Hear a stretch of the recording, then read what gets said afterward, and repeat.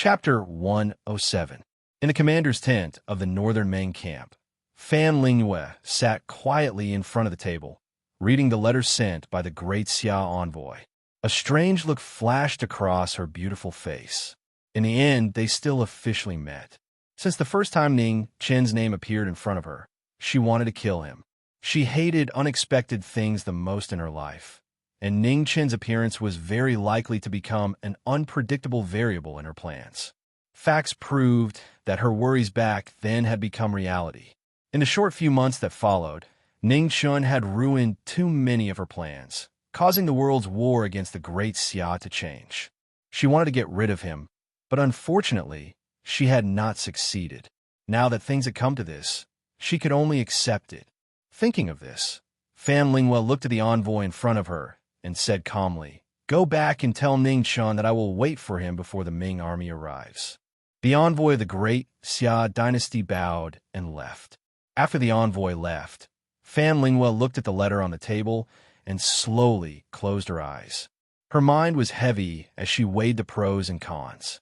Behind her, Qing Wuyo looked a little worried, but did not dare to disturb her. The atmosphere in the tent was quiet and somewhat oppressive. After a long time, Fan Lingyue opened her eyes and made up her mind. She could not ignore Mingyu's safety, and Ning Chen very likely already knew that Mingyu was a girl. Once exposed, it would be a heavy blow to the northern Ming royal court. The empress could not be accepted by the world, and northern Ming was no exception. She had to save Mingyu, but it was impossible to retreat.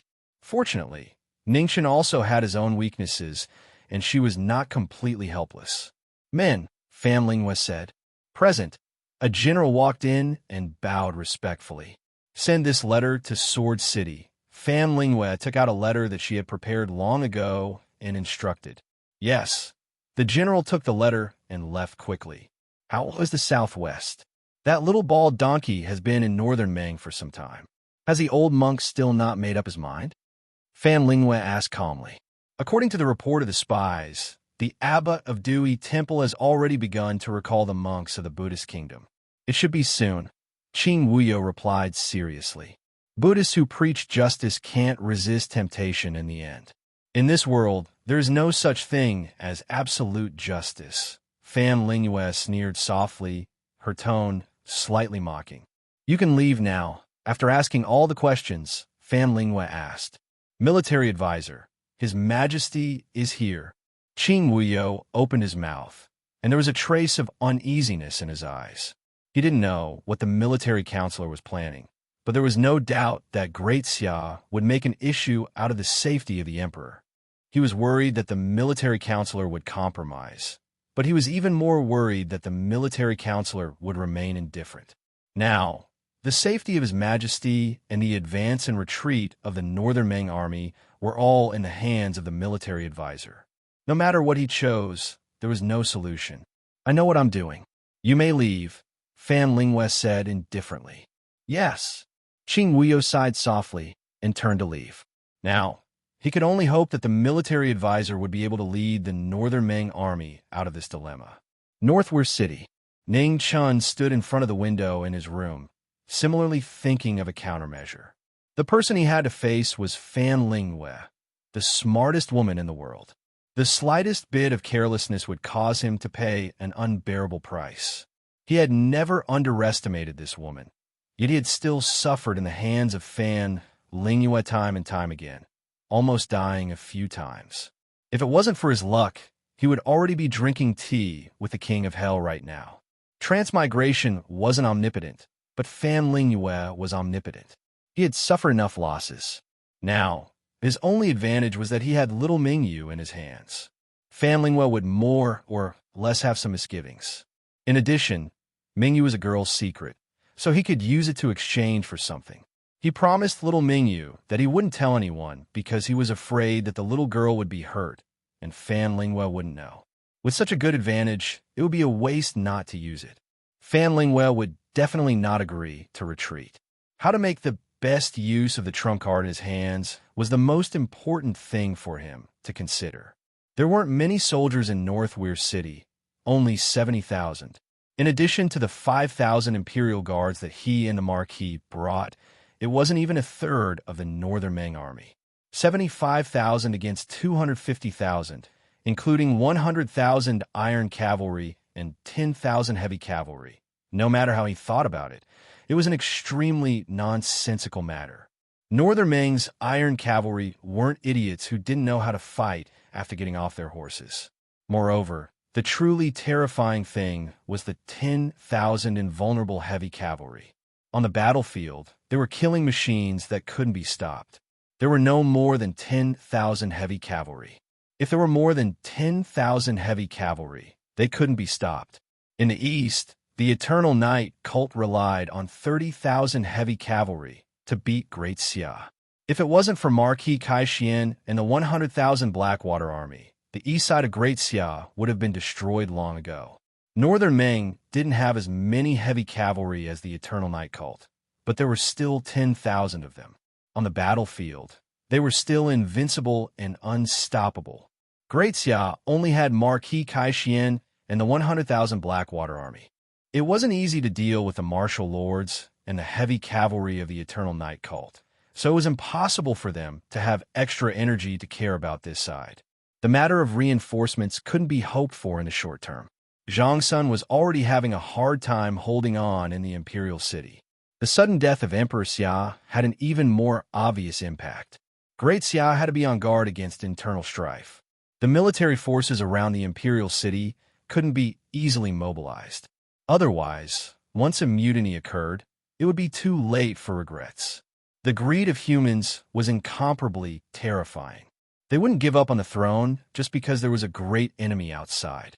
This was also the reason why Zhang Sun and the three dukes didn't dare to rashly appoint a new emperor. The eldest prince wasn't too bad. He didn't show much desire for the throne and had always had an indifferent attitude. However, the other two princes were different. After the disappearance of Emperor Xia, they tried their best to rope in a large number of influential officials. In addition, after the death of Emperor Xia, the officials immediately took sides. The wings of the two princes were already full, and it was impossible to cut them off so easily. In any dynasty, the matter of the princes fighting for the throne was full of bloodshed. The Great Xia dynasty had been established for 1,000 years, and there were many talents among the princes. If it weren't for the control of each generation of Emperor Xia, this kind of battle would be even more bloody. Xia Rui had brought great trouble to the Great Xia when he was alive. After his death, he also left a huge hidden danger for the Great Xia. The three princes were all favored by God. One was lucky. Any more would be a disaster. He knew that Zhang Sun was having a hard time holding on, which was why he agreed to come so quickly. Now that the Great Xia was facing internal and external troubles, there weren't many people that Zhang Sun could rely on. Since Zhang Sun asked him to come, he had to come. This was the most difficult period for the Great Xia. If they could pull through, they might still have a chance of winning. If they couldn't, the 1,000 years of the Great Xia would really come to an end. The headmaster said that the Great Xia would be destroyed. He didn't know if it would be in this war, but he had to give it a try. Although he didn't like to talk nonsense like man can conquer nature, he would definitely use all that he had learned his previous and current lives to fight against this bullshit God's will. Bad guy, I can't sleep. At this moment, Mingyu sat up from the bed. She couldn't hide the worry on her face. She was a little scared. Tomorrow, the bad guy and Sister Lingwei would officially start the negotiations. She was struggling in her heart, not knowing who to hope for. She knew that Sister Lingwei wouldn't withdraw the troops. The war between the two dynasties would continue. She was the emperor of the Northern Ming. Of course, she didn't want the soldiers of the Northern Ming to be buried in a foreign land. If the bad guy had the upper hand, it would undoubtedly be a disaster for the Northern Ming army. However, if Sister Lingwei had the upper hand and continued to go south, there wouldn't be many of the 300,000 soldiers who could return alive. Ning Chun walked to the front of the bed and gently rubbed the little girl's hair.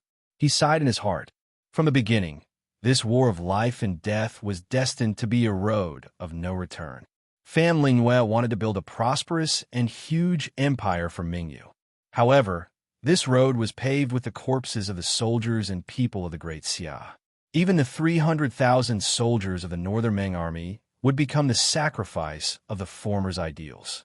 He couldn't say that Fan Lingyue's actions were definitely wrong. War itself was a sin, and there had never been a side that was absolutely righteous. Moreover, no one knew if this ideal century of prosperity would come. Even Fan Lingyue himself couldn't be sure. Just like how he couldn't convince Fan Lingyue couldn't convince him either. He couldn't accept Fan Lingyue's actions of sacrificing millions of lives for an ideal that he didn't know if it could be realized. It had nothing to do with right or wrong. It was just that their ideals were different. In the history of Huaxia, even the most powerful dynasty couldn't unify the world. 100 generations of prosperity was merely an unattainable goal for the emperors of each dynasty. No one had truly achieved it. While thinking, the long night gradually passed. At dawn, Ning Chun walked out of the room. The Marquis was already waiting in front of the battle array. Today would be the most critical moment in the war between the two dynasties. The future of the Great Xia and the Northern Ming would depend on the confrontation between the two people today. The Marquis didn't know if the young man in front of him could shoulder this burden, but he believed in the Empress' decision. Neither of them spoke. Accompanied by the clattering footsteps of the 5,000 imperial soldiers, they walked toward the north step by step. The two armies were only 30 miles apart. After 2 hours, the northern main camp was already in front of them. Qing Wuyo's heavy cavalry was also in formation. The black heavy armor emitted a deep chill under the sunlight, causing people to feel cold all over. In between the two armies, there was a pavilion that stood alone. In the past, it sheltered people from the wind and rain. Today, it would become the place where the two dynasties clashed. Fan Lingyue sat quietly in the pavilion. She was dressed in a light blue robe. Her long hair was casually tied behind her back. Her beautiful face was calm, without the slightest ripple. The three generals stood outside the pavilion, respectfully guarding the belief of the Northern Ming imperial court. The Marquis accompanied Ning Chun to the pavilion, but he stopped in his tracks. The main character today wasn't him, but the woman in the pavilion and the Marquis Jiming beside him. Ning Chun walked into the pavilion and looked at the woman who was quietly brewing tea in front of the stone table. He didn't disturb her. "Please." Fan Lingyue poured a cup of tea and pushed it in front of Ning Chun. "Many thanks." Ning Chun picked up the tea and tasted it. It was slightly bitter in the mouth, but it instantly left a fragrance. The tea was good, but the tea maker's skills were even better. It was a calm and peaceful scene, and no one could see any tension or conflict. Since the two of them had known each other, they had appreciated each other's talents and wanted to get rid of each other at all costs. Neither of them had shown any falsehood or hesitation. They had feelings, but they had never shown mercy. Chapter 108. Outside the pavilion, Marquis Bloodclad and the three generals were waiting calmly without any emotion. They all knew that this confrontation would last for a long time. Every decision made by the two people in the pavilion would affect the future of the two dynasties. Northern Ming and Great Xia had been fighting for so long, and the situation was clear. Northern Ming obviously had the upper hand. Therefore, Northern Ming still had the initiative in this negotiation. Fan Lingyue had single-handedly pushed Great Xia into its current precarious situation. This time, the assassination of the Xia emperor had caused this 1,000-year-old dynasty to have the tendency to fall apart. Ning Chun was very clear that the death of the Xia emperor was definitely related to Fan Lingyue. This stab was too ruthless and too timely. Back then, if the Xia emperor had died on that mountain, Great Xia would not have reached its current state. At that time, the two princes' wings were not fully grown yet. Furthermore, the Xia emperor had fallen off the cliff and disappeared. No one could be sure whether he was dead or alive. Most of the nobles in the court chose to observe and did not dare to take sides easily. And now, the third prince and the 10th prince had already established their power. Their power spread throughout the court. If they wanted to remove them, Great Xia would definitely suffer a great loss. Human nature was greedy. For the sake of that dragon throne, there were times when people would do anything. Fan Lingyue was the best at grasping people's hearts. Step by step, she pushed Great Xia into a mountain of blades and a sea of flames. Great Xia could not avoid it and could only endure. In the pavilion, the two people each had their own thoughts. However, on the surface, they were still calm as they brewed tea and tasted it. Other than being enemies, they were also friends in the past. "How's the taste?" Fan Lingue asked softly. "It's slightly bitter in the mouth and sweet in the aftertaste." "It's good tea," Ningchen commented. "This tea comes from northern Ming's Yunwu Mountain. The environment there is extremely cold, so the taste of the tea is different from the rest," Fan Lingue explained as she poured another cup of tea and pushed it in front of Ningchen. "I really didn't expect you to have such outstanding attainments in the art of tea in the Central Plains," Ningchen said emotionally. The art of tea was easy to learn, but not perfect. It required a lot of time and energy to practice. However, this principle seemed to have no effect on Fan Lingue. He really wanted to know if there was anything in the world that this woman could not do. Hearing the praise in Ning Chen's words, Fan Lingue smiled faintly. She studied the culture of the Central Plains for no other reason than to better understand this beautiful land. Only by knowing yourself and your enemy would you be able to win 100 battles. "Is Mingwe all right?" Fan Lingue lowered his head and asked while making tea. "I can eat and sleep. I can't be any better," Ningchen replied. "Then I'm relieved," Fan Lingue replied softly, then continued. "I really didn't expect that you would be able to barge into Northern Ming's imperial palace and kidnap Mingwe. Fortunately, Emperor Xia is also dead, so we can be considered to be tied." "You sent concubine Wan, didn't you?" Ningchen asked. "Yes." Fan Lingue didn't deny it. "Who is she?" Ningchen asked the question that he had never dared to confirm. "Qing family's eldest daughter, Qing Wuhan," Fan Lingue replied honestly. As expected, Ningchen sighed inwardly. When he was in Northern Ming's capital, he had heard that Qing family's eldest daughter hadn't shown herself for 9 years. At that time, he didn't take it to heart. It was only when Emperor Xia was assassinated that he thought of this matter again. The timing of Qing Wuhan's disappearance and concubine Wan's entry into the palace was too coincidental. No matter how he looked at it, it was suspicious. "The army behind you is too close to Beichui City. Mingyue is afraid of noise, so you should retreat a little." Ningchen took a sip of tea and said very naturally, "How much?" Fan Lingue poured another cup for him and asked. "Like before, 200 li," Ningchen said after thinking for a while. "All right, but I want to see Mingwe," Fan Lingue said. Ningchen didn't immediately agree and said, "This matter is a little troublesome. I need to think about it." He had to be more careful with this woman in front of him. Right now, little Mingwe was his only advantage, and he couldn't afford any mistakes. "The Northern Ming army will retreat when you've thought it through. Of course, the limit is 3 days," Fan Lingue said calmly. Ningchen nodded. He needed to make some preparations to prevent any accidents from happening. "Let me remind you, the old monk in the southwest is about to be unable to sit still. You also know that if those monks stop meditating and chanting, it won't be a good thing for Great Xia." Fan Lingue suddenly changed the topic. Hearing this, Ningchen's hand that was holding the cup suddenly paused. This was a huge matter. Once that old monk took action, Great Xia's southwest border might not be able to be protected. Although Marquis Wanchuan's strength was second only to Marquis Kaixin, it wasn't enough to contend against a 3-disaster Xiantian expert. Dui Temple wasn't just a simple temple. It was a Buddhist country with over 10,000 disciples and was extremely difficult to deal with.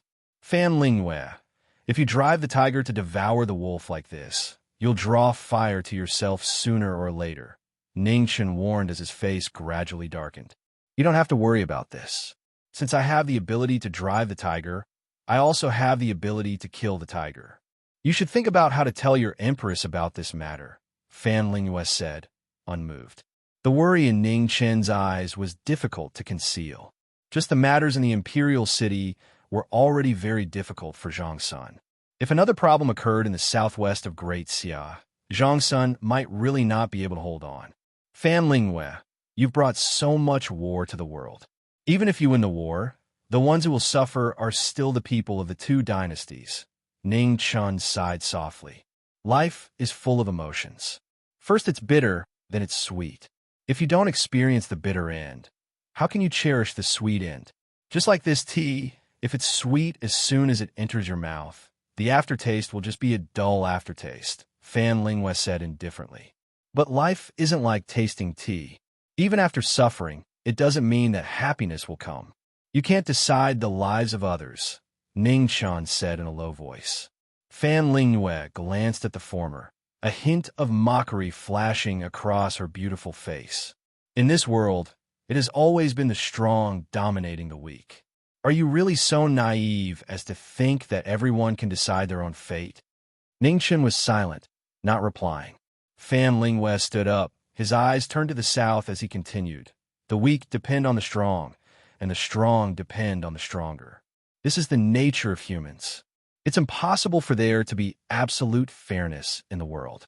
Also, what the weak want isn't fairness. What they need is an expert who can guide them. Since they want something, they naturally have to pay the price. Speaking up to here, Fan Lingwe turned and looked at Ning Chun. She said calmly, Jiming Marquis, what do you think the Xia Emperor meant by giving you this title? He wants you to know your destiny and know your place. In the eyes of the Xia Emperor, you are nothing more than a servant. No matter how talented you are, you can't escape the status of a servant. The Xia Emperor is a strong person, so he has the authority to do this, and you can only accept it. Ning Chun sighed softly. He couldn't refute that. What Fan Lingwe said was the truth, and there was nothing to argue about. Fan Lingwe saw everything clearly, but because of this, she was very cold to everything.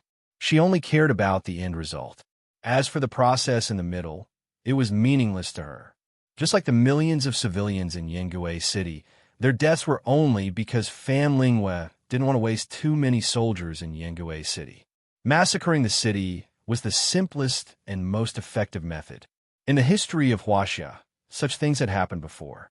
In the most powerful Yuan dynasty, the Mongol cavalry had massacred many cities because they didn't have any extra soldiers left. He couldn't refute Fan Lingwe's way of doing things, but he also couldn't agree with it.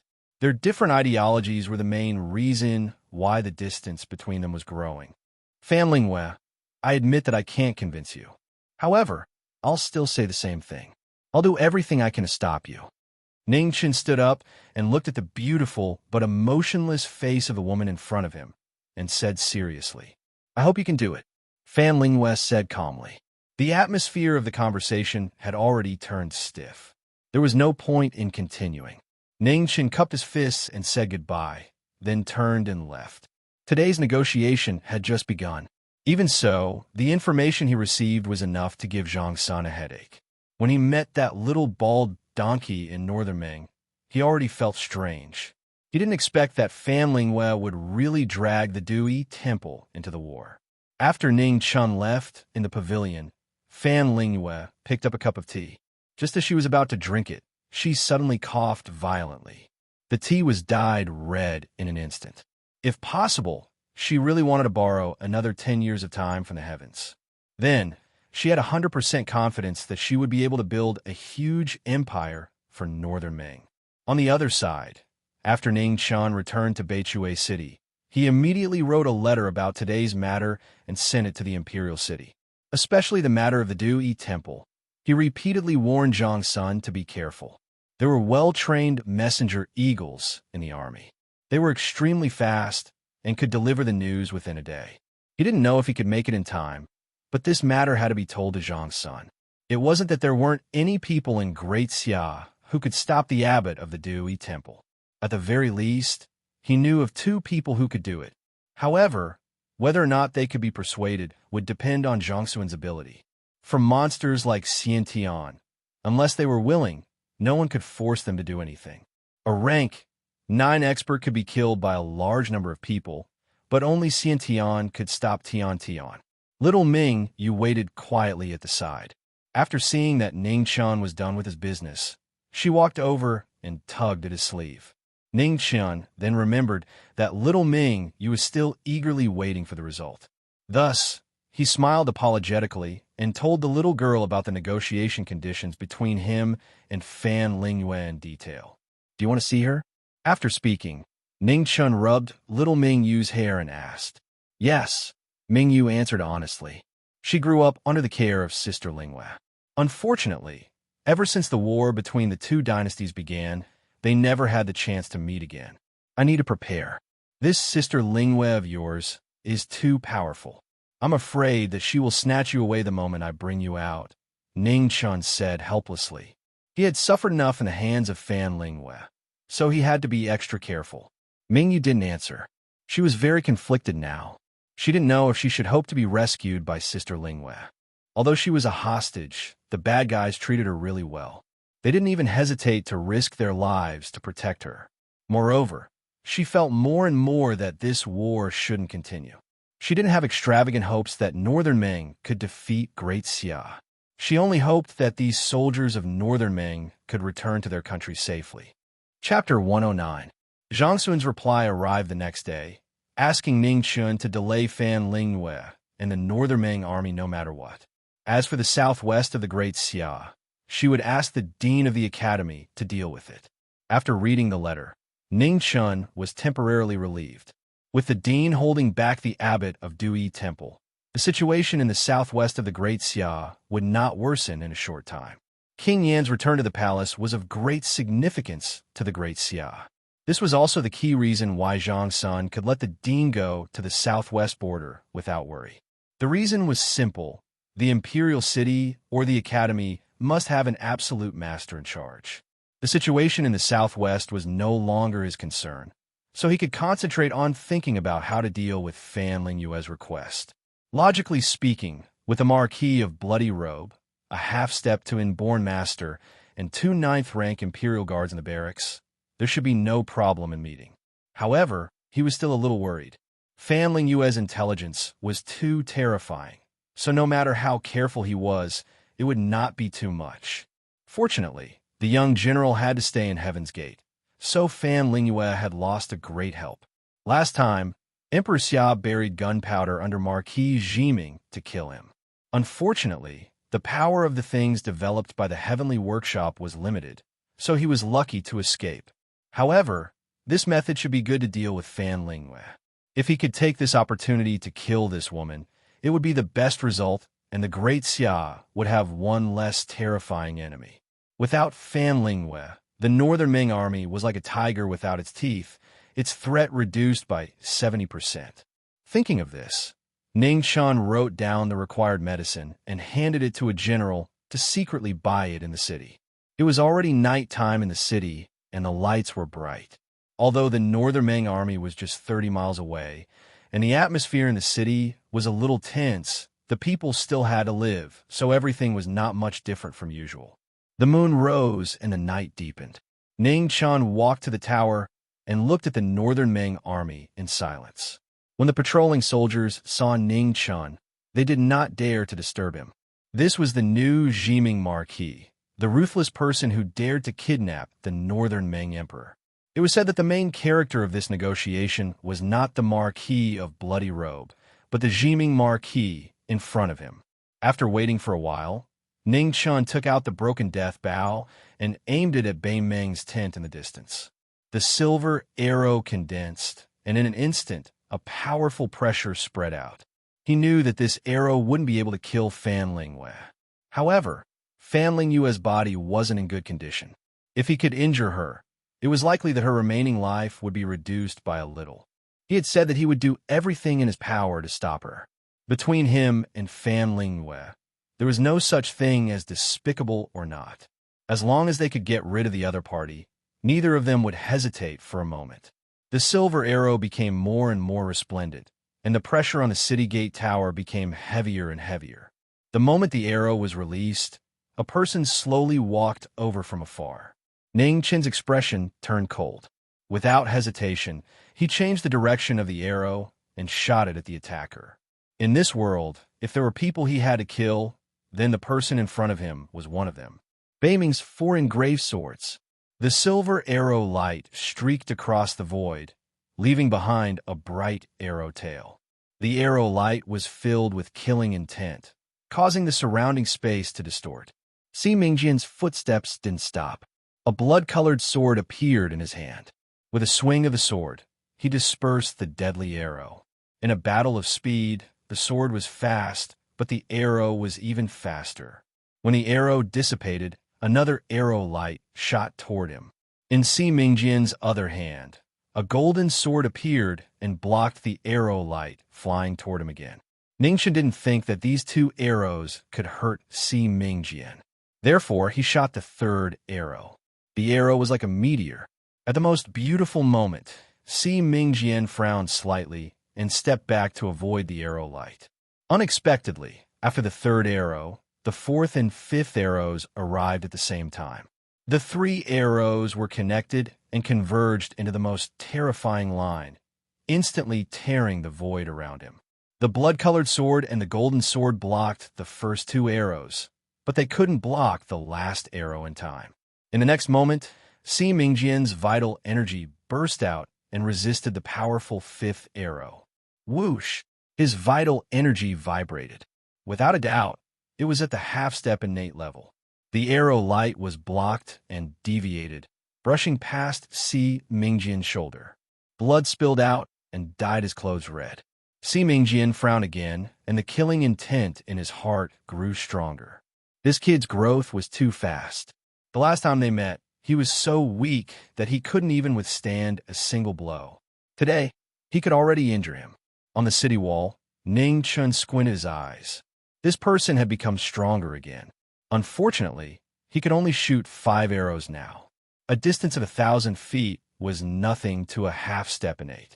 Si Mingjian stomped his feet and flew up. The blood-colored moon appeared in the sky and slashed toward Ning Chun. At this moment, a blood-colored figure flashed past and punched the blood-colored moon. The blood-colored clothes were dazzling and fluttering in the wind. It was the Marquis of Xia. In the meeting between the two, the head disciple of Imperial Advisor Bei Meng was fighting against the Marquis of Xia. Between the two, powerful shockwaves continued to wreak havoc, causing the soldiers on the city wall to continuously retreat. Ning Chun looked at the battle between the two. Just as he was about to intervene, his body suddenly stopped and his expression changed. Marquis of Xia, I'll leave this place to you. The situation was critical. Ning Chun didn't have time to say anything. His body flashed, and he rushed toward the mayor's mansion. The Marquis of Xia did not answer. Although he could suppress Si Mingjian, he was still a half-step innate expert. He couldn't escape in a short time. Ning Chun moved faster and faster. After reaching the mayor's mansion, he didn't stop and directly rushed to his and Xiao Mingyu's residence. Now that he and the Marquis of Xia had entered the mayor's mansion, they were surrounded by the imperial guards. However, he still felt that something was wrong. Pushing open the door, he saw that Xiao Mingyu was still sleeping on the bed without any surprise. Ning Chun was relieved. Fortunately, he was overthinking. However, at this moment, a sword light came silently without any warning. It was merciless. In the sudden crisis, Ning Chun only had time to see the shadow reflected by the moonlight. He subconsciously turned his body and saw the long sword piercing his shoulder and coming out of his body. The sword pierced through his body, bringing out a large amount of blood. Ning Chun's body staggered, and his left hand grabbed the sword edge. At the same time, he endured the pain and forced himself to turn around. He turned back and hit the assassin's chest with his palm. Bang! The black-clothed figure met the attack with his palm and blocked the palm in front of his heart. Waves of the world east. Facing each other in close proximity, Ning Chun fully strengthened his body. Blue light gathered around his body and the power of his palm increased by 30%. The powerful palm power was unstoppable. The black-clothed figure decisively abandoned his sword and retreated 30 feet to avoid this powerful attack. He didn't want to fight. Ning Chun stepped out of the room. With a shake of his left hand, the sword flew out and fell to the ground. He waved his hand and closed the door. He immediately turned around and looked at the assassin with a cold expression. Fan Linguist sent you? Did she tell you to leave immediately after saving Mingyu? You think you're smart, but you're really stupid. At the end, a cold smile flashed across Ning Chun's face. Fan Lingue was such a smart person and knew what was important. If she wanted to kill him, she wouldn't choose this time. He had to admit that the person in front of him was really stupid. What Sword City wants to do is not allowed to be told by others. The black-clothed figure pulled out another sword from behind and said coldly, "Oh, are you a disciple of Sword City? Second or third?" Ning Chun was slightly surprised. No wonder he dared to go against Fan Lingyue's orders. So he wasn't from Northern Ming. Third sword Jian Luiying. The black-clothed figure's tone carried a trace of arrogance. Idiot. Before he finished speaking, Ning Chen's figure had already disappeared. His ink sword flew out and was held in his hand. He stabbed it at the person in front of him. Clang! The two swords collided. Sword chi scattered in all directions. The stone tiles around the two were riddled with holes by the scattered sword chi. It was an evenly matched move. There was no winner or loser. Even if Jian Luiying's cultivation was higher, Ning Chen's foundation was superior. Jian Luiying was shocked. He didn't think that a mere 8th rank youth would have such strength. Such a foundation was rare in the world. Ning Chen wasn't in the mood to care about what Jian Luiying was thinking. He moved his sword and used his ultimate move. Suddenly, a shocking wave swept out, splitting the sky. First defense, shocking wave splits 10,000ly. This shocking move was unparalleled. Jian Luiying also used his strongest move. Thousands of green light turned into a majestic sword flow that met the shocking wave. It was as if the earth had been struck by a heavenly tribulation. The earth trembled and collapsed. Even the house shook. The commotion attracted the attention of the two Imperial Army commanders in the residence, and they quickly rushed over. Seeing this, Jian Luiying's heart sank. He immediately turned into a ray of light and left. The two Imperial Guard leaders wanted to chase after him, but were stopped by Ning Chun. There's no need to chase. You're not his match. Be more careful in the future. Don't let today's situation happen again. After saying this, Ning Chun put away his sword and turned to walk back into the house. The two Imperial Guard leaders accepted the order and left the small courtyard, returning to their posts. In the room, little Ming Yu had already woken up. It would be strange if she didn't wake up when they were fighting outside. Ning Chun was a bit scared. Luckily, little Ming Yu hadn't gone missing. Otherwise, things would have gotten out of hand. "You're injured?" Ming Yu looked at the blood on his left shoulder. Her face flashed with worry. "It's nothing. It's just a normal meal." Ning Chun walked forward and rubbed the little girl's hair. He was telling the truth. Ever since he came to this world, he had been injured the most. He couldn't even count the big and small injuries on his body. There were too many people who wanted to kill him, and they were all powerful people in this world. It was inevitable that he would be injured. Northern Ming Army Camp C Ming Jian and Jian Luiying rushed back together. Fan Lingyue was waiting in front of the tent. When she saw that only the two of them had returned, her expression immediately turned cold. "I need an explanation," Fan Lingyue said coldly. A half-step Xiantian and a peak 9th grade. She had even told them what to do. How could they still fail? Jian Luiying didn't want to say more. He was about to go back to rest when he saw a slender hand reaching for his life. Jian Luiying was shocked. He moved his hand and hurriedly blocked the attack. Bang! The slender hand was weak, but it was unstoppable. With a bang, the former was pushed back. "Did I say you could leave?" Fan Lingyue said coldly. Jian Luiying's body swayed, and he vomited a mouthful of blood. His eyes were filled with shock. The Northern Ming Army advisor was actually a peak 9th grade martial artist. Chapter 110. In front of the commander's tent, Jian Luiying's arrogant expression was much more restrained after receiving that palm strike. He honestly explained the situation just now. Fan Lingyue's mood was very bad. Among the 3 disciples of Sword City, Jian Luiying, who was ranked 3rd, was the best at hiding. He was originally the best candidate, but she didn't expect that he would become her biggest failure. Ning Chun was a smart person. If he failed this time, it would be even more difficult to rescue Mingyu next time. Both of them were injured. It could be seen how intense the previous battle was. "You may leave. Someone will deliver medicine later." Fan Lingyue waved her hand and sighed. Jian Luiying and Si Mingjian cupped their fists and bowed before leaving. Fan Lingyue stood in front of the tent and quietly looked at Sword City in the east. Since Jian Luiying had already arrived, she should be arriving soon too. The 3-day deadline was quickly approaching. Tomorrow was the last day. Ning Chan sent a messenger to deliver a letter. In the letter, he expressed his intense anger at what happened last night. In the end, he didn't hide his distrust of her at all, stating that he could only accept a meeting in front of Beichui City. Fan Lingyue replied with an apology. Her words were sincere, explaining that she didn't manage her troops well enough and that her subordinates acted on their own. In order to express her apology, he could choose the meeting location. Both of them knew what was going on, but they didn't fall out. They continued to feign civility and temporarily maintain the possibility of negotiation. After Ning Chun finished reading the letter, he laughed coldly and crushed the letter into pieces. He and Fan Lingyue were both people who should go to hell. No matter how well they hid it, they couldn't hide the hypocrisy and coldness in their bones. The night wind was cold. There was no emotion in their eyes as they looked at each other. There was only ruthless killing intent. In the first round, Fan Lingyue's mistake was in using the right people. Ning Chun luckily escaped. It was luck, but also a warning in his heart. In this world, the people who understood each other the most were friends and enemies. The two of them were once friends, but now they were enemies. They already understood each other thoroughly. However, understanding was one thing. The final outcome was still unpredictable. Man proposes, but God disposes. No matter how smart a person was, it was impossible to plan everything perfectly. There would always be unexpected variables.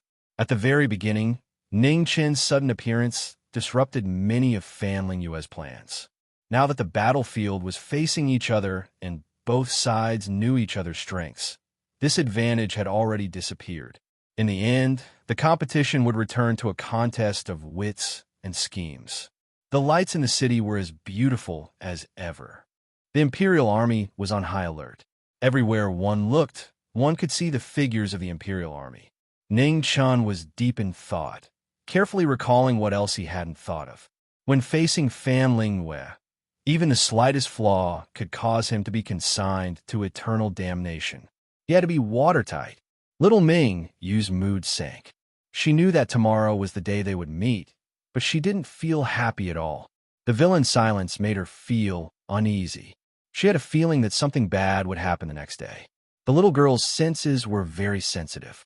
Even though Ning Chun had tried his best to hide the worry in his heart, he still couldn't hide it from Ming Yu's eyes. Actually, little Ming Yu was the one who was in the most difficult position. She was sandwiched between the two of them and didn't know who to hope for. Ning Chun thought for an entire night and didn't notice any flaws. Only then did he feel slightly relieved. The sun rose, and the first rays of the morning sun shone on the earth, illuminating a beautiful golden world. The gate of the city lord's residence opened. Amidst the respectful welcome of the Imperial Army, Ning Chun walked out with little Ming Yu and walked towards the city gate tower. In this meeting, everyone had their own plans and schemes. As for the result, they could only leave it to fate. The Imperial Army was ready to set off. The soldiers in the city were also on high alert to deal with any accidents that could happen at any time. The ground in front of the city wall was filled with gunpowder. Only Ning Chun and Marquis Bloodrobe knew about it. Ning Chun was very clear that when they met, Fan Lingyue would definitely be very careful. He didn't have many chances, so Marquis Bloodrobe was the most suitable person to ignite it. Holding hands, they walked out of the city and waited below the city. On the city wall, Marquis Bloodrobe stood with rapt attention, ready to listen to the former's signal at any time and shoot this crucial arrow. In the distance, the Northern Ming heavy cavalry walked over with heavy steps. Qing Wuyo was leading the team, wearing heavy armor and full of killing intent. When the two sides were 1,000 feet apart, the Northern Ming heavy cavalry all dismounted and knelt down in front of Ming Yu. "Long live your majesty! Long live your majesty! Long live your majesty!" The armor clanged, but it couldn't stop the heavy cavalry's determination to kneel down. Fan Lingyue was strict in managing the army, and no one was an exception. "Rise!" The scene was extremely quiet. Ming Yu's expression was indifferent as she spoke calmly. Although she was young, the majesty of an emperor was already fully displayed. "Thank you, your majesty." The heavy cavalry stood up and stood upright. Looking at the dense square formation in front of him, Ning Chun sighed. How could the current army break through? At this moment, two unhurried footsteps came from afar. The heavy cavalry slowly separated, respectfully welcoming the two most respected people today. Blue clothes fluttered in the wind, white clothes like snow. The same beautiful face, the same cold expression, but it brought Ning Chun the greatest surprise. The beautiful figure coming toward him didn't have a trace of emotion. The scenes of the past had all turned into smoke. The most unexpected meeting came so suddenly, like a sharp knife stabbing into his heart again. Ning Chin's heart ached. It was the same as when they first met. Little Ming, you felt that something was wrong with the bad guy, and gently shook his arm. Ning Chun came back to his senses. The hand he raised hesitated, and he couldn't wave it down. On the city tower, Marquis Bloodrobed also felt that something was wrong with the former. He didn't wait for a hint, and directly shot an arrow at the place where the gunpowder was buried. Heaven and earth exploded, and a series of explosions resounded outside the north-hanging city. The terrifying power was earth-shattering, and turned the area hundreds of feet in front into a sea of fire. However, Ning Chun was the one who understood the properties of gunpowder the most in this world. He didn't randomly choose the most suitable time to detonate it. Unfortunately, Ning Chun hesitated. When Marquis Blood-Robed detonated the gunpowder, it was already too late. Mu Qingxue was an upper sky, and Fan Lingwei was a ninth-grade absolute peak. After the first explosion, they immediately sped up and disappeared. The subsequent explosions couldn't catch up with the two figures. When meeting on the battlefield, there was no room for hesitation. In the fire all over the sky, a cold sword light appeared and pierced toward Ning Chun. The shadow-bearing sword of the Sword City was the fastest sword in this world, and Mu Qingxue, who had the travel scroll, was the fastest person in this world. Ning Chun couldn't dodge this sword. At this critical moment, no one would have thought that a small body would block the sword without hesitation. Subconsciously, without any thoughts, Mingyu just felt that the bad guy was in danger, so she blocked in front. Little Ming, you didn't know martial arts, so her reaction was naturally not as fast as a martial artist. However, she had already taken this step when the explosion sounded, and when the sword light came, she blocked it. The little girl's intuition was terrifyingly sharp. She was born as an emperor, and no matter how weak she usually appeared in front of Ning Chun, she was still an emperor. Her judgment of things had long surpassed her age. Mu Qingxue's sword target was Ning Chin's Dantian Ocean of Qi, but it was blocked by Little Mingyu. The extremely fast sword was suddenly retracted, and Bai Yi returned, standing 100 feet away. At this moment, Fan Lingwei had also arrived. Looking at Little Mingyu in front of Ning Chun, her expression was ugly. Mingyu. Fan Lingwei didn't expect that Mingyu would block in front of Ning Chun at the most critical moment. Sister Lingwei. Little Mingyu's face was filled with longing, grievance, and a trace of stubbornness. Fan Lingwei was angry and didn't pay attention to her. Looking at Mu Qingxue, she said, "Kill him and save Mingyu. The previous favor will be written off." Kill or save, Mu Qingxue said indifferently. Save. Fan Lingwei didn't bargain and made a prompt decision. Hearing this, Mu Qingxue moved, and his sword moved like a swan, striking out again. Bang! At the same time, the ground shook and a bloody figure jumped down from the city, blocking Mu Qingxue's path. The two Forbidden Army leaders followed, wanting to help, but they were stopped by Ning Chun. Take care of Mingyu. Ning Chun handed Little Mingyu to the two, and then he walked forward, looking at Fan Lingwei. At this point, there should be an end between them. Mu Qingxue's arrival was out of his expectations, so the favor he was talking about in the past was owed to Fan Lingwei. At that time, Emperor Xia hadn't died, and the favor remained until today. He failed. The scar in his heart was finally caught by Fan Lingwei, and it was fiercely torn open, dripping with blood. The white-clothed figure in the breeze was so fast that people couldn't see his figure. The blood-clothed figure was not afraid, and blood-red light circulated around his body, as if he was a god of war. Two strong people met. One was fast, one was strong. Mu Qingxue was the first person in the younger generation to enter the Xiantian realm, and Marquis Bloodclothed was a peerless expert who could fight against a martial lord for a short period of time. Marquis Bloodclothed was already infinitely close to the Xiantian realm, and even the last half of his foot was almost there. In addition to his tyrannical battle talent, his strength had always been in the top 3 among the 10 martial marquises of the Grand Xia. Bloodclothed was the imperial court's title for Marquis Bloodclothed, and it was also a type of recognition. Although Mu Qingxue was in Xiantian, he hadn't stepped into that realm for long. Facing the tyrannical Marquis Bloodclothed, he couldn't win immediately. Ningchun and Fan Lingyue also met. From knowing each other to wanting to kill each other, today, the result of this battle would be decided. Ning Shuang's sword streaked across an ink-colored brilliance, and in the blink of an eye, it arrived before Fan Lingyue without any mercy. Clang! Fan Lingyue's delicate hand blocked the edge of the sword, and a strange air circulated around her body.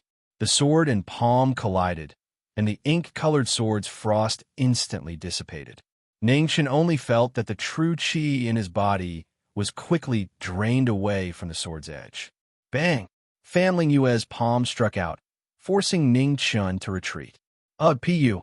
Ning Chun retreated a few steps, his body swayed, and he vomited a mouthful of blood, dyeing the ground in front of him red. What a strange martial technique. Ning Chen's eyes narrowed. This woman's martial technique was actually able to exhaust his true qi. Fan Lingyue didn't care about the former shock, and her delicate hand once again arrived. It was as white as jade, but at this moment, it became the most terrifying weapon. It was filled with killing intent, as if it wanted to take one's life. Ning Chun moved his body to the side, and in the next moment, the true qi on his finger disappeared. As expected, Ning Chun quickly retreated 3 feet away, his eyes constantly flickering. Chapter 111. Fan Lingyue's martial arts could indeed drain the true qi of the person he came in contact with, be it the sword or the body. Moreover, the longer the contact, the faster the true qi would be drained. The military advisor of Northern Ming was indeed the scariest person in the world. Fan Lingyue had almost no weakness in terms of wisdom or martial arts. He made all his opponents feel powerless. The ink sword in Ning Chen's hand condensed frost again. Snowflakes drifted around him. His figure flashed, and his sword pierced through the air. Fan Lingyue's figure also came forward. White light circulated in his hand as he reached for the ink sword. Clang! The moment the sword and the palm met, the ink sword left without stopping. On the tip of the sword, a wisp of frost disappeared and quickly condensed back. Ning Chun chose to drag the battle without hesitation. He wanted to consume as little true qi as possible. He knew that Fan Lingyue's body was unwell and he could not fight for a long time. This was also his only chance. The battle between the two sides became more and more intense. On Marquis Bloodrobe's side, the battle between strength and speed had reached the most white-hot level. The bloodstained clothes made him even more powerful. Between the moves, bloody light shone brightly. A large area of the void was distorted and cracks appeared, as if it could collapse at any time. Mu Qingshue's sword was so fast that even its afterimage could not be seen clearly. All that could be seen in the sky was a flash of white light. Bright blood steel condense. Amidst the brilliant light, a blood-colored steel appeared in the sky. It had a radius of 100 feet. The blood-colored light soared into the sky, giving off a sense of oppression that only an innate master could have. Mu Qingshue's body felt like it was stuck in a quagmire. His speed decreased by 30%. Marquis Bloodrobed raised the bright blood steel and turned his palm to suppress the speed. The battle was not going well. Mu Qingxue retreated 100 feet and soared into the sky. The shadow-bearing sword spun rapidly. The mist in the sky turned into sword qi and formed a pair of dazzling, snow-colored wings behind him. Sword leaving traces. In a short moment, the beautiful figure in the sky had already disappeared. The sword left a trace and instantly arrived in front of Bloodrobed. Swish! Blood splattered, and Marquis Bloodrobe's body was dyed red again. Marquis Bloodrobe did not retreat at all. Instead, he used his palm to meet the sword. Bang! The snow-colored wings were affected by the palm wind, and a small part of them fell off. Mu Qingxue raised his sword to block the attack, but his body was sent flying 30 meters away by the huge force. 10 sword strikes for 1 palm strike. Marquis Bloodrobe's every strike was swift and fierce. Eventually, Mu Qingxue was unable to dodge. His blood and qi were boiling inside his body. Although he was not injured, he was still affected. While Marquis Bloodclad and Mu Qingxue were locked in battle, Ning Chen's side also encountered trouble. The more Fan Lingyue fought, the stronger she became. Her cultivation technique was raised to the peak, and white light shone around her. Every step she took was brilliant, and every move she made was powerful.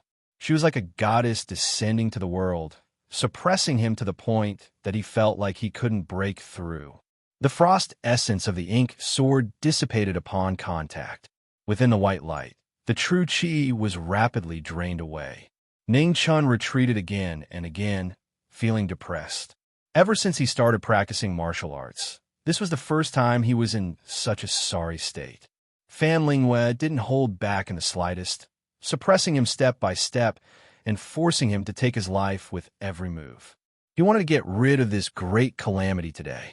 Absolute suppression caused this battle to have no suspense, and the outcome will be decided very soon. However, at this moment, there was a sudden change. Fan Lingyue's body suddenly stopped, and she coughed violently. The white light around her also dissipated rapidly. Her sick body couldn't withstand the exhaustion of a long battle and began to show signs of exhaustion. First defense, raging waves splitting 10,000 miles. This was a rare opportunity. Ning Chen's eyes focused.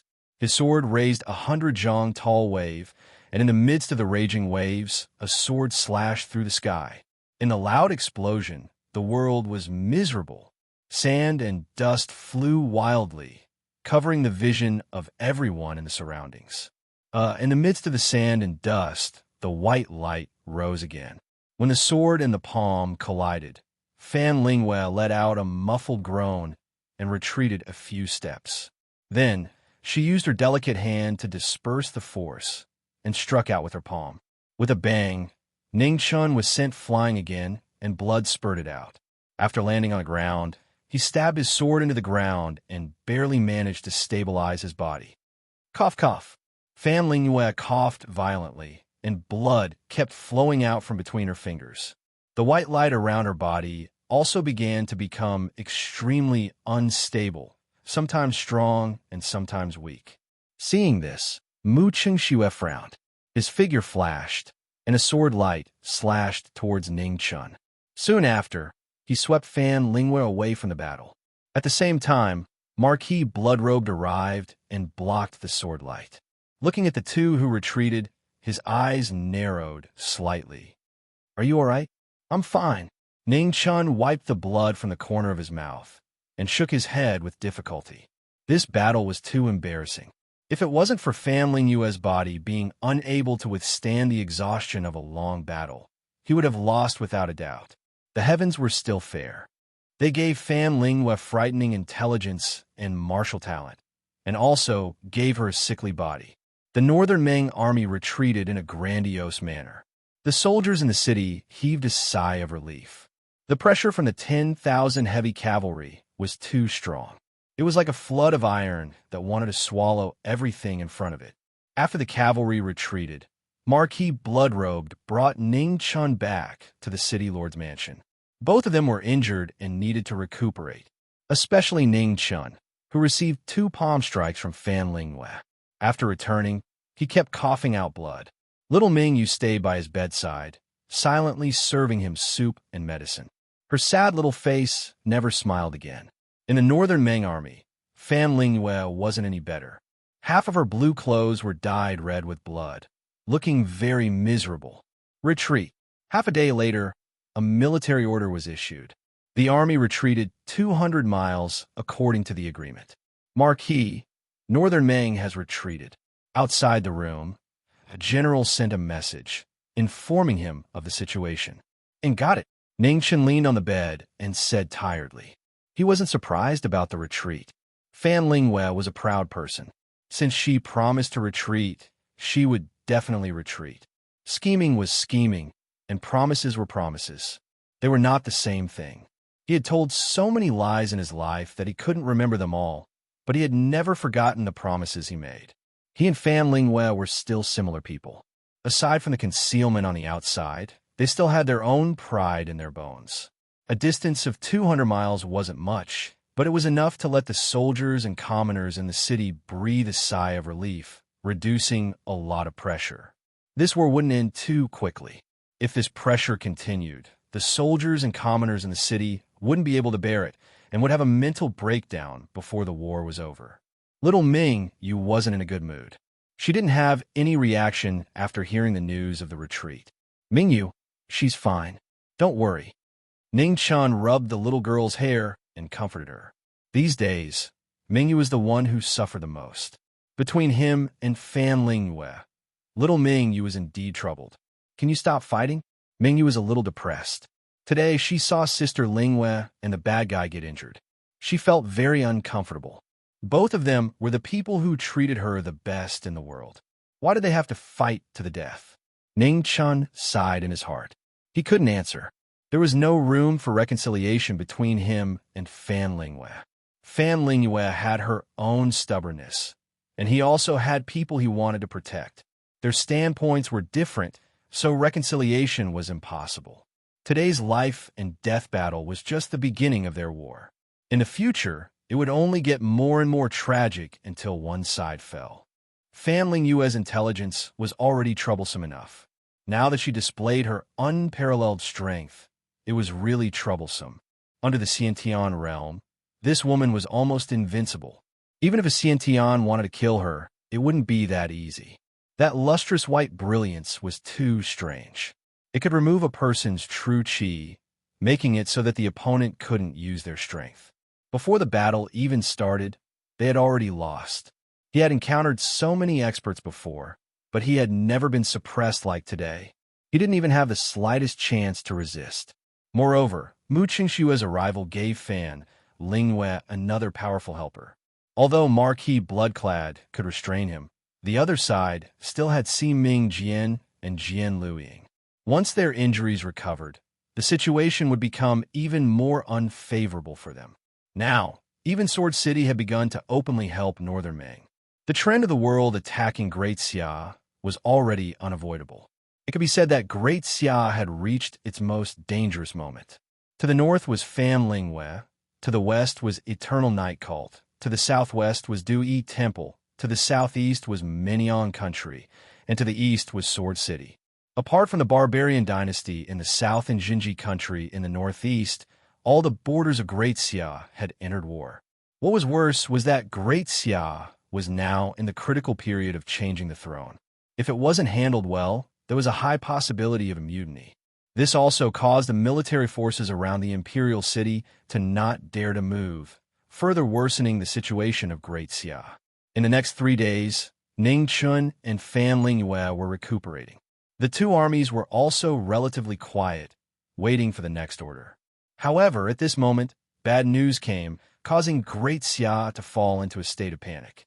Marquis Wangchuan had died, and the dean was seriously injured. The sudden bad news caused the injuries that Ning Chun had suppressed with much difficulty to erupt again.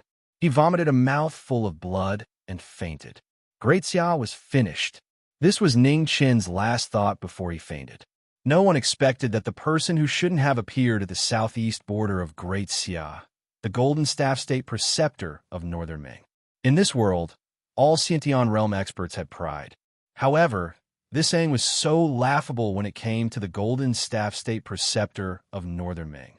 As an Xiantian realm expert of the Three Disasters State, the Golden Staff State Preceptor first killed the Marquis of Wangchuan in secret without caring about his reputation. Then, he launched a sneak attack during the battle between the abbot of Dui Temple and the dean, severely injuring the latter. Ning Chen's prediction quickly became reality. In the next few days, the situation of Great Xia took a turn for the worse.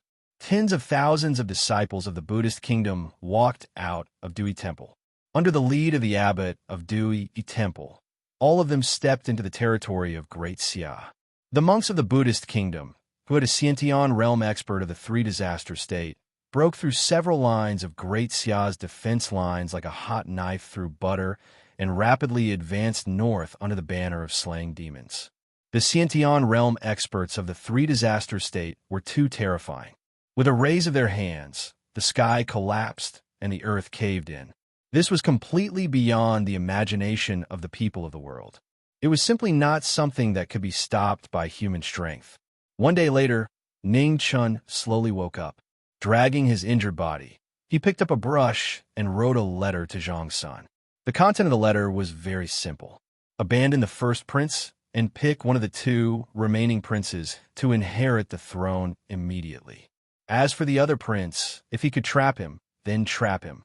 If he couldn't, then let Zhang Sun do as he saw fit. The soldiers surrounding the imperial city of Great Xia could no longer remain silent. Even if there was a mutiny and a bloodbath in the imperial city, they had no choice. If these soldiers didn't move, Great Xia would really be finished. Chapter 112. The letter was quickly sent to the imperial palace. Within a day, it had reached Zhang Suin's hands. Ning Chun had been waiting anxiously in the city. He had fought with the disciples of Dui Temple and knew how difficult it was to deal with them. Now that there was a Xiantian expert leading them, the southwest defense line of the Great Xia would not last for long. On the second night after the letter was sent, Ning Chun still did not receive a reply. While he was anxious, Zhang Sun unexpectedly arrived. Qing Ning was beside Zhang Sun. She looked tired. Even for a ninth-grade expert, it was not easy for her to bring someone along. When Zhang Sun arrived, Ning Chun was sitting on the bed drinking medicine. When he saw Zhang Sun enter, he was stunned and quickly got off the bed to greet her. "All right, don't move around when you're injured." Zhang Sun reached out to stop him. "Your Highness, why are you here?" Ning Chun did not understand. Some things can't be explained clearly in a letter. After saying that, Zhang Sun sat on the edge of the bed and glanced at little Mingyue, who was fast asleep on the other bed. She asked, "Are you going to keep him with you all the time?" "Yes." Ning Chun nodded and did not explain. Zhang Sun did not ask any more questions and changed the topic. "The Southwest incident was my miscalculation. I have already read your letter. The situation in the Imperial Palace is a little troublesome now. It is not easy to appoint a new emperor." "What do you mean?" Ning Chun frowned. With the three dukes and Zhang Sun, how could this matter not be decided? A trace of helplessness flashed across Zhang Suin's face. She replied, "The three dukes have different opinions. Duke Taisher does not like the 10th prince, while Duke Xiu insists on his views and is unwilling to back down. As for Duke Jingwu, he hopes that the 3rd prince will succeed the throne. Without the agreement of the three dukes, the matter of the new emperor can only continue to wait." "What time is it now? Why are they still dawdling?" Ning Chen's tone was very irritated. However, there was no other choice. The choice of a new emperor had to be careful. If another incapable ruler like Xia Rue appeared, the Great Xia would be completely finished. After a moment of silence, Ning Chun continued to ask, "What about the 1st prince? Did he say anything?" In the Xia Palace, the only person he felt guilty towards was Xia Zi. This prince had once saved him, but he had suggested to his eldest grandson to give him up without hesitation. Zhang Sun shook her head and sighed softly. "Zi didn't say anything. He only said that he would respect my choice. Regardless of whether the 3rd prince or the 10th prince succeeded the throne, he would do his best to assist." Hearing this, Ning Chen's heart was indescribably complicated. The crown prince of the Xia dynasty was a true gentleman. His righteousness was admirable. Unfortunately, such a person was born into the wrong royal family. I'm unable to interfere in the matter of the new emperor. Only you can make your own decisions. However, this matter really can't be delayed any longer. The soldiers around the imperial city must be mobilized. Ning Chun looked at Zhang Sun and suddenly thought of something. "Empress, how many Xiantian pills are left in the palace?" "2. What's wrong? Why do you ask?" Zhang Sun was puzzled. There were originally 3 Xiantian pills in the palace. One of them should have been given to eunuch Pei by the Xia Emperor. The other 2 were in the dark hall behind the heavenly mandate hall. Only she and the 3 dukes knew the layout of the mechanism. Sister Qingning, if you were given 1 Xiantian pill, how confident are you in breaking through to the Xiantian realm? Ning Chen asked. Less than 40%, Qingning replied honestly. What if there were 2? Ning Chen frowned and asked again. 60%, Qingning replied. At this time, Zhang Sun roughly understood what Ning Chen meant. A trace of hesitation flashed through her eyes. There were only 2 Xiantian pills left in the Xia dynasty. Although she was the empress, it wasn't good for her to make decisions on her own. Empress, you have to bear some responsibility. Apart from Sister Qingning, I don't trust anyone else, Ning Chen said seriously. I understand.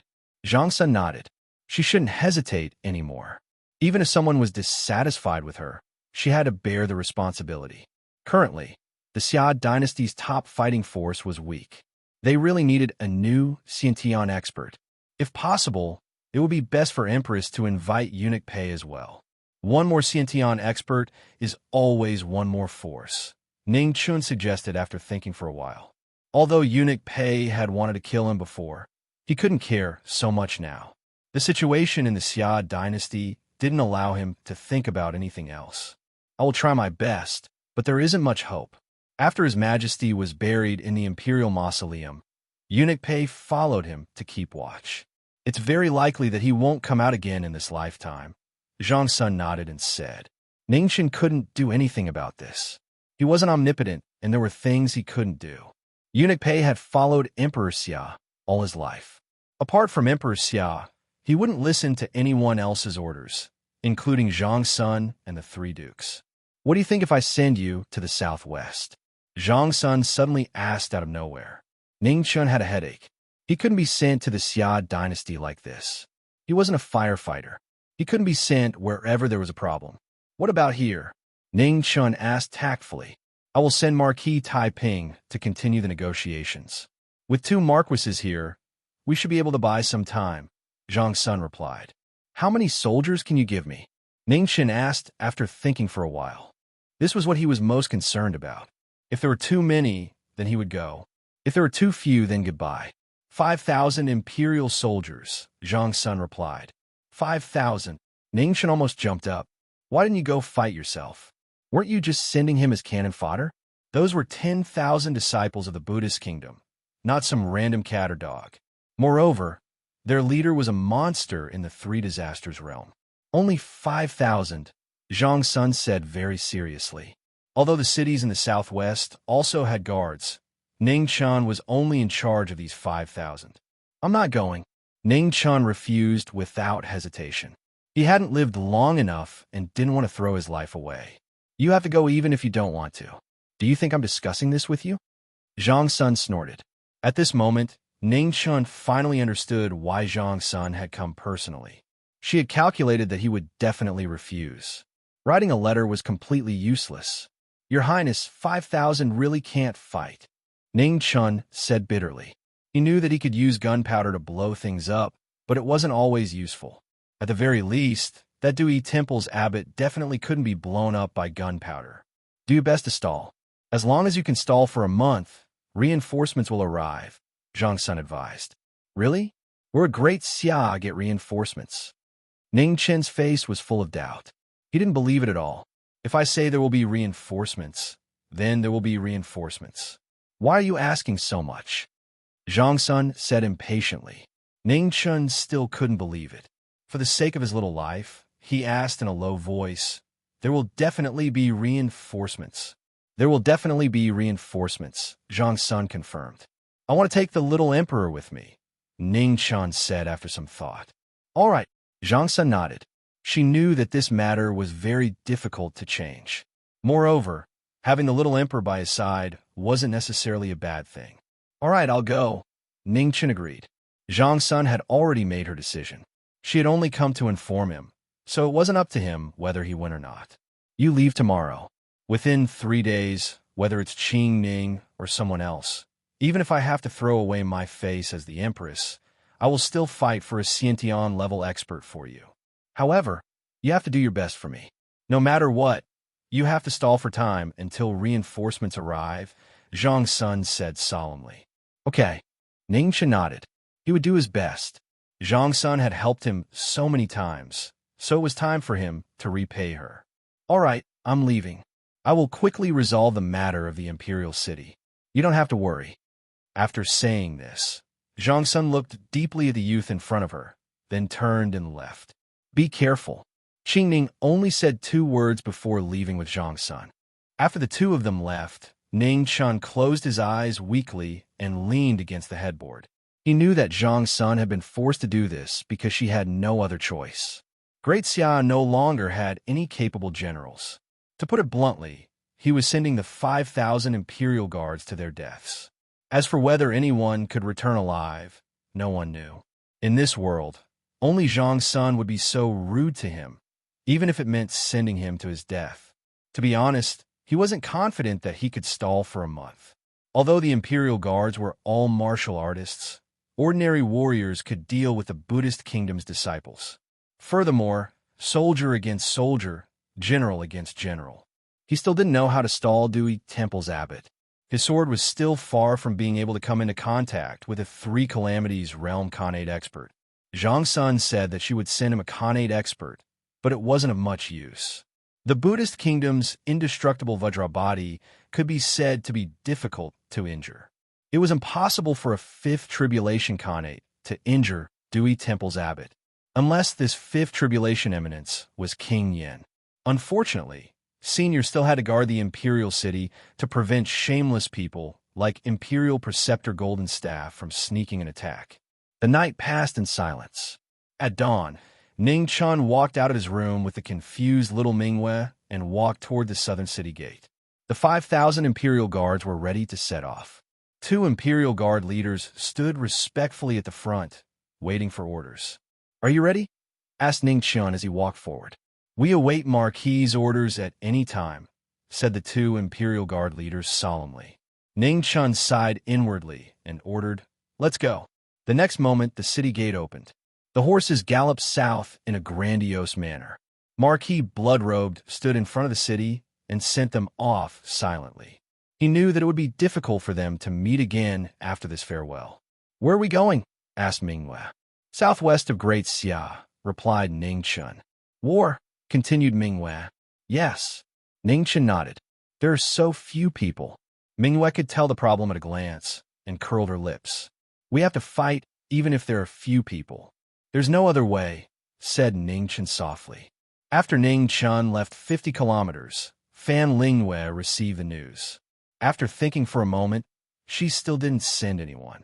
She understood Ning Chun, so she had never been too worried about Mingyue's safety. However, once Mingyue fell into the hands of others, her outcome was unimaginable. If she didn't have a foolproof plan to save Mingyue, she didn't dare to take the risk. Ning Chun had to die, but it had to be after saving Mingyue. This order couldn't be reversed. Chapter 113. The banners fluttered in the wind as the 5,000 Imperial Army soldiers marched towards the southwest at an astonishing speed. The situation in the southwest was very urgent, and the remaining defense line could not hold on for much longer. Ningxin did not dare to delay. As long as the troops could hold on, he ordered them to continue their journey. The Great Xia's territory was very large.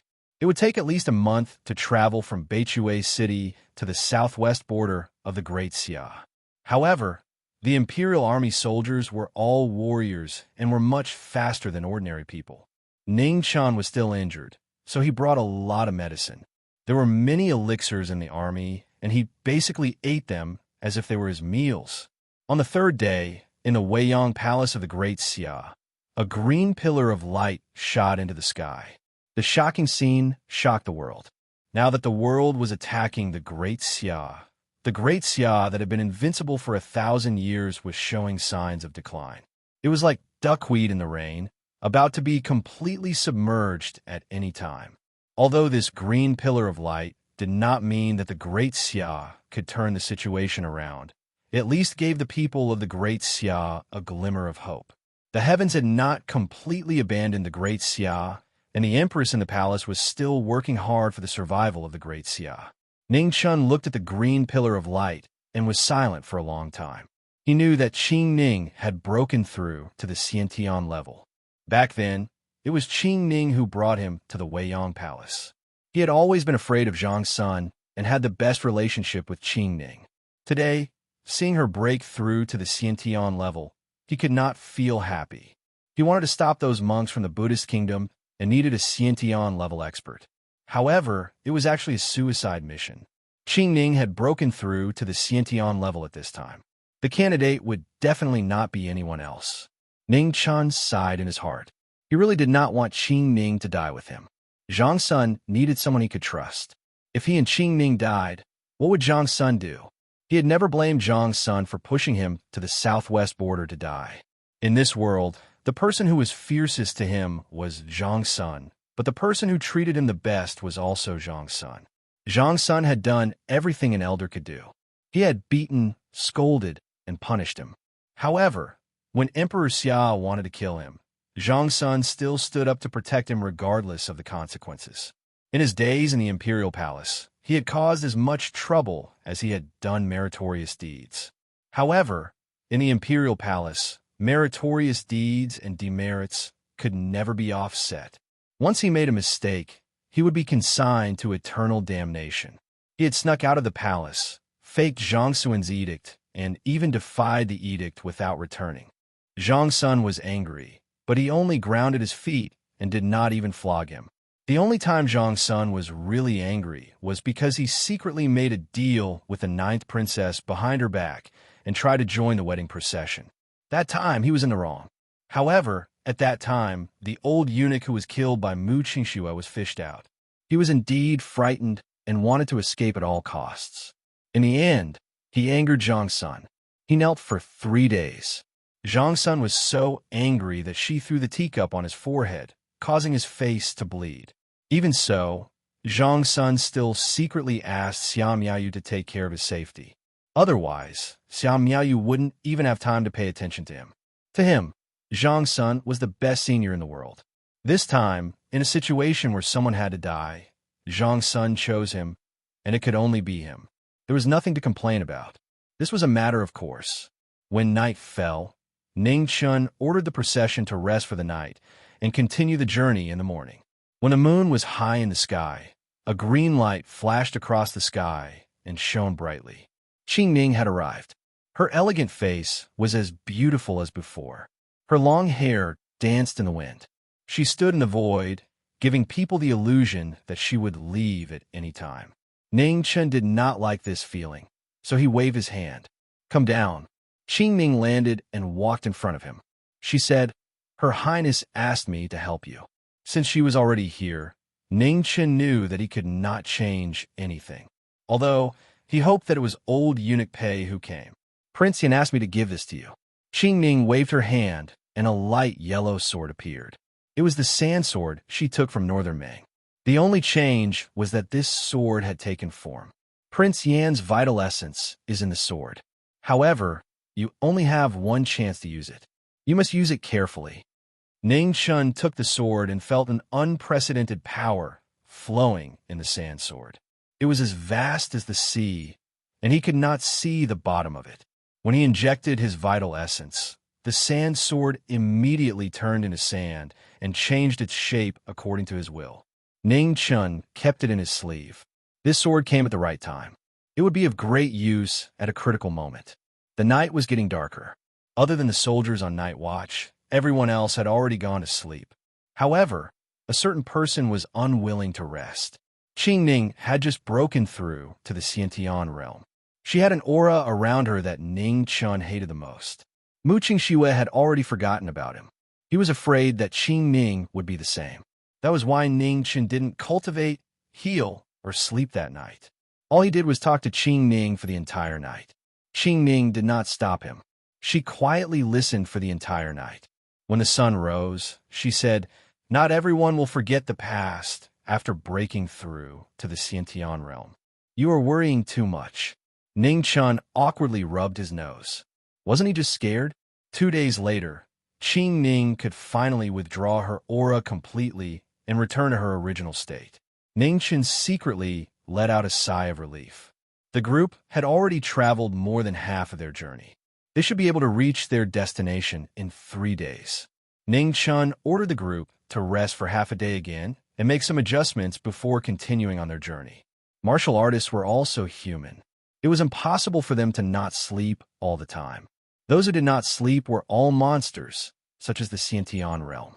Mingyu was the only person in the group who did not know martial arts. She had been rushing for days. Her little face was bitter, and she was not used to it. Ning Chen's heart ached. The little girl had suffered too much with him. She had been running all over the place. Her days of rest could be counted on one hand. However, this war would take a long time. Little Ming Yu was also clear about this. Therefore, she did not say anything. Half a day later, the group continued their journey. The 2 Imperial Guard commanders looked more and more serious. They were both rank 9 late-stage experts. Although they had not reached the peak, they were not far from it. However, they knew very well that they were going to die this time. Rank 9 late-stage experts were nothing in the Buddha kingdom. It was said that there were 4 protectors of the Buddha kingdom under the abbot of Dewey Temple. Each of them was at the peak of rank 9. No one below the Xiantian realm could defeat them. As the Imperial Guard commanders, they naturally knew some things that the commoners did not know. Marquis Jiming was the most trusted person of the Empress. Now, even Marquis Jiming was sent to his death by the Empress. One could imagine how dangerous the situation was. The soldiers of the Great Xia were pinned down by various battlefields. In addition, they had suffered several losses. They were already stretched thin and could not be compared to the past. The Great Xia was a centralized dynasty. There were not many guards in each city. The main military force of the Great Xia was concentrated in the hands of the 10 Marquis and the imperial court. The rebellion of the 7 cities had been brewing for a long time. In the end, only 250,000 soldiers were gathered. The 3-day journey passed quickly. The atmosphere in the group gradually became serious. They had finally arrived at the southwest border of the Great Xia. They could vaguely hear the flames of war in the distance. The 5,000 Imperial Guards had set up camp and were making their last rest. The night was shrouded in darkness. It was like a hopeless situation that would never be lit up. Ning Chun stood on a high ground and looked at the flames of war in the distance. Thoughts flashed through his cold eyes. Marquis, 2 Imperial Guard commanders stepped forward and respectfully bowed. They asked with anticipation, "Marquis, can we really do it?" In front of the tent, figures walked out one by one. Their eyes were also filled with a trace of confusion and hope. Ning Chun turned around and looked at these different faces. His thoughts were very complicated. He knew that from today onwards, the lives of these 5,000 Imperial Guards were in his hands. "Are you afraid of death?" Ning Chun calmly asked. The 5,000 soldiers in front of the tent were startled. They looked at each other. In the end, someone said in a low voice, "Yes, I'm also afraid. Perhaps I'm even more afraid than you," Ning Chun honestly said. Hearing these words, panic flashed through the eyes of the soldiers. They did not know what to do. Ning Chun looked in the direction of the Great Xia Imperial City and said in a low voice, "In this world, there is no one who is not afraid of death. If you're afraid, I'm also afraid. I've always believed that people who do not fear life do not deserve to live in this world. You are all humans. Being afraid of death is your nature. There is nothing to be ashamed of. Buddha speaks of the afterlife, but I have never believed in Buddha. I only believe in myself, and I only believe in this life. The Empress has saved my life and protected me. In this life, I will repay her kindness. Even if I die, I will not regret it. In this life, people must have their own beliefs. Perhaps they're even more important than their own lives. I have them, so even if I'm afraid of death, I still came. As for whether you have them or not, that's up to you. I won't die for nothing, and I won't let you die for nothing. However, I cannot promise that you will all return alive. The Empress has ordered me to stop the Buddhist kingdom for a month. In this month, I will not say anything about leaving if you're afraid of death. Even if you all die in battle, I will not give the order to retreat. Similarly, if I die in battle first, you cannot retreat. Tonight, Think about it carefully. If you feel that you have unfinished business, write it down and bury it here. In the future, if you live, help the dead complete their wishes. All right, go back to your tents and rest. After saying that, Ning Chun waved his hand. This was all he could say. As for the rest, they had to think about it themselves. The imperial army of Grand Xia represented the final strength of Grand Xia. They could lose, but they couldn't lose. If they lost, it would just be a war. If they lost, it would be the belief of Grand Xia. The battlefield had always been the burial ground of heroes. In the past 1,000 years, countless martyrs of Grand Xia had chosen to sacrifice themselves to protect the safety of the people behind them. That was how Grand Xia had flourished for 1,000 years. No matter how strong a dynasty was, it was impossible for it not to be defeated. The reason why Grand Xia was invincible was because no matter what, the martyrs of Grand Xia had never lost their belief. The words of the general of the Northern Plains, written in blood, were still fresh in their minds. This was the eternal soul of Grand Xia. From now on, I give up my blood and bones. May the heavens take pity on me. I hope that after I die, I will become a soul of war and protect the territory of Grand Xia forever. Chapter 114. The last night was spent in sleeplessness and deep thought. Scrolls after scrolls were buried under a tree in front of the barracks by the soldiers. From then on, they waited for the survivors of the battlefield. The 5,000 Imperial Guards continued forward without any regrets. Ning Chun walked at the front of the army and glanced at Qing Ning beside him. A trace of guilt flashed through his eyes. Don't think too much. This is the path I chose. It has nothing to do with anyone else, said Qing Ning calmly. Ning Chun sighed inside. Qing Ning didn't have to come. This was the first time he felt so powerless. In front of absolute power, all his schemes were useless. However, he couldn't just sit there and wait for death. He had lived 2 lives, so he had to gamble everything he had learned. Before he died, he had to pull this group of fake Buddhas into the seamless abyss. Thinking of this, Ning Chun turned and asked, Sister Qing Ning, does the abbot of Dui Temple have a weakness or a relative weakness? Qing Ning was silent. After thinking for a long time, she slowly said, It's said that people who cultivate the indestructible Vajra body will become heavier with each passing day. Speed might be the only thing lacking. However, the abbot of Dui Temple is in existence in the 3 calamities realm. No matter how slow he is, he's still much faster than all the other Hotian experts. Hearing this, Ning Chen's eyes narrowed slightly, and he said, If we fight, how long can you last if you only avoid the battle? Qing Ning didn't understand. She was puzzled. I've never fought before, so I'm not too sure. However, I should be able to last 10 moves. What do you want to do? Nothing. I'm just asking. Ning Chen shook his head. 10 moves wasn't much, but it was enough. He needed an opportunity. The abbot of Dui Temple was too powerful. When they fought, one of them had to be able to protect themselves. Since he couldn't do it, it was the same if Qing Ning could. After walking for a short while, a surging river appeared in front of them. An Imperial Guard commander stepped forward and respectfully said, Marquis, the Nanli River is up ahead. After that, we won't be far from the monks of the Buddhist kingdom. The river was very fast, but it wasn't very wide. There were dams along the way, and there was a bridge every 50 kilometers. This was built to make it easier for the commoners to cross the river. Back then, the Great Xia had spent a lot of money and manpower to build it. The group walked on the bridge, passing by one group after another. Ning Chen looked at the river behind him and narrowed his eyes. Then, he continued to rush forward. After walking another 15 kilometers, they could see a majestic city in the distance, Guilin City. It used to be the territory of Great Xia, but now it had changed hands. The people of Great Xia didn't believe in Buddhism. After the war, most of them became refugees and were exiled to various places. The once invincible Great Xia couldn't even protect its own people today. It was truly a tragedy. The current ancient Orchid City had already become the holy land of the Buddhist kingdom.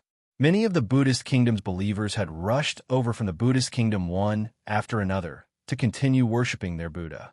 The abbot of Dewey Temple was a Buddha in the mortal world, a supreme god in the Buddhist kingdom.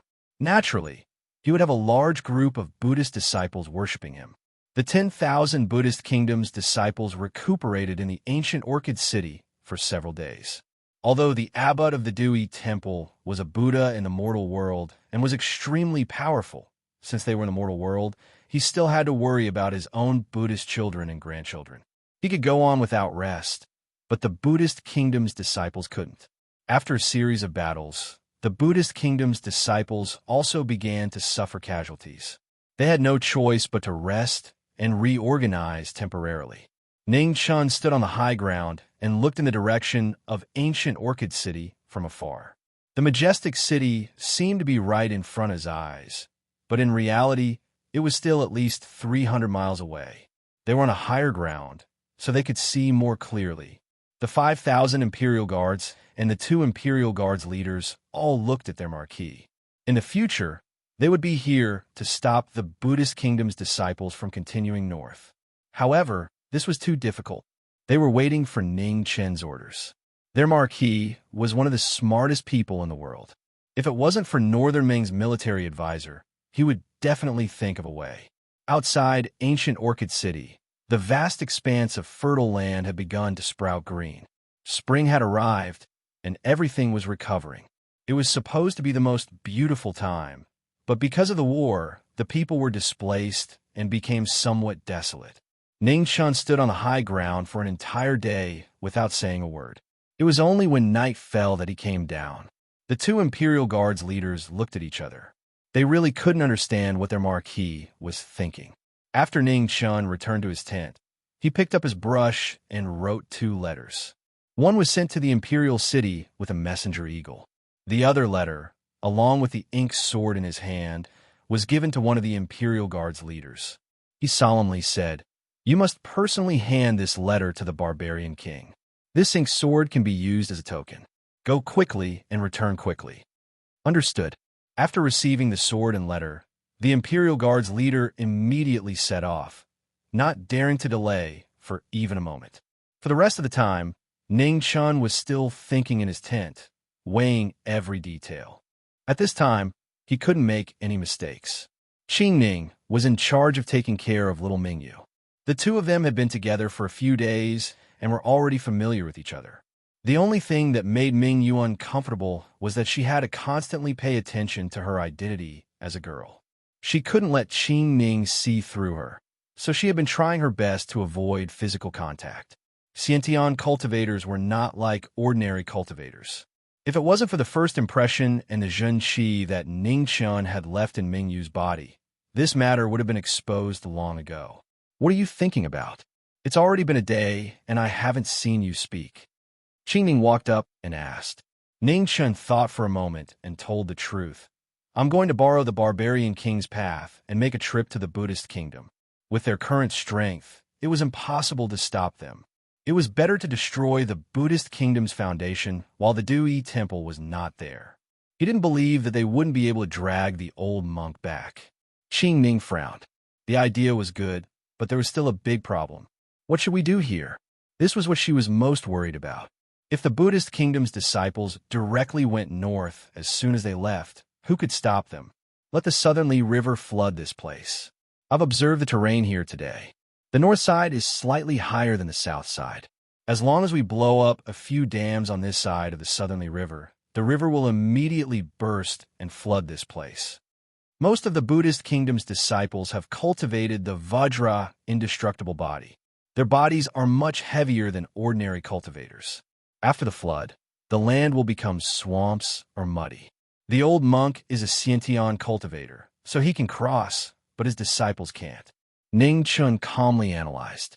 Based on the current intensity of the sun, it would take at least half a month for them to travel to the fastest place after the flood. Even if these monks could think of other ways to bring forward the date, they would have already arrived at the Buddhist kingdom by then. As long as they could lead the old monk and the 4 Buddhist kingdom's guardians back, the pressure on the Imperial Guards here would be greatly reduced. With the southerly river as a natural barrier, it shouldn't be a problem for them to hold on for the last few days until reinforcements arrived. The only pity was that the tens of thousands of acres of fertile land in front of them would basically be wasted after the flood. However, at this time, they couldn't care so much. "How many people are you going to take with you?" Qing Ning asked directly when she heard the plan. 1,000. Ning Chun thought for a moment and said, "Isn't that too little?" Qing Ning frowned again and asked, "It's enough," Ning Chun answered. He knew very well that the people who went to the Buddhist kingdom this time were basically doomed. It was very likely that none of them would come back. No matter how many people he took, it would be suicide. Moreover, it wasn't enough to deal with the abbot of Dui Temple with more people. At dawn, the Imperial Guard leader had already arrived at the barbarian Imperial Palace. After delivering the ink sword, he was summoned by the barbarian king not long after. The Imperial Guard leader handed over Ning Chen's handwritten letter and then stood quietly in the hall, waiting. The barbarian king read the letter, and his rough and mighty face changed several times. This brat was extraordinarily bold. He actually wanted to enter the Buddhist kingdom through him. Borrowing the passage was no big deal, but he couldn't let this brat off so easily. "Go back and tell your Marquis that I want a city as the price for borrowing the passage. I think Tianfu City is a good choice." The barbarian king mercilessly demanded an exorbitant price. The Imperial Guard leader's eyelids twitched. This barbarian king's appetite was too big. "I'll report this to the Marquis when I return. Goodbye." The Imperial Guard leader cupped his fists and then turned to leave. "Bring a messenger eagle back. I'm sure your Marquis and I will have a lot to talk about." The barbarian king smiled faintly and reminded him. The Imperial Guard leader nodded and immediately left. Half a day later, the Imperial Guard leader returned to the Imperial Guard camp in front of Nanli River. After seeing Ning Chun, he repeated the barbarian king's request word for word. "Go back and rest." Ning Chun waved his hand and didn't say anything else. The barbarian king's condition was pure nonsense. He wouldn't agree and didn't have the right to agree. Dividing the territory was a taboo of the imperial court. Even Zhang Sun didn't dare to open his mouth. Negotiations couldn't be settled in one go. Not long after, another letter was sent to the barbarian imperial palace by messenger eagle. The content of the letter was even simpler this time. From beginning to end, it only expressed one meaning: wake up, stop dreaming. Moreover, at the end of the letter, Ning Chun intentionally or unintentionally mentioned that if negotiations failed, he would seriously consider going to the barbarian palace personally. After reading the letter, the barbarian king was extremely unhappy. He knew this kid was threatening him. In this world, the person he didn't want to see the most was Ning Chun, especially in the barbarian palace. This was because once Ning Chun came, a man would most likely leave with him. His daughter had grown up and was already starting to side with outsiders. He was very helpless. The barbarian king replied and severely reprimanded Ning Chen's shamelessness. In the end, he proposed a condition that made many concessions. He wanted the merchants of the barbarian dynasty to be exempted from customs duties for 10 years. When Ning Chun received the letter, Zhang Sun's reply had also arrived. There were only 4 words in the letter: "Deal with it as you see fit." This was Zhang Sun delegating power to him. When a general was abroad, military orders had to be obeyed. It was impossible for him to have time to ask for instructions every time. These 4 words could be said to be the greatest support for him. The barbarian king's request wasn't too excessive. After thinking for a moment, Ning Chun replied and agreed. He didn't have much time and couldn't waste it here. The messenger eagle flew to the barbarian palace. When it returned, it brought a gold medal. In the tent, Ning Chun, who had been waiting for a long time, suddenly stood up after receiving the gold medal. Now that everything was ready, he could finally set out. Chapter 115. After sunset, under the cover of the night, 1,000 imperial guards bypassed Gulen City and headed toward the barbarian dynasty. Qing Ning stood in front of the military camp and watched the 1,000 figures leave. Her heart was heavy. She couldn't go with them. Now, the abbot of Dui Temple was still in Gulen City. She was the only one who could fight with him. She had to stay here to hold him back. The task of destroying the foundation of the Buddhist kingdom could only be done by Ning Chun himself. No one could predict what kind of danger he would encounter during this period. The strongest person beside Ning Chun was a late rank, 9 Imperial Guard leader. The other person stayed in the camp to help Qing Ning defend the last line of defense. Before leaving, the biggest problem was whether to stay or leave little Mingyu. It was too dangerous to follow him, and it was also inappropriate for her to stay. Mingyu refused to stay no matter what. She insisted on going. She only trusted Ning Chun. Other than him, she wouldn't trust anyone else. Ning Chun thought for a long time and finally decided to bring the little girl along. Since Mingyu wasn't afraid, why should he dawdle? The group set off as soon as the sky turned dark. They first headed east and then south, heading straight for the Barbarian Dynasty. The Buddhist kingdom and the Barbarian Dynasty bordered each other. Borrowing the route from the Barbarian Dynasty was the fastest way. The remaining 4,000 Imperial Guards stayed 30 miles away from the Nanli River, waiting for the Buddhist kingdom's disciples. Time in Great Xia was too precious. Every day they could hold on was one more day. Before Ning Chun left, he explained everything in detail. He didn't leave out any details. Qing Ning and the other Imperial Guard leader nodded. At this critical moment, they didn't dare to overhear anything. Under the night sky, the eastbound group moved faster and faster without stopping for a moment. They planned to enter the Barbarian Dynasty's territory before dawn.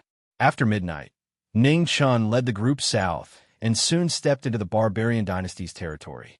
With the token given by the Barbarian King, the journey into the Barbarian Dynasty was smooth and they didn't encounter any obstacles. It was obvious that the Barbarian King had given him instructions, which saved him a lot of trouble. Ning Chun specially wrote a letter to express his gratitude and apologize for his previous impoliteness. He hoped that the Barbarian King wouldn't be calculative with a junior like him. The Barbarian King didn't believe a single word of this nonsense. He wasn't even interested in replying. However, an hour later, the messenger eagle still flew out of the Barbarian Palace, leaving behind the Barbarian King with a gloomy expression. A man came over to pay her respects and happened to see the letter on the table. Thus, it was up to the Barbarian King to decide whether to reply or not. When Ning Chun received the letter, it was already half a day later. When he saw the letter, he was immediately somewhat confused. There were only 6 words on the letter. "What rank are you now?" Her handwriting was graceful and elegant. It was obvious that it wasn't written by the Barbarian King. A man didn't like to practice martial arts and didn't write much. Ning Chun didn't recognize it at first glance. However, he was an idiot, and he knew that only a man could seize the right to speak from the Barbarian King in the Barbarian Palace. After reading a man's letter, Ning Chun thought about it seriously for a long time, but he still couldn't figure out the profound meaning behind it. Actually, he was already used to it. This wasn't the first time. Of course, the reply couldn't be as simple as a man's. At the very least, the main idea had to be clear. Ning Chun used his actions to tell a man that the other party must be able to understand the letter. A day later, when another letter came back, he had no choice but to completely give up this unrealistic idea of his. The reply was even simpler. There were only 2 words. Good luck. These 2 words were taught to a man by him, but now it felt like a slap in the face. At this moment, the group stopped in their tracks. They had finally arrived at the border between the Barbarian Dynasty and the Buddhist kingdom. Ning Chun's expression gradually became serious. From this moment on, danger truly began. Strictly speaking, the Buddhist kingdom couldn't be considered a country. It was a large country of Buddhist cultivators with the Du-Yi Temple as its center. 1,000 imperial guards stepped into the Buddhist kingdom and headed west. Their destination was the center of the country, the Du-Yi Temple. The flames of war burned every inch of land along the way. The weak resistance of the Buddhist kingdom quickly collapsed under the butcher's knife of 1,000 imperial guards. The Buddhist kingdom wasn't a well-disciplined country. All the resistance was scattered. In addition, the experts of the Buddhist kingdom had already headed north. How could they stop the most elite imperial guards of the Great Xia dynasty? 3 days later, a group of people slowly walked up to the foot of a majestic mountain. On the mountain, a huge Buddhist temple stood. Below, temples of various sizes surrounded the temple, making it look even more sacred.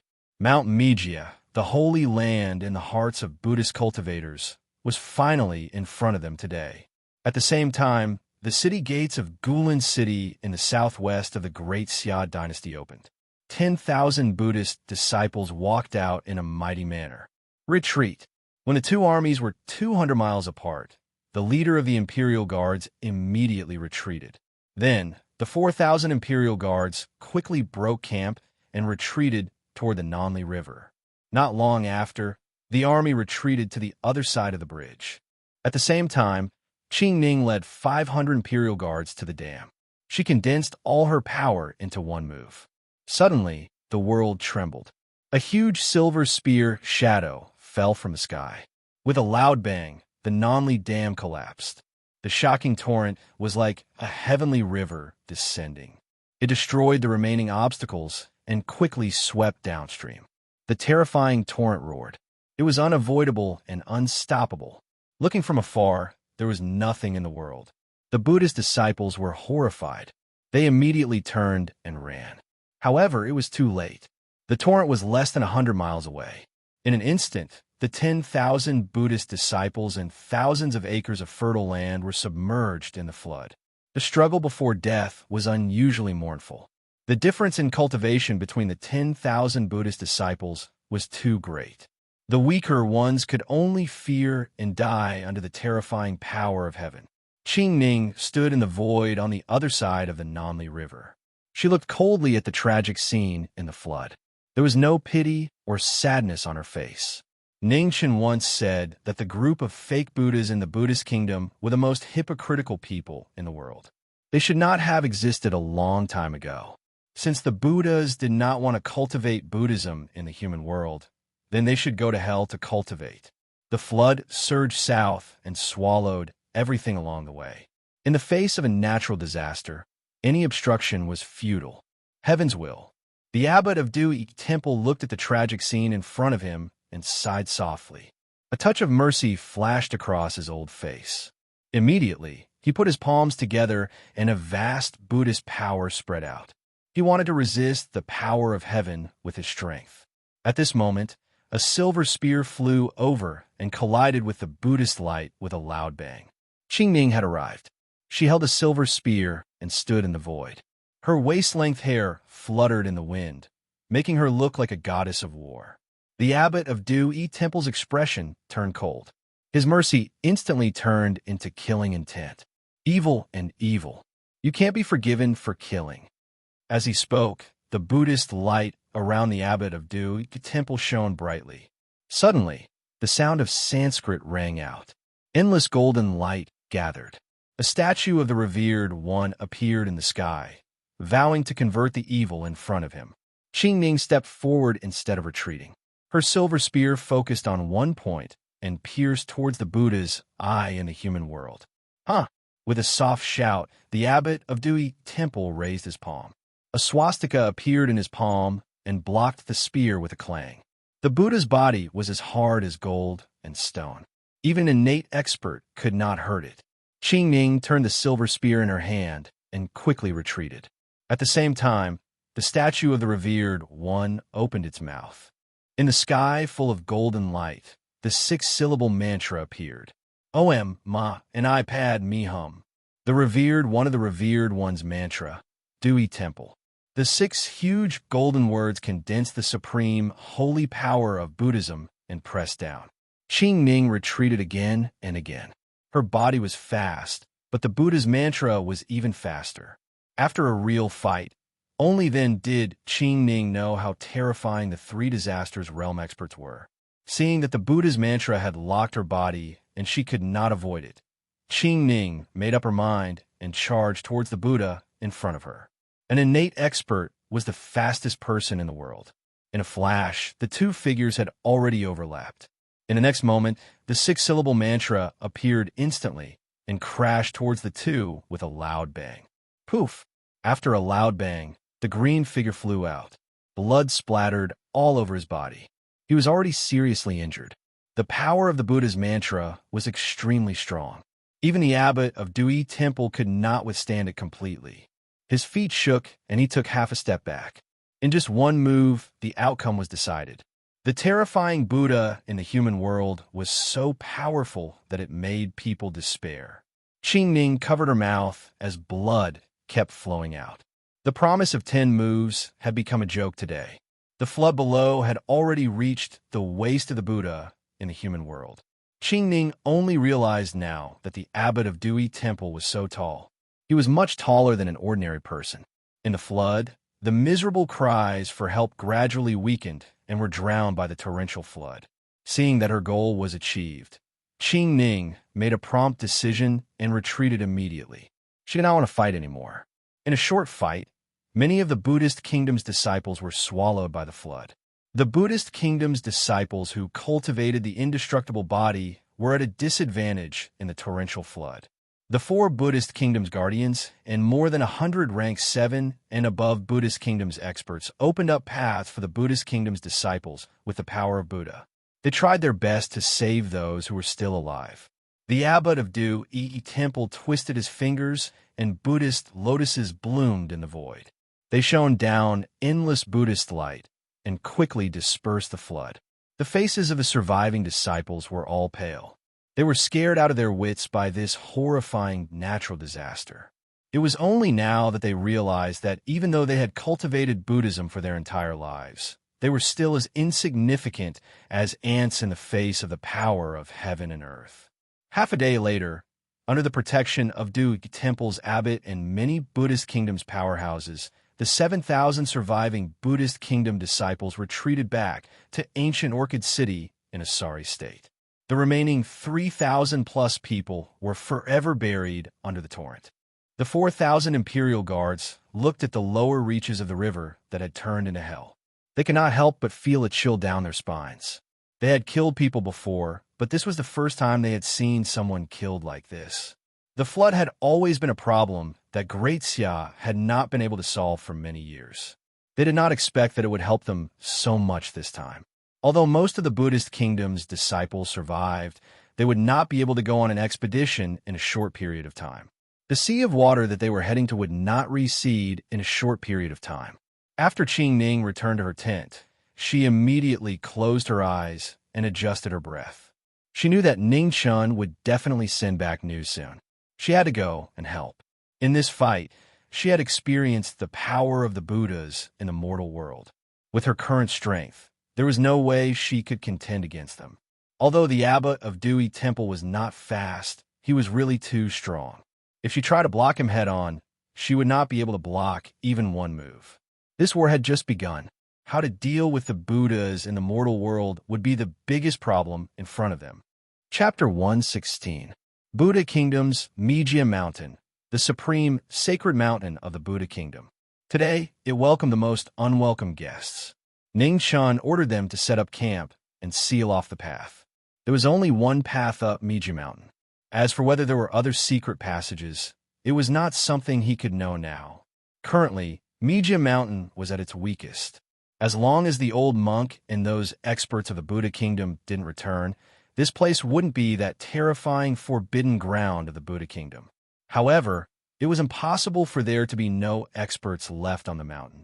It wouldn't be easy to fight their way up. Set up camp here. After thinking for a moment, Ningchun ordered the Forbidden Army to rest and reorganize. They had fought their way here, so Mijia Mountain must have been prepared. There was no need to rush. He missed Prince Yin. If Senior Prince Yin was here, he wouldn't care about this mess and would just fight his way up. In this world, martial strength wasn't omnipotent, but it was impossible to do anything without martial strength. He didn't know how many experts were left on the mountain.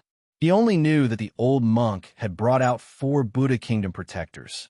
The experts of the Buddha Kingdom were basically all in ancient Orchid City. Now, he was most afraid of those who couldn't see the light of day.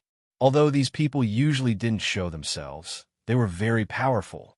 They were the foundation of a sect and were not to be trifled with. Night gradually fell. On Mijia Mountain, Buddha light shone brightly, competing with the moon. Under the night sky, the majestic Buddha mountain made people feel like they were worshipping it. The history of Buddhism was long and untraceable. In the generation of Dewey Temple's abbot, Buddhism had reached its peak. With a three-disaster realm Xiantian overseeing it, no one in the world dared to easily invade. Ning Chun accompanied little Ming Yu and sat in front of the tent, quietly looking at the mountain. Mijia Mountain was indeed a beautiful land just by looking at the scenery. The two of them looked at it for a long time, neither of them speaking, each thinking about their own things. Since Northern Ming mobilized their troops, the war had unknowingly been going on for a few months. Spring had passed, and summer was about to arrive. It was just that they didn't know how long this war would last. One Fan Lingwei had already caused Grand Xia to be in a sorry state. Now that this group of monks from Buddhism had joined in, Grand Xia's situation had become a complete mess.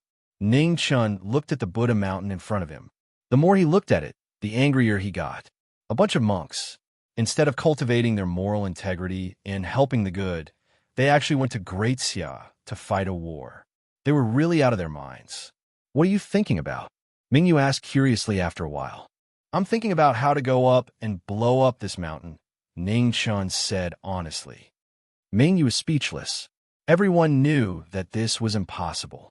Mijia Mountain was frighteningly big, and there were hard stones everywhere. Even the thing called gunpowder was not of much use. "Mingyue, have you signed any agreements with the Buddhist kingdom?" Ningchen thought for a moment and asked. When they were in Beimeng, it was definitely not a coincidence that they met that little monk. Beimeng, like Great Xia, did not believe in Buddhism. What was the use of a monk there? No. Mingyu shook her head. Northern Ming and Du Yi Temple had always minded their own business. They did not have any grudges or dealings with each other. Ning Chun was helpless and did not ask anymore. Perhaps only Fan Lingyue and the abbot of Du Yi Temple knew about this matter. It was useless for him to think more. Almost 5 days had passed. He did not know how Qing Ning was doing. Compared to Fan Lingyue, the monks in ancient Orchid City were much easier to deal with. At least, they did not know the art of war.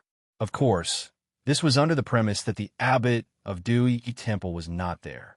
Overly powerful martial strength would often make many schemes and schemes useless. This was also why he was so worried. Fortunately, the Buddhist kingdom did not have someone like Fan Lingyue. Otherwise, there was really no need to fight. "Mingyue, do you want to go up and take a look?" Ning Chun looked at the high and mighty Buddha mountain, narrowed his eyes, and asked, "Won't I be a burden to you?" Mingyu was a little troubled. "It's okay. If it's just us going up, there won't be any danger," Ning Chun replied. Those who did not want to see the light would not come out easily. As long as the 1,000 imperial guards were below, he and little Mingyu would be safe. Mingyu nodded. She really wanted to go up and take a look. Everyone in the world knew that the Buddhist kingdom had Mijia Mountain, but those who could really go up were very few. It would be a lie to say that she was not curious. "Let's go." As soon as he finished speaking, Ning Chun carried little Mingyu on his back and immediately turned into a stream of light and rushed up the mountain. Mijia Mountain was very tall, more than 10,000 feet high, reaching straight into the clouds. In front of it, humans were no different from ants. Du Yi Temple was at the top of many Buddhist temples. It was very huge, and it took the sweat and blood of countless Buddhist disciples to build it. He had always thought that the fake Buddhas in this world were all vampires who ate human flesh and drank human blood. Other than nibbling away at the fruits of labor of thousands of Buddhist disciples, they did nothing but wait for Buddhist disciples to provide for them. How far did they cultivate their Buddhas? Ning Chun carried little Ming Yu all the way to the top of Du Yi Temple. Along the way, they did not stop and did not encounter any obstacles. Of course, this did not mean that no one noticed them. At the very least, Ning Chun himself felt the aura of 3 powerhouses who were not inferior to the 9th stage sweep past. They were all very subtle and did not want to be noticed. Ning Chun was not willing to pay attention to such sneaky people. As long as they did not come out, he would also pretend that he did not notice. The bright moon shone high up, sprinkling a white and cold brilliance. The two of them went up the path. At the end, Du Yi Temple was already in front of them. Dong! The sound of a bell rang through Mijia Mountain, as if to warn off uninvited guests. On the top of the mountain, on the mountain wall in front of Du Yi Temple, there was a huge Buddha that was 100 feet tall. The Buddha's face was majestic without being angry, and golden light shone down, making people feel an indescribable pressure. The Buddha statue was extraordinary. After being supported by the Buddha's power of generations of eminent monks, the Buddha's light was indestructible, and it had become a miracle of the Buddhist kingdom. Ning Chun put down little Mingyu and stopped in front of the Buddha. He carefully looked at the miracle in the eyes of the world and wondered what was so magical about it. The 100-feet-tall Buddha was surrounded by golden light, as if a real Buddha had descended to the world, overlooking the whole world. Buddhists always had to have some tricks up their sleeves to deceive their disciples. This 100-feet-tall Buddha was a miracle created by Buddhists. Ning Chun stepped forward and reached out to touch the Buddha statue. He felt a vast Buddhist power surging out, and its strength was not inferior to that of an innate master. However, a dead object was a dead object after all.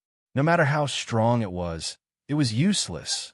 Grand Xia Jiming Marquis, this is a peaceful place of Buddhists. It is not a place you should come to. Please return quickly, warned a powerful aura from Dewey Temple. Buddhists say that all life is equal. If you can come, why can't I? Ning Chun sneered in response. Buddhists help those who are fated. Your sins are too heavy, and you have no intention of repenting. Buddhists do not welcome you, said the voice from before. Clang! Ning Chun unsheathed his sword and stabbed it into the ground. He said indifferently, now that I've put down my butcher's knife, does that mean I can become a Buddha? I've already put down my butcher's knife, but your Buddhists are killing people in ancient Orchid City. Just who is the Buddha and who is the devil? Sophistry. The expert from Dewey Temple was enraged, and a powerful palm pressed down, wanting to suppress this blasphemer. Ning Chun was not afraid at all. With a flip of his hand, his body shone with a brilliant blue light. He also met the attack with a palm, unwilling to back down. With a boom, the ground in front of the Buddha trembled. Pieces of stone cracked, spreading out hundreds of feet. The power of this palm was shocking. Buddhists were strong, but blasphemers were also strong. They were not inferior to anyone. The figure under the Buddha was as unmoving as a mountain. After cultivating for so long, he was no longer that youth who could be bullied by others. A mere late 9th-rank cultivator want to kill him? That was a fool's dream. Mingwei moved back. I'll help this Buddha repair his feet. Ning Chun pulled little Mingyu and retreated 10 steps. His ink sword flew up. Frost condensed and snowflakes surged as he slashed down. The Buddha's body trembled. Cracks continuously spread on the Buddha's feet, and then it shattered. Impudent! The expert from Dewey Temple was infuriated. His figure flickered, and he arrived in front of the two of them. He angrily slammed his palm down. Boom! When the tip of the sword collided with the Vajra palm, the sound of metal clashing could be heard. The powerful force caused their clothes to flutter in the wind. It's the indestructible Vajra body again. Ning Chun was irritated. This Buddhist cultivation technique was truly disgusting. When it came to fighting, there was no need to be afraid of not being able to defeat them. The indestructible Vajra body of Buddhists was difficult to injure. Up until now, he still hadn't found an effective way to deal with this cultivation technique. If he fought it head-on, it would be too exhausting. No more fighting. Mingwei, let's go. Ning Chun waved his sword and pushed the Buddha away. Then he held Mingyue's hand and prepared to leave. You think you can come and go as you please? What kind of place do you think Dewey Temple is? The Buddha's Vajra stomped his foot and golden light soared from his body. Sacred Buddhist technique, Tathagata, illuminates the heavens. The Buddha's words filled the sky, shining with a dazzling golden light. The Buddha's demon-slaying technique of the past had once again appeared in this world. The Buddha's appearance was accompanied by Sanskrit chants that constantly attacked the blasphemer's mind. Noisy, the Sanskrit chants were ear-piercing. Ning Chun was impatient. He instantly arrived in front of the Buddha's Vajra and slashed his sword at the Buddha's eyes. Amid the clanging of metal, the Buddha's eyes stung. Sword chi entered his body, causing his chi and blood to surge. The Buddha of salvation shattered. Ning Chun flipped his palm, and blue waves rose again. The vast palm imprinted itself on the Buddha's dantian. The Buddha's vajra flew back and retreated more than 10 steps. Blood flowed from the corner of his mouth, and the golden light on his body gradually dimmed. Damn it, he really can take a beating. Ning Chun shook his numb palm and felt very unhappy. This was only a Buddhist expert at the later stage of level 9. If it had been the old monk and the 4 protectors of the Buddhist kingdom, they would not have been able to move at all. Recuperate well. I'll come again tomorrow. After saying that, Ning Chun no longer lingered. He turned into a beam of light and quickly descended the mountain with Mingwei. After the two left, the Buddha retreated. He could no longer suppress his injuries, and he vomited blood. Rubble covered the ground in front of the Buddha's statue under the moon. One of the Buddha's legs was already missing. The merciful Buddha's eyes were still merciful as he looked down the mountain, as if he was forgiving the blasphemer's greatest disrespect. Chapter 117. Ning Chun took little Ming Yu down the mountain. The leader of the Imperial Guards handed him a letter from Qing Ning. In the letter, he explained in detail what happened during the day without leaving out any details. What a pity! After reading the letter, Ning Chun sighed in his heart. He thought that with Qing Ning holding back the abbot of Dui Temple, half of the disciples of the Buddha kingdom would be killed or injured. He didn't expect that they only lost a little more than 3,000. The Buddha of the Buddha kingdom was too strong, far beyond his imagination. Qing Ning, who had reached the innate realm, could only take one blow. With the 4 protectors of the Buddhist kingdom, the casualties of the Buddhist kingdom's disciples were greatly reduced. Their strength was heaven-defying, and it made people sigh. After all, it was not the rainy season now. Although the Nanli River was full of water, it couldn't last for too long. Once the water level receded, the disciples of the Buddha kingdom would definitely go north again. In fact, this was the best time to attack ancient Orchid City. The residents of Dui Temple and the 4 Dharma protectors of the Buddha kingdom had consumed a lot of energy and were in the weakest state. The disciples of the Buddha kingdom also suffered heavy casualties. Unfortunately, they didn't have the ability to fight against the 3 disasters realm innate experts, even if they were in the weakest state. This was the helplessness of lacking strength. Even if the opportunity had appeared, they could only watch it slip away. However, they had accomplished their task by delaying the Buddha kingdom's advance to the north.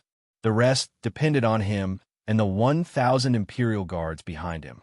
As long as they destroyed the foundation of the Buddha kingdom before the flood receded and led back the Buddha kingdom experts in Beichui City, the pressure on the 4,000 Imperial Guards in Nanli River would be greatly reduced. Now, he only hoped that Qing Ning's injury wasn't too serious. Otherwise, it was impossible for him and the 1,000 Imperial Guards at the foot of the mountain to hold back the abbot of Dui Temple. During this trip to the mountain, he roughly knew how much combat power was left on Miji Mountain. At least he sensed that there were 3 hidden level 9 experts and a Vajra of Buddhism. Obviously, there were more experts in Dui Temple. He had to find out as much as possible. Moreover, there was one thing that he had been very concerned about.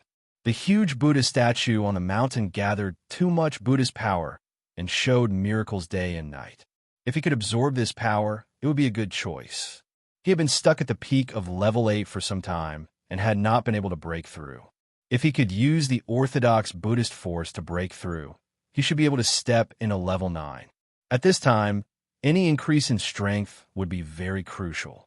Level 9 was the last realm below the primordial realm, and the increase in combat strength would be extraordinary. Of course, this was not something easy to do. The Buddhist would not sit by and watch him break through. On the other hand, the power of the Buddha statue was too great. If he made a mistake, he would be stuffed to death. However, he wasn't in a hurry. He could slowly wait. Tonight, he would cut off a Buddha's foot. Tomorrow, he would cut off a Buddha's hand. There would be a day when the power of the Buddha statue would be just enough for him to absorb. That was the Buddha of the Buddhist sect, not his Buddha. No matter how thoroughly it was destroyed, he would not feel any heartache. If he could destroy the miracle of the Buddhist kingdom, it could also help him step into the realm of level 9. It was the most suitable thing for him. The next day, Ning Chan went up the mountain, as usual, and chopped off a Buddha's hand. A huge sound shook the entire Miji mountain. The Buddha's Vajra in the Dui temple was furious. Just as he was about to attack, Ning Chun had already gone down the mountain. Late at night, Qing Ning sent another letter to report in detail the changes in the water level outside the ancient Orchid City. Ning Chen replied and asked about Qing Ning's injury. In addition, he asked them to pay attention to the ancient Orchid City. In this war, the biggest difficulty was the abbot of the Dui temple. The slightest carelessness would cause everyone to die without a burial place. On the third day, on Mijia Mountain, the explosion sounded again. The next moment, a shocking battle broke out. In the Dui temple, two Buddhas Vajra who had been in seclusion for a long time came out of seclusion regardless of the risk of injury. Together with the previous Vajra, they fought with the blasphemer who repeatedly went up the mountain to provoke them. Ning Chun fought against three Buddhas Vajra alone. The battle was dangerous, and he finally escaped.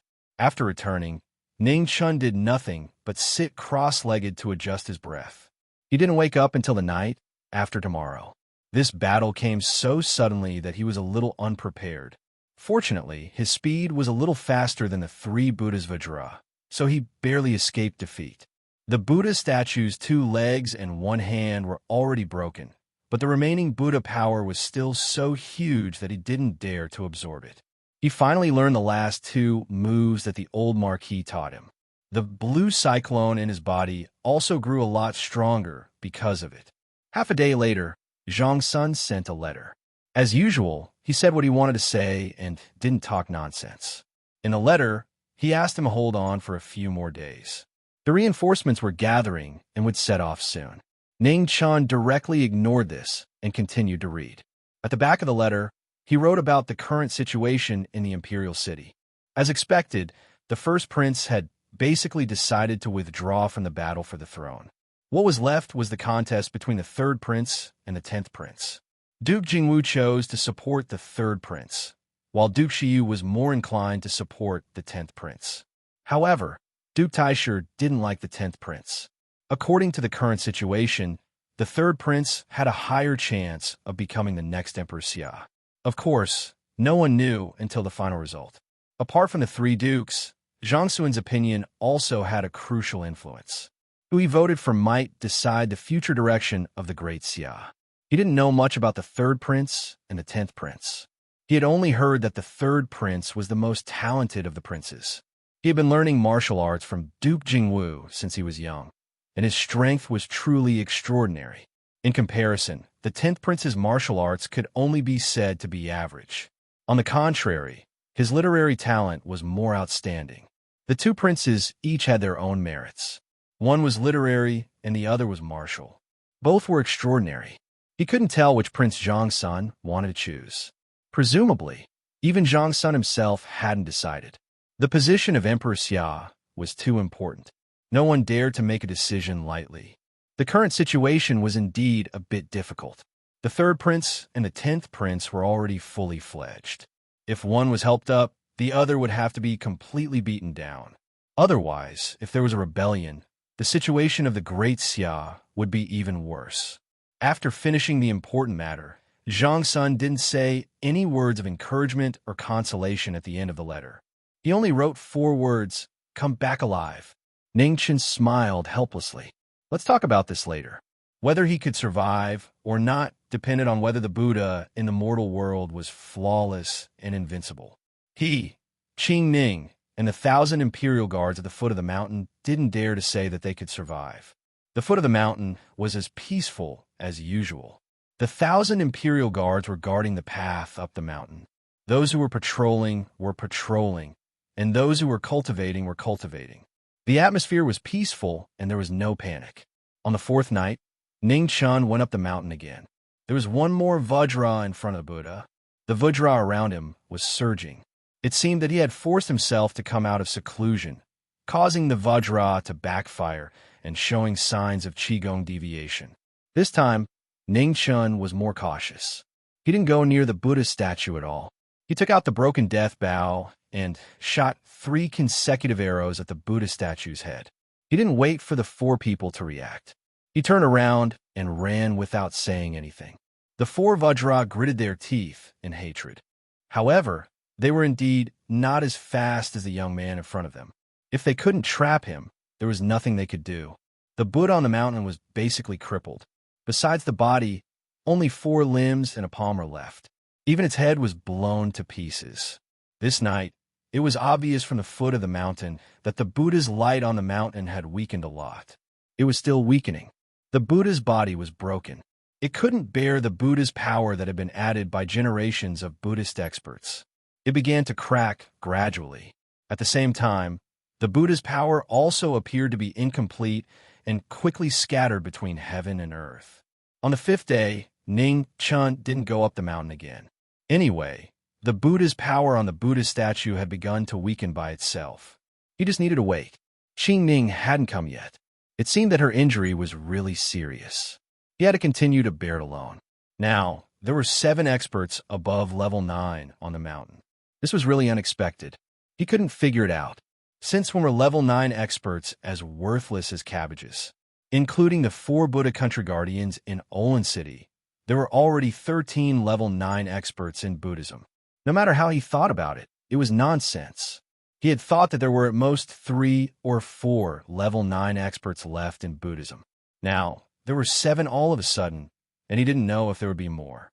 There was only one late level 9 leader of the Imperial Guards by his side. It shouldn't be a problem to fight one, but it would be difficult to fight two. The indestructible body of Vajra of Buddhism was indeed difficult to deal with. If he fought it head-on, he wouldn't be able to defeat it. It would also consume a lot of his genuine chi. He cultivated 2 tomes of arcane at the same time. The consumption wasn't obvious. If it were anyone else, it would be quite unbearable. The indestructible body of Vajra was harder to cultivate toward the end. Correspondingly, the effect would be stronger. For example, the Buddhist Vajras on the mountain didn't suffer any damage at all when they were cut by swords and sabers. On the 7th day, Qing Ning sent another message. She said that the water level had gradually receded. Many higher places had begun to reveal the land one by one. Ning Chen's heart gradually sank. He knew that he couldn't delay any longer. After a quarter of an hour, Ning Chun walked out of the tent and looked at the Buddhist temple on the mountain. He said calmly, "Tell the soldiers to get ready. We'll go up the mountain tonight." "Yes," the leader of the Imperial Guards said respectfully. After the order was given, it quickly spread to the entire army. The atmosphere gradually became solemn. They knew very well that tonight would be the most important battle of their journey. After the order was given, the 1,000 Imperial Guards all began to concentrate and recuperate. They tried their best to adjust themselves to peak condition. No one knew what would happen in the face of the holy land of Buddhism. Being more prepared might be the key to saving their lives. The sun set and the moon rose. The night gradually deepened. The bright moon scattered its white brilliance. At this moment, it completely overshadowed the light of Buddha on the mountain. "Let's go." Ningchen got up. Holding little Mingyu's hand, he immediately walked up the mountain. "Let's go." The leader of the Imperial Guards gave the order and followed them up the mountain. The banners fluttered and their footsteps were sonorous. In this Buddhist country far away from the Great Xia, the 1,000 Imperial Guards resolutely stepped onto the road of no return in order to buy the most crucial 1 month for the Great Xia. Chapter 118. The moment the Imperial army stepped onto the mountain path, the powerful cultivators in the temple sensed it. A powerful aura quickly awakened, determined to keep the blasphemers on the mountain. In the dark night, these auras were so bright that they were like lamps. They were so bright that they could be sensed from 10 miles away. Of course, compared to the lights, they were more like live targets. Therefore, Ning Chun took out the Death Destroyer bow without hesitation. He drew the bow into a full moon. Streaks of terrifying arrow radiance pierced through the sky and shot towards the light in the dark night. In the next moment, there was a violent tremor. Before the powerful cultivators who had just awakened could react, they were severely injured by the arrow radiance. Their auras quickly withered. Damn it! In the nearest temple, a figure appeared. His hair was dyed red, and he was in a sorry state. Leave 100 soldiers behind. Ning Chun looked at the leader of the Imperial Army and said, "Yes." The leader of the Imperial Army accepted the order. With a wave of his hand, 100 soldiers quickly surrounded the injured Buddhist cultivator and trapped him. The battle broke out immediately. 100 soldiers were all below rank 8. Against an injured rank 9 cultivator, they did not waste any time and immediately started fighting. Ning Chun led the remaining 900 Imperial Army soldiers up the mountain without hesitation. No one knew how many of them would survive, but they had to continue moving forward. Time waits for no one. Once they went up the mountain, the powerful cultivators who usually did not show themselves would come out. They could not waste any time. Moreover, there were 4 Buddhist Vajras on the mountain. This was the biggest problem. Ning Chun was not confident that he could win. Therefore, before that, he had to maintain his best condition. On the mountain path, the powerful cultivators in the temple walked out one by one. More and more soldiers stayed behind. When the group was about to reach the Dewey Temple, there were less than 500 Imperial Army soldiers behind them. The Buddha on the mountain was right in front of them. When the group continued to move forward, another rank 9 cultivator appeared. He had a strong aura and had reached the later stage of the 9 heavens. This time, the leader of the Imperial Army stayed behind personally to stop the cultivator who was blocking the way. He watched the group go up the mountain. Ning Chun led the remaining 400 people up the mountain. In front of the magnificent temple, the atmosphere was a little gloomy. When the group reached the peak, the gate of the Dewey Temple slowly opened. 18 bare-chested cultivators walked out, followed by 4 Buddhist Vajras. Golden Arhut. Ning Chun's heart sank when he saw the sudden appearance of the 18 Buddhist experts. He knew that this battle was going to be difficult. The cultivation of the golden body powerhouses in front of him was between rank 8 and peak rank 8. With the indestructible body of Vajra, it was estimated that they could fight against a rank 9. If they worked together, even a rank 9 would be defeated. There were no more rank 9 powerhouses around him. There were only 3 rank 8 powerhouses left. The difference was too great. It was impossible for him to win. The most troublesome thing was that he still had to deal with the 4 Vajras of the Buddhist sect, so he had no time to care about anything else. "Oh, don't worry. We'll do our best to delay these 18 golden arhats." At this moment, a rank 8 Imperial Army expert stepped forward and firmly said, "Survive." Ning Chun only said one sentence, then pulled little Mingyu and walked forward. 4 Buddhist Vajras blocked the way. The atmosphere between the two sides was stagnant, and a battle was about to break out. The 3 8th-rank Imperial Army experts and the remaining 400 soldiers also surrounded the 18 golden-bodied arhats in order to buy time for their Marquis. First defense, waves break 10,000 miles. Knowing that the battle could not be delayed, Ning Chun moved the black sword in his hand and used his ultimate move. Suddenly, waves swept over, and his sword broke 10,000 miles. The 4 Buddhist Vajras worked together to block the move, but they still could not bear the huge force and were forced to take half a step back. The moment the 4 of them retreated, Ning Chun's eyes narrowed. Snowflakes surged around him, and frost condensed on his sword. He condensed thousands of sword wills into one sword and instantly arrived in front of a Buddhist Vajra. Clang!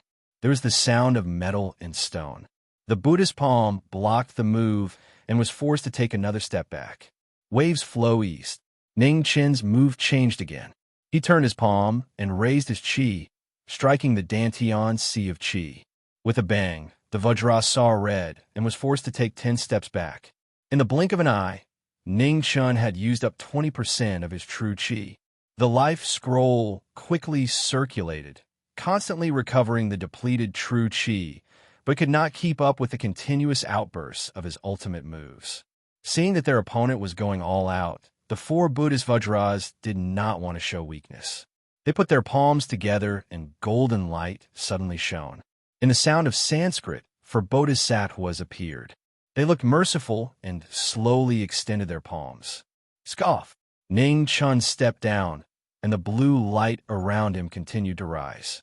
Vast waves rose up once more, turning into a huge wave that crashed down from the sky. The Buddha palm was heavy, and the huge wave was unparalleled. As they clashed, a terrifying shock wave spread out, and the ground collapsed. Even someone as strong as Ning Chun, who had 2 scrolls of heaven books, found it hard to handle the combined might of the 4 Buddhas. His mouth was dyed red, and his body was injured. On the other side, the situation of the 400-odd guards was not looking good. The 18 golden body arhats were invulnerable, and swords could not hurt them. This made the great Xia Guard's Legion Corps feel helpless. "I can't wait any longer." Ning Chun made up his mind. He did not care about the danger, sweeping up Xiao Mingyu and flying toward the Buddha palm. Seeing that, the 4 Buddhist Vajras stomped their feet and quickly followed. Ning Chun's eyes squinted, and the ink sword in his hand stabbed into the Buddha palm. Following which, the bow of death appeared, and 4 terrifying arrows shot out. The arrows that were forcefully shot out were stained with blood. After 4 arrows, Ning Chun's skin cracked and blood flowed out. It was obvious that he had exceeded his body's limit. With his current strength, he could only shoot 5 arrows at most. The 6th arrow was already extremely difficult. In today's battle, he had already shot 8 arrows. Although there was a gap between the arrows, and he did not shoot them consecutively, his body could not take it anymore, and he started to show signs of exhaustion. The silver arrows whizzed and arrived in the blink of an eye. When the 4 Buddhist Vajras saw the arrows flying over, they could not dodge in time and could only use their bodies to block them. Pung, pung, pung, pung. After 4 loud bangs, the 4 of them were knocked away by the power of the arrows. They fell onto the ground, creating huge craters. This was a rare opportunity, and it was gone in the blink of an eye. Ning Chun did not dare to delay, and he slapped the ink sword into the Buddha palm.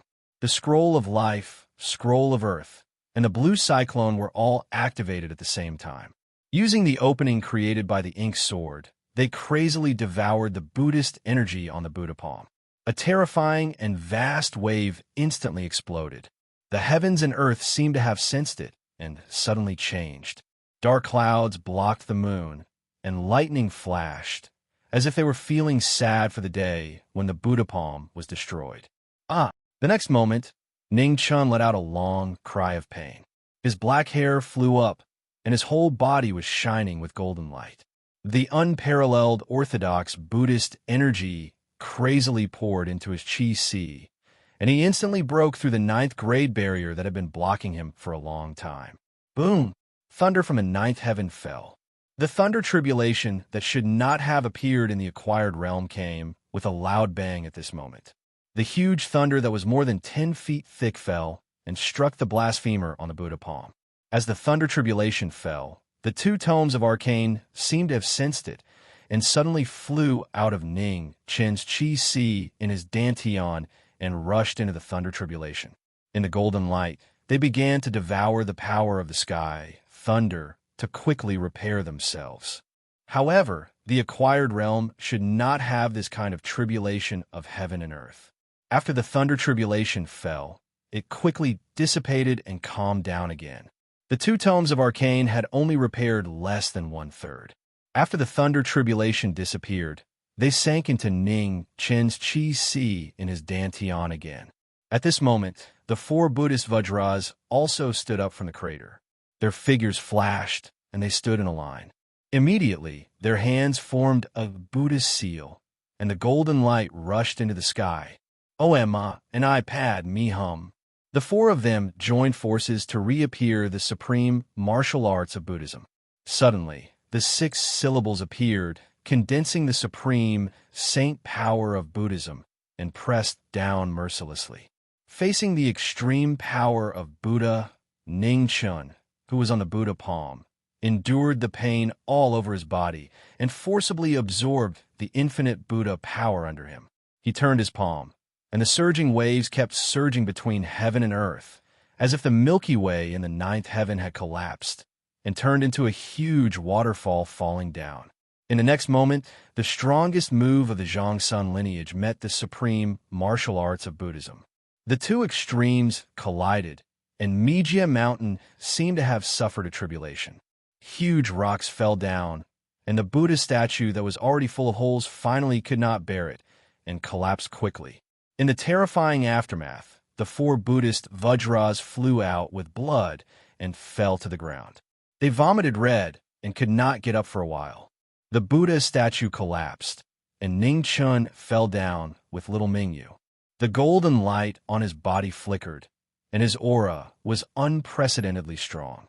After reaching the 9th rank with the help of the Buddha power, Ning Chun was finally not afraid of any powerhouses below the innate stage. He was full of killing intent and stepped into the 18 Golden Arhat formation. In the Imperial Guards, all those below the 7th rank retreated and watched their Marquis finish the battle. A 9th rank middle rank against an 8th rank middle rank. It was undoubtedly a one-sided battle. The Golden Arhat was not ordinary, and his combat power was extremely strong. However, Ning Chun was not ordinary either. He had 2 heavenly tomes, and he also had the supreme martial arts of the Zhongsun lineage. With his unparalleled foundation, he forcibly broke the Golden Arhat's indestructible body. This was the day of the Buddha's demise. None of the 18 Golden Arhats were spared, and they all died. The other 4 Buddhist Vajras were also destroyed by Ning Chun, and they could never cultivate again. The battle at the foot of the mountain was also coming to an end. The survivors came back one after another, and the dead were buried in a foreign land forever. In the end, there were only 300 Imperial Guards left. The leader of the Imperial Guards was seriously injured, and only one of the 8th rank powerhouses survived. In the battle of life and death, both sides suffered heavy losses. All of you stay here and heal yourselves quickly. The Dewey Temple was already in front of them. Ning Chun ordered everyone to rest, and then he pulled little Mingyu into the temple. The 300 Imperial Guards accepted the order and sat on the ground, healing themselves. They knew that the battle was already over. Although they won by a lot, what awaited them was an even more difficult battle. The news of the Buddhist sect's defeat would definitely spread to the ears of the Dewey Temple in the ancient Orchid City. Once the Buddha in the human world returned, they would immediately fall into a passive situation. Although their Marquis was very strong, facing the strongest 3 disasters realm powerhouse in the world, he still had no hope of winning. Now, they could only hope that Miss Qing Ning could come quickly and help the Marquis. Chapter 119. Buddha Mountain suffered a calamity. The light that had lasted for thousands of years completely dissipated between heaven and earth with the collapse of the great Buddha. This was the darkest day of the Buddha kingdom. Thousands of Buddhists looked in the direction of the holy mountain, kneeling and crying. Demons appeared in the world, and Buddha could not do anything. Was the pure land of the Buddha kingdom about to fall into a terrible night? Why had their Buddha not returned yet? The Buddhists who worshipped the false Buddha had long lost their hearts and could not withstand the slightest blow. They fell into despair and panic on this night when the Buddha was destroyed. On the mountain, beside the collapsed stone statue, 300 Imperial Guards sat on the ground and adjusted their breathing. Their blood-stained faces were as determined as before. Even if the future was bumpy, even if life and death were at stake, they still did not give up. As always, they trusted their Lord and the Empress in the distance. In the heavenly mandate palace, Zhang Sun sat on a side seat beside the dragon throne. She had not slept or rested for several days. Under the phoenix crown, her beautiful eyes were now bloodshot, but she still persisted. Piles of memorials had been piled up on the table, especially the battle reports from the southwest of Great Xia. One would be sent every half a day. She had heartlessly sent him to that battlefield. How could she not feel guilty? How could she not be worried? She was not a cold-hearted person. However, compared to the millions of commoners in the southwest of Great Xia, her personal feelings were so insignificant. She could only sacrifice him, sacrifice the person she trusted the most. More than half a month had passed, and he did very well. Those bald donkeys of the Buddha kingdom did not take half a step forward, and Great Xia also got a brief respite. These days, the Northern Ming army in front of Beichui city stopped. Since the defeat of the disciples of the Buddha kingdom, Fan Lingyue had restrained himself. The negotiations between the two dynasties were still going on, and there seemed to be no room for reconciliation. It seemed that everything was going in the direction of Great Xia. Now, the most important thing was to elect a new emperor and stabilize the situation of Great Xia as soon as possible. An hour later, a letter was sent out from the Heavenly Mandate Palace and flew quickly in the direction of the Buddha Kingdom. Dewey Temple on Mount Meijia was the most mysterious and sacred place in the Buddha Kingdom. Today, blasphemers stepped in and wanted to destroy the foundation of Buddhism. Ning Chun led little Mingyu into the hall. What entered his eyes was a dignified Buddha with a dazzling golden body. The size of the Buddhist hall was unimaginable. It was hard to believe that such a huge Buddhist temple was built on Meijia Mountain. Even in the future, this was almost impossible. In the main hall, the relics of the past supreme experts of the Buddhist sect were placed there.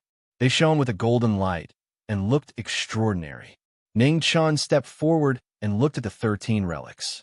He stretched out his hand and examined them for a long time, but he didn't find anything special about them. He couldn't help but frown slightly.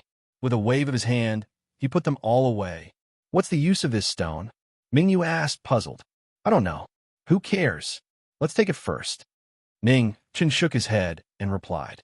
It was said that the Buddhist cultivation method was different from that of ordinary martial artists. After cultivating to the transformative realm, one's golden body would be indestructible. Even after passing away, one could still infuse one's cultivation into the Saraira. However, this was only a legend. He did not know whether it was true or not. These monks were already so hard when they were alive that they could not be cut. After they died, the stones they formed were also incomparably hard. It was unknown what they were used for. The two of them searched the main hall for a long time, but they didn't find anything else that could be taken away. Little Mingyu took away a small wooden mallet in front of the Buddha. Ning Chun saw that the mallet had been taken away, so he simply put away the wooden fish. After searching the front hall, the two of them went to the back hall. This was the place where the Buddhist disciples rested. After a simple search, they found some pills and conveniently put them away. The last place they went to was the residence of the Dewey Temple's abbot. However, before they could step in, they were stopped by a strong force. They couldn't even take half a step closer. "We can't go in. What should we do?" Mingyu stretched out her small hand and touched the invisible barrier in front of her. Ning Chun also stretched out his hand to feel it. He immediately felt a little depressed. The strength of this restriction was at least above the innate stage to break it. Although he was already at the middle stage of the 9th stage, he was still some distance away from the innate stage. It would probably be difficult for him to break this restriction in a short time. Mingyu stepped back. "I'll try." Ning Chun asked little Mingyu to step back. He then pulled out his black sword and prepared to smash it with brute force. Mingyu obediently stepped back more than 10 meters and said in a crisp voice, "Okay, you can start." Ning Chun prepared for a moment and immediately slashed with his sword. In the next moment, there was a loud bang. Golden light shone brightly and the ground shook. The soldiers on Meijia Mountain were startled by this sudden sound. They all looked behind the Dewey Temple to see what their leader was doing. The restriction shook and then quickly calmed down. It was completely fine. Ning Chun shook his numb arm. This thing was so resistant to smashing. It was a bit difficult to deal with. It wasn't that he didn't have a way to break this restriction. The sand sword that the senior gave him could definitely break this turtle shell.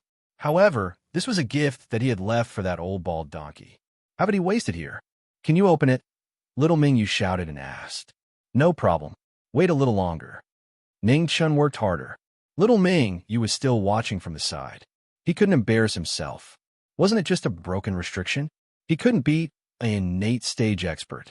He couldn't even open a restriction set by an innate stage expert.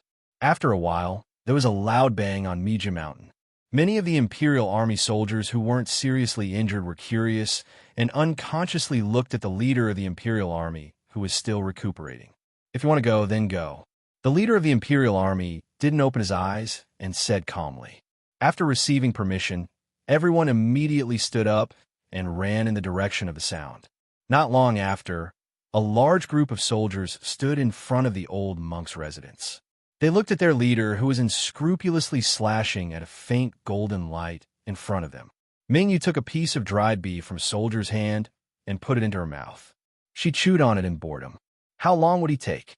The surrounding soldiers were curious and waited beside little Mingyu. They were not unfamiliar with the little emperor of northern Ming and didn't have any bad feelings.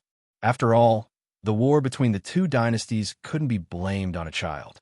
If a child could make decisions for the matters of the northern Ming imperial court, Great Xia wouldn't have to fight so hard.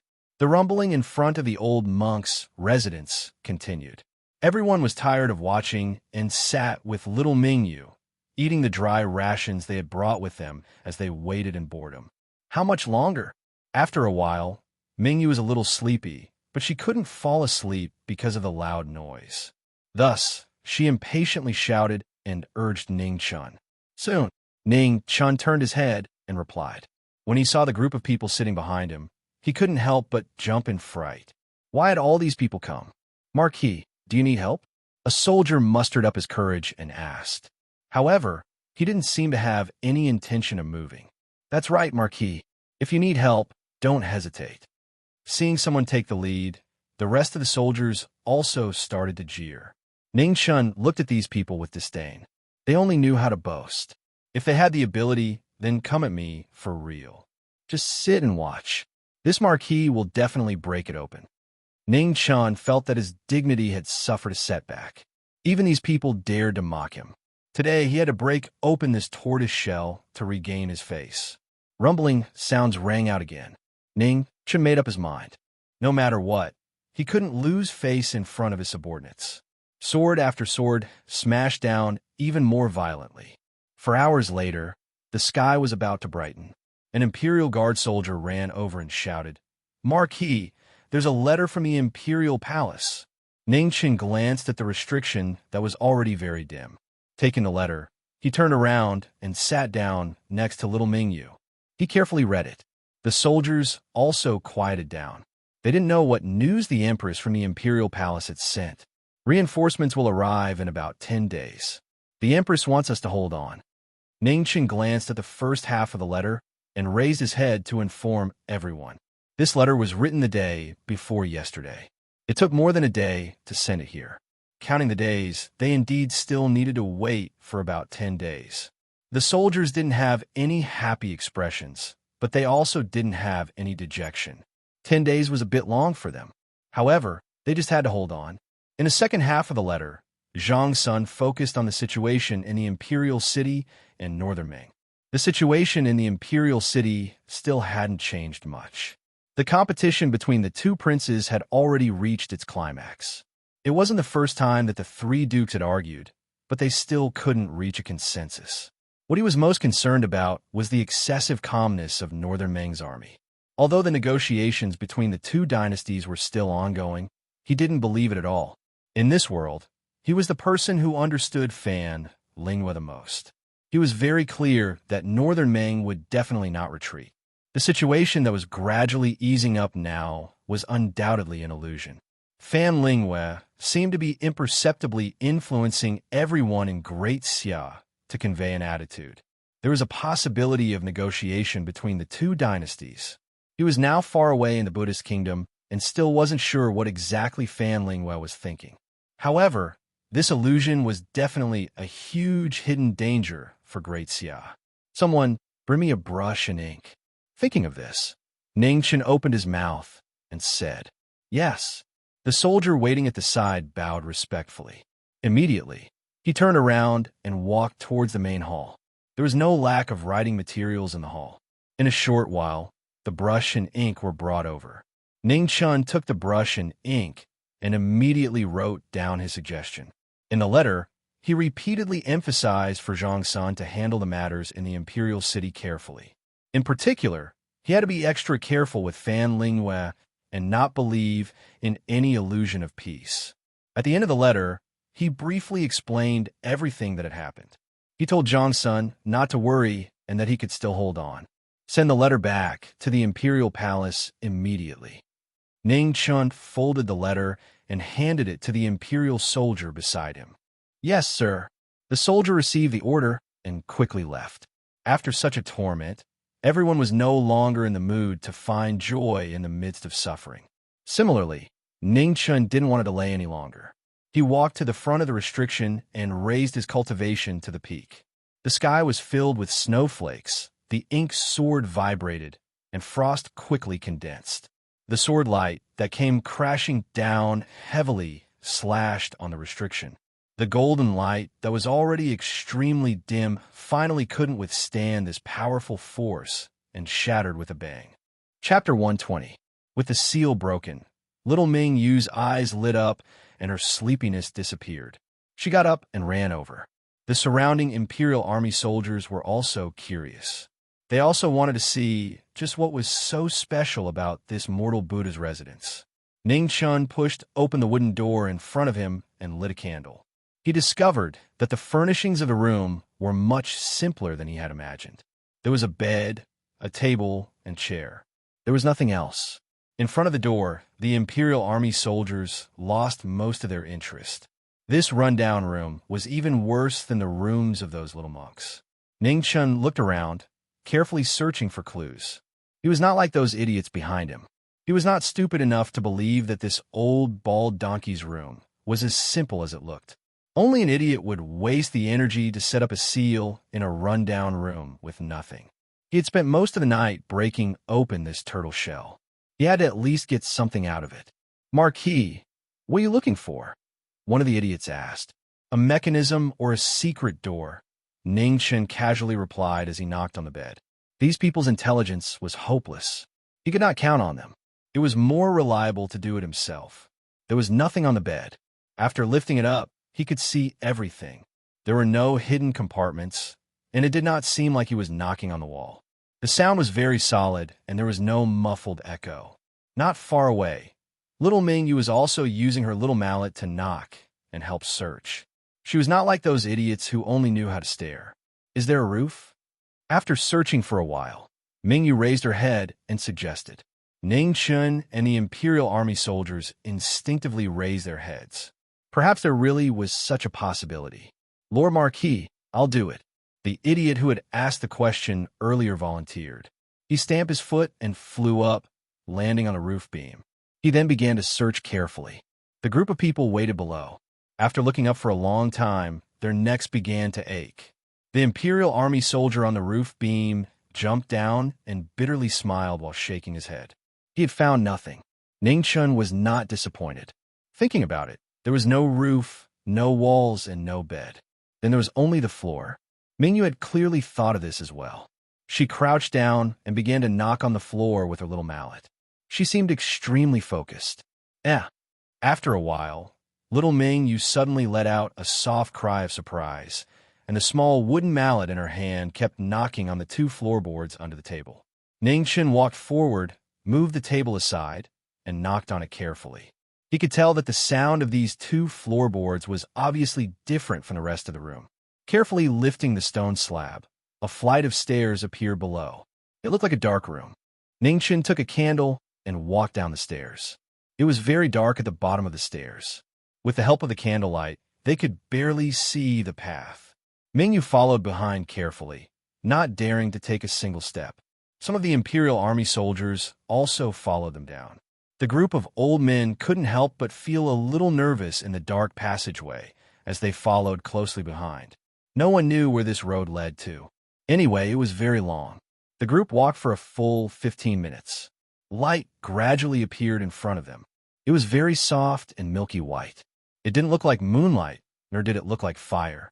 As they walked closer, they could see clearly that these were luminous pearls embedded in the wall. Each pearl was the size of a walnut. After counting, there were as many as 17 pearls. Little Ming Yu walked forward and looked at them eagerly. She wanted to touch them, but she couldn't reach them. She was only 7 years old and had yet to grow taller. "Those at the back, leave a few people behind and dig these pearls away," Ning Chun said. Based on the principle of taking advantage of opportunities, it would be a waste not to take it. As long as there was something good, he was determined not to leave it for the enemy. Yes, 3 Imperial Army soldiers stayed behind. They pulled out their swords and began to dig at the wall with clanking sounds. "Give me one, I want to," Mingyu stretched out her fingers. After thinking for a while, she changed her mind. Okay. Ning Chun agreed readily. He had no use for these pearls. Other than giving them away, he would give them away. It didn't matter how many little Mingyu wanted. Under the soft white light, the passageway came to an end. 2 iron doors appeared in front of everyone.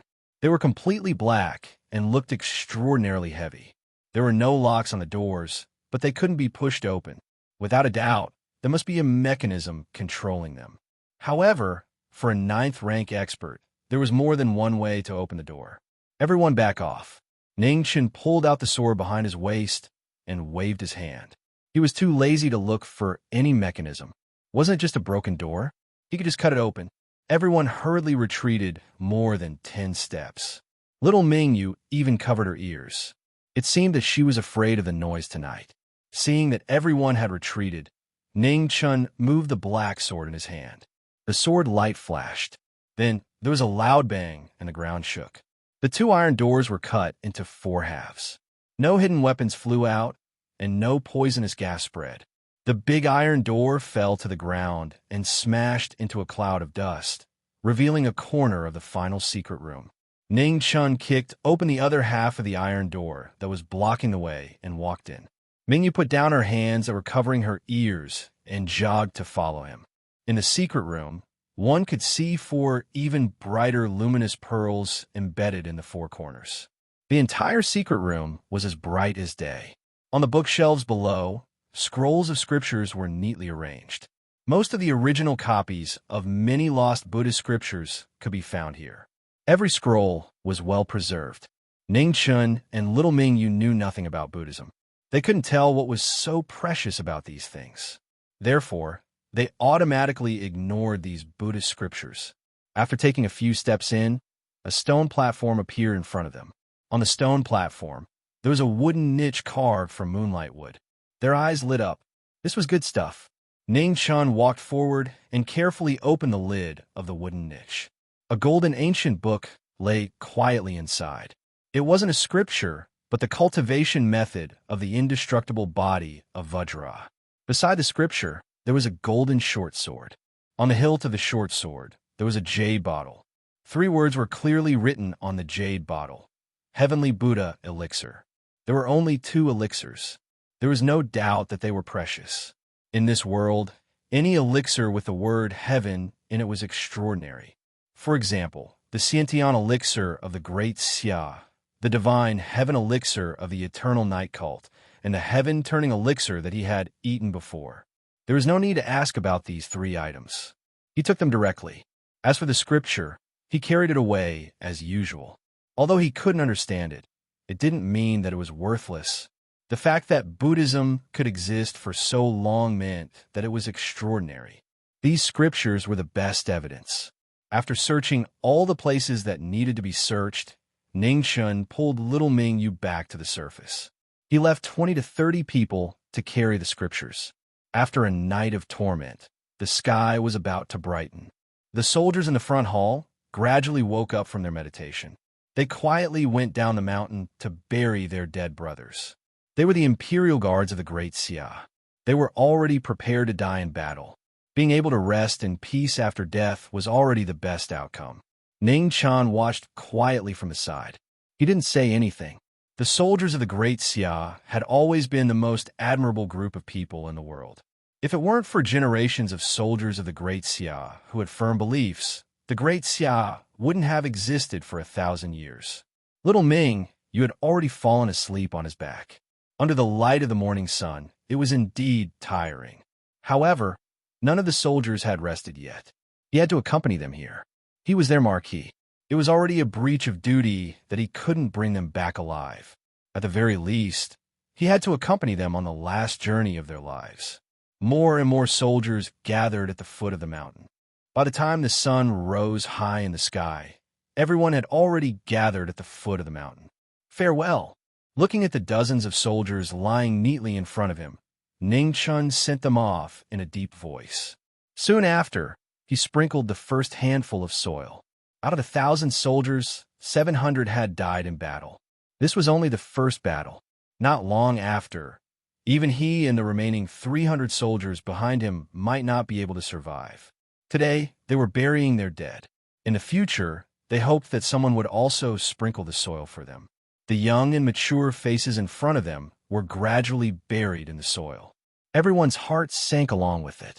For the sake of 1,000 years of peace in the Great Xia, they had no regrets.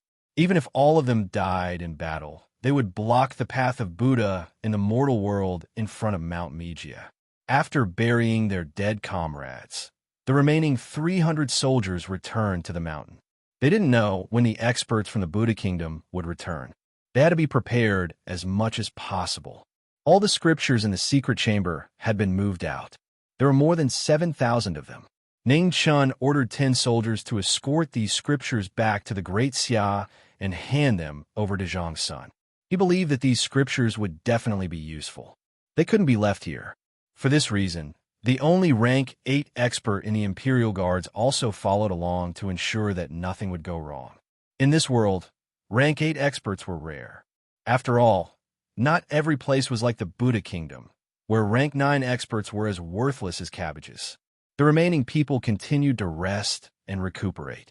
Ning Chun distributed the rest of the Buddhist elixirs, except for the 2 heavenly Buddha elixirs, to help everyone recover as soon as possible. It was a pity that there were no peak rank 9 experts among them.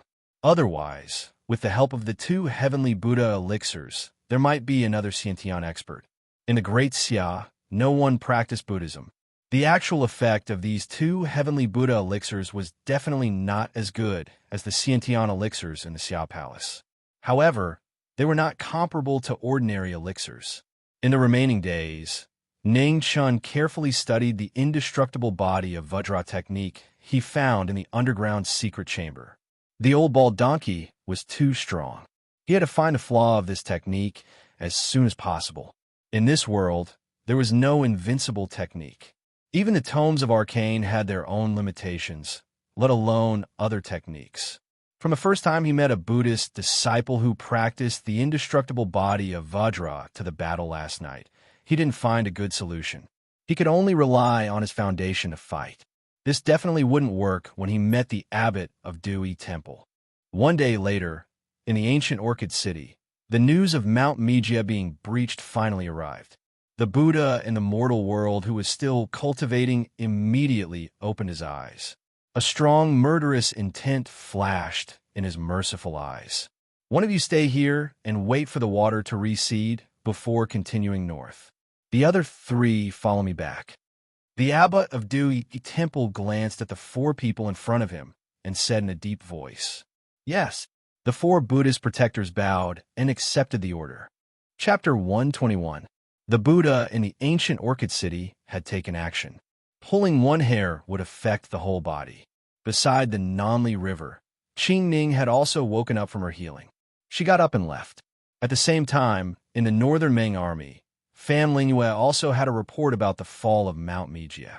The atmosphere in the tent became heavy. "Advisor, will Her Majesty be in danger?" Qing Wuyo asked worriedly. "No." Fan Lingyue shook his head. Not only would Mingyu not be in danger, but she would also benefit from the disaster and be sent back. Now, everyone knew that Mingyu was in Ning Chen's hands, and so was the abbot of Dewey Temple. In the current situation, Northern Ming, the Eternal Night Cult, and the Buddhist kingdom all hoped that the other party could contribute more and share the pressure of the battlefield. Whether Mingyu returned to Northern Ming would undoubtedly have a huge impact on Northern Ming. The abbot of Dewey Temple knew this better than anyone else. He would only try his best to save and send Mingyu back, and not use the opportunity to threaten her.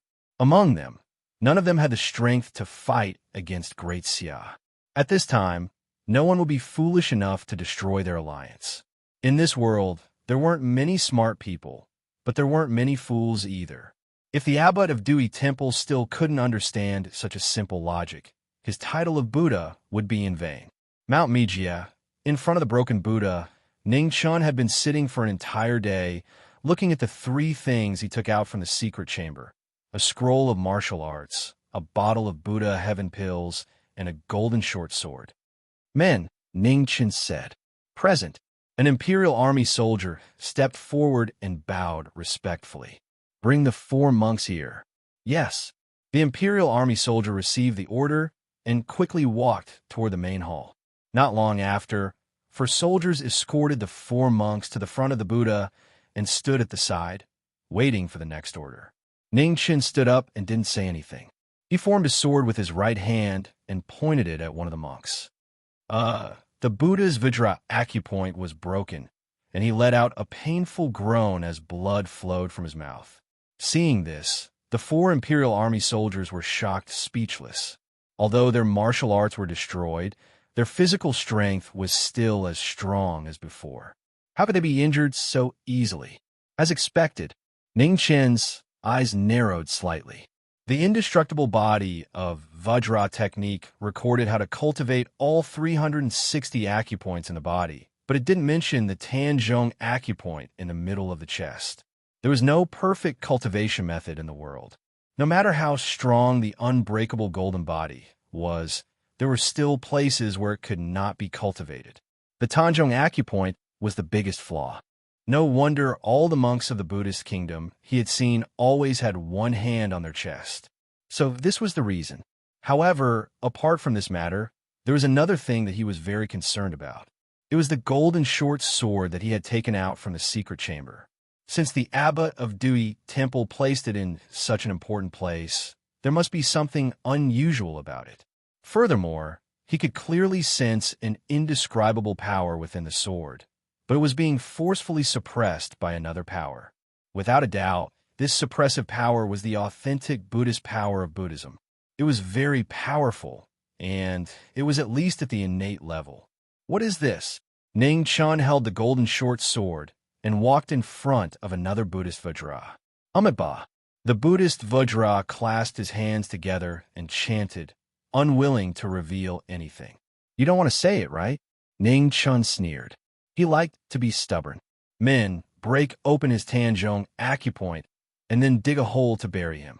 Remember, don't bury him past his chest." "Yes, sir." An Imperial guard stepped forward and took him away. "What about you?" Ningchen walked in front of the next Buddhist Vajra and asked calmly. "This is a Buddhist holy weapon." The Buddhist Vajra didn't keep being stubborn and replied, "What is it for?" Ning Chun continued asking. "It's just a keepsake. It doesn't have any special use." The Buddhist Vajra replied, "Do you think I'm stupid?" Ning Chun glanced indifferently at the monk in front of him and suddenly said. The Buddhist Vajra was stunned and didn't react for a moment. "Take him away like the previous one," Ning Chun ordered. "Yes." Another soldier walked over and took him away. Ning Chun walked in front of the last Buddhist Vajra and said coldly, "You're the only one left. My patience is limited. I'll only give you one chance. It's the same question as before. This sword is called the Blood Vein Sword. It wasn't originally a Buddhist weapon, but a demonic weapon. When Buddhism was first established, it was obtained by the first abbot of this temple. He used Buddhist Dharma to suppress Dui Temple for 300 years. In the end, the demonic nature was sealed, and it became a holy weapon of Buddhism." As soon as he finished speaking, the last Buddhist Vajra sighed deeply and silently chanted a Buddhist proclamation. "That's all?" Ningchen asked. "That's all." The Buddhist Vajra nodded. "Can the seal be broken?" Ningchen asked casually. "No." A trace of undetectable panic flashed in the Buddhist Vajra's eyes as he denied. "Take him away," Ningchen said coldly. "Yes." The soldiers at the side walked forward and carried the last Buddhist Vajra away. After obtaining this little information, Ningchen thought for a moment and said, "Men." "Yes." An Imperial Guard soldier ran over and said respectfully, "Take people to the main hall and the back hall to continue searching, especially that secret room. See if you can find anything suspicious." Ning Chun ordered in a deep voice. "Yes." The soldier cupped his fists and bowed before leaving. After saying that, Ning Chun carried the golden short sword and went to the place where the 3 monks were buried and waited quietly. The mountain was made of stone, so it wasn't easy to find a place with soil. However, building a temple required soil. There were so many temples on the mountain, so how could there not be soil? The three of them were buried about 100 feet away from the Buddha. The Tanjong acupoint in the middle of their chests had been broken. Under the pressure of the ground, blood was constantly spurting out. The wound is too big. Be careful next time. Ningchen glanced at the three soldiers and said, "Yes." The three of them replied. Ningchen walked forward and looked at the three monks. He calmly said, "How is it? Do you feel okay? A person's body only has about 4,000 milliliters of blood. If you lose more than a third of it, you'll fall into a coma. If you lose more than half of it, you'll die. Of course, you won't understand. Let me put it this way. In a moment, you'll feel empty all over, and you'll be hallucinating and hallucinating. At that time, you won't be far from death." "Amitabha." The three of them chanted and closed their eyes. "Good." Ningchen smiled coldly. He wasn't worried at all. Death wasn't scary. What was scary was the process of waiting for death. As long as the three of them weren't real Buddhas, he didn't believe that they wouldn't be shaken. "Oh, is this useful?" one of the soldiers asked in a low voice. "You'll know later," Ningchen calmly replied. A person's greatest fear was the unknown. Moreover, this fear would be infinitely magnified in the process of waiting for death. Before long, the three of them could clearly feel their lives flowing out of their bodies bit by bit. The fear of death brought about by the feeling of emptiness wasn't something that everyone could endure. At that time, it would be the time to test their Buddha's heart. A quarter of an hour later, the ground in front of the three Buddhist Vajras was completely dyed red with blood. The three of them began to pale, and the color gradually faded. Ningchen casually inserted the golden dagger in front of the three of them and waited patiently on the side. He didn't believe that these three monks were really not afraid of death. If it were other people, he might believe it, but it was absolutely impossible for these bald donkeys. The reason was very simple. They didn't have any faith. The monks of Mijia Mountain knew better than anyone whether their Buddha really existed or not. Even the miracles of Buddhism had been artificially created by them. How could these people, whose faith was fake, truly not be afraid of death? Half an hour later, the three of them began to tremble. Their lips were pale, and tiny beads of sweat had appeared on their foreheads. Moreover, the beads of sweat were still increasing. "It's about time." Ningchen narrowed his eyes slightly. The true test was about to begin. 3/4 of an hour later, the three of them were still holding on. However, their tightly shut eyes had already begun to reveal a trace of fear on their faces. At this moment, the soldier who had gone to search the secret room returned. Just as he was about to speak, Ningchen gave him a look to stop him. "How did the search go? Did you find anything?" asked Ningchen. The soldier understood and changed his tone. "Reporting to the Marquis, we found some clues. Our brothers would like to invite the Marquis over to take a look." "All right, I'll go over right now. These three people are useless. If they don't want to talk, then forget it. Once the blood dries up, just bury them," ordered Ningchen coldly. "Yes." The three soldiers standing to the side respectfully accepted the order. After he finished instructing them, Ningchen pulled up the golden short sword that was covered in blood and mud from the ground before turning around and leaving. "This monk will speak." At this moment, one of them was finally unable to endure the torture of the fear of death. He opened his eyes and spoke while trembling. "Oh, looks like there are still people who understand the situation." Ningchen stopped moving, and a wisp of a cold smile appeared on the corners of his mouth. "Save him and bury the other two." "Yes, sir," replied the three soldiers. "This monk will speak as well." At this moment, another person opened his eyes and spoke with fear. "All of you." The remaining person revealed an expression of rage and was about to curse loudly. However, he was forever unable to utter these curses. Ningchen's figure flashed and instantly arrived before him. After that, he stomped his foot into the ground with his head and body. "Bury him. Bring the other two over," said Ningchen with an icy cold expression. After he finished speaking, he turned around and walked towards the back of the hall. The two Buddhist Vajras were dug out. After a short moment, they were escorted to the back of the hall in a daze. "Speak. What exactly is the origin of this short sword, and how to undo the seal?" Ningchen glanced at the two of them and spoke. A wisp of guilt flashed through the face of one of the Buddhist Vajras, and he said in a low voice, "The origin of the sword is recorded on a stone tablet under the secret room. The method to undo the seal is also on it." "Where's the exact location of the stone tablet?"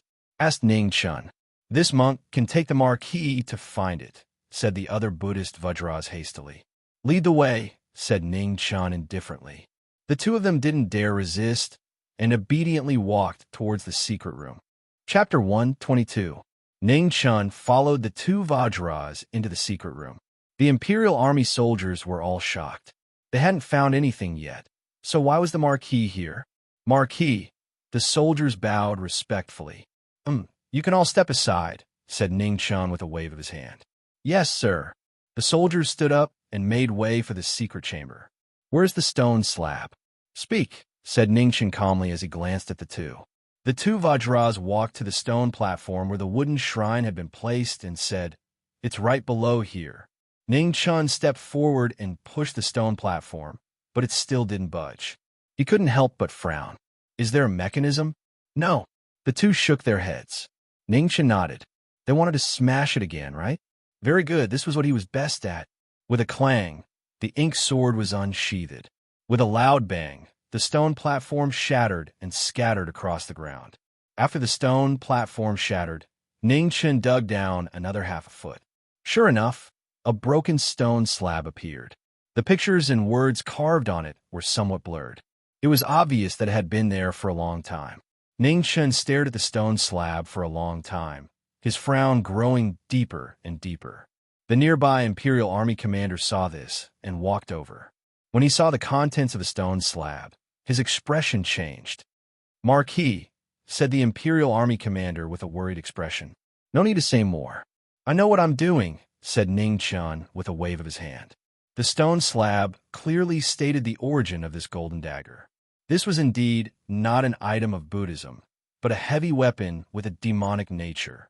A long time ago, the owner of this dagger had great enmity with Buddhism. He had once used this dagger to kill countless Buddhist disciples and followers, staining it with the blood of countless Buddhists. In the end, the first abbot of Dui Temple couldn't take it anymore. He mobilized the strength of the entire Buddhist kingdom and fought a bloody battle for 2 days before finally killing the owner of the sword. In the end, he suppressed the sword under the temple for 300 years, using the great Buddhist Dharma to seal the resentment within the sword. This sword was filled with the hatred of the owner of the sword towards Buddhism, as well as the resentment of the 100,000 Buddhist disciples and followers. It could be said to be an extremely demonic weapon of resentment. When Buddhists talked about the afterlife, they were most afraid of resentment. This period of history had always been a taboo of Buddhism.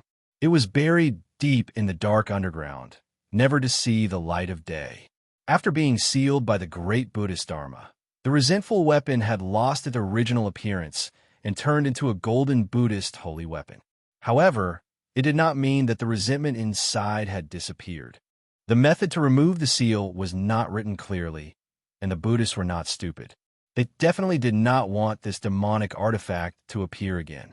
However, the first half of the stone slab had already explained that this was a resentful weapon forged from the blood of Buddhist disciples and followers. Now that it had become a Buddhist holy weapon, it was only sealed because of this. In other words, as long as the power of resentment was stronger than the power of Buddhism, the sword would be unsealed again.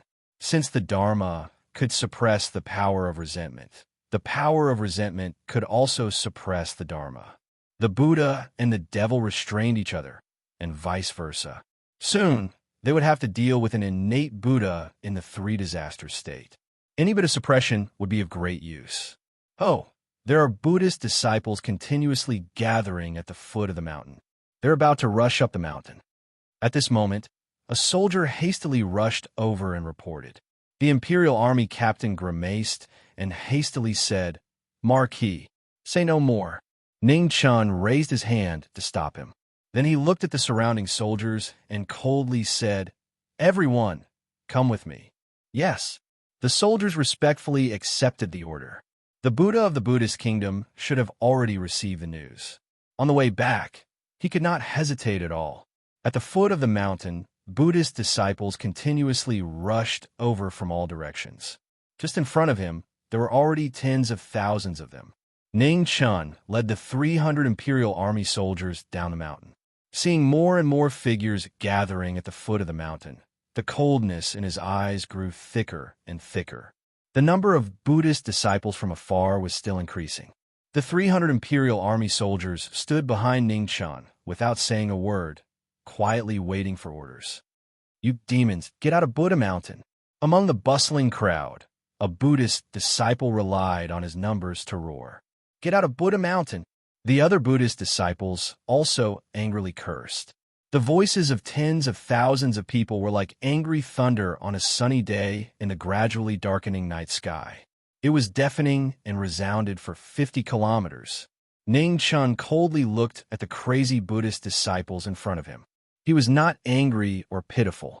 He was just as calm as before. Stupid people who had lost their minds did not deserve any pity. Compared to the soldiers of Great Xia who were still fighting a bloody battle, they were worthless. The voices of the crowd went from loud to weak. Seeing that the demons in front of them were still indifferent, the deafening voices gradually weakened. At this moment, Ning Chun opened his mouth and said in a mocking tone, "In the eyes of your Buddha, you are a bunch of idiots. Of course, in my eyes, you're even worse than idiots." Hearing these words, the crowd immediately exploded. Their anger was instantly stimulated to the extreme, and they swarmed up the mountain. Suddenly, Ning Chun's body moved. The golden short sword in his hand drew a terrifying sword ray. Immediately, severed limbs flew all over the sky, and blood spurted out like rain. "Kill, leave no one alive," Ning Chun said coldly. Yes, the 300 imperial army soldiers received the order. In the blink of an eye, they killed their way into the crowd.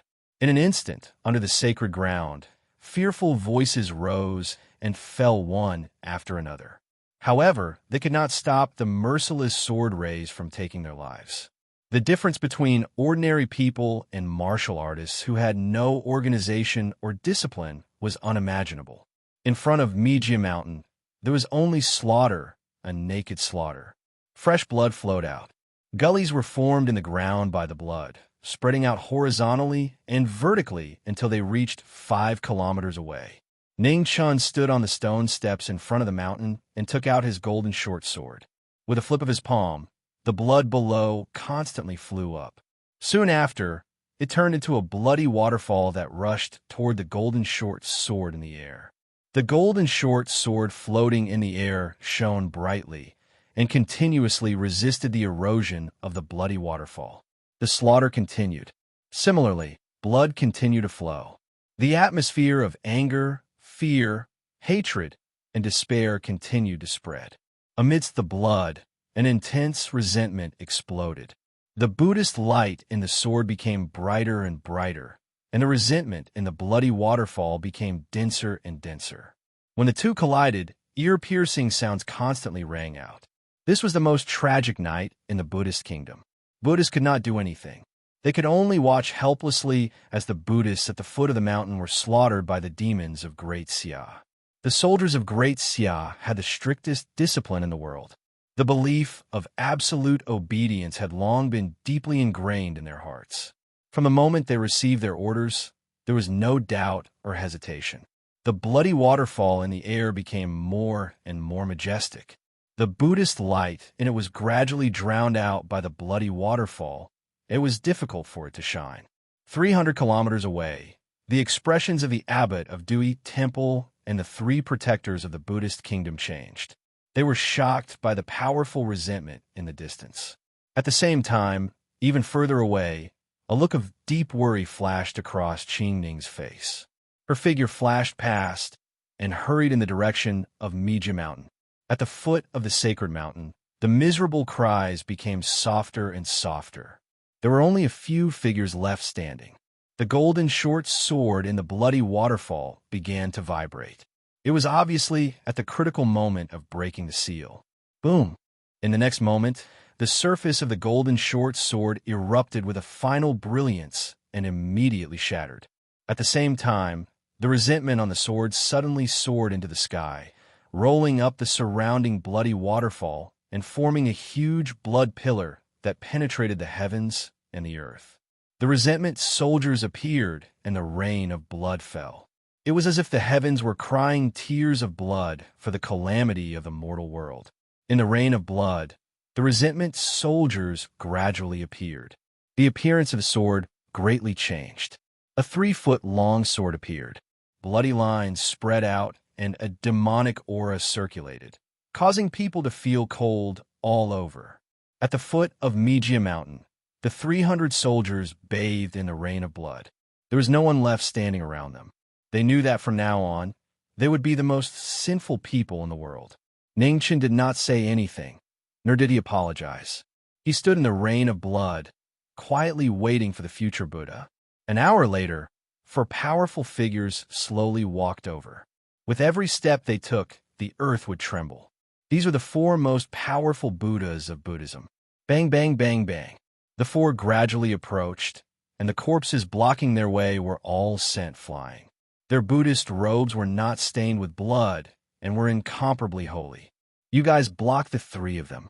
Ningchen held the blood-patterned sword and glanced at the Imperial Guard leader. Yes, the Imperial Guard respectfully accepted the order. This was the final battle. No one knew how it would end, but they had no other choice. The 3 Buddhist country guardians were the most powerful people in the world aside from the innate stage. Just by standing there, they gave off a terrifying and unshakable pressure. In comparison, the abbot of Dui Temple seemed more ordinary.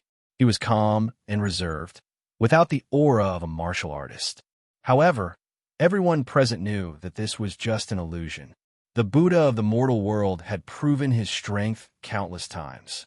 Ningchen stood in front of the Buddha of the mortal world without any hesitation.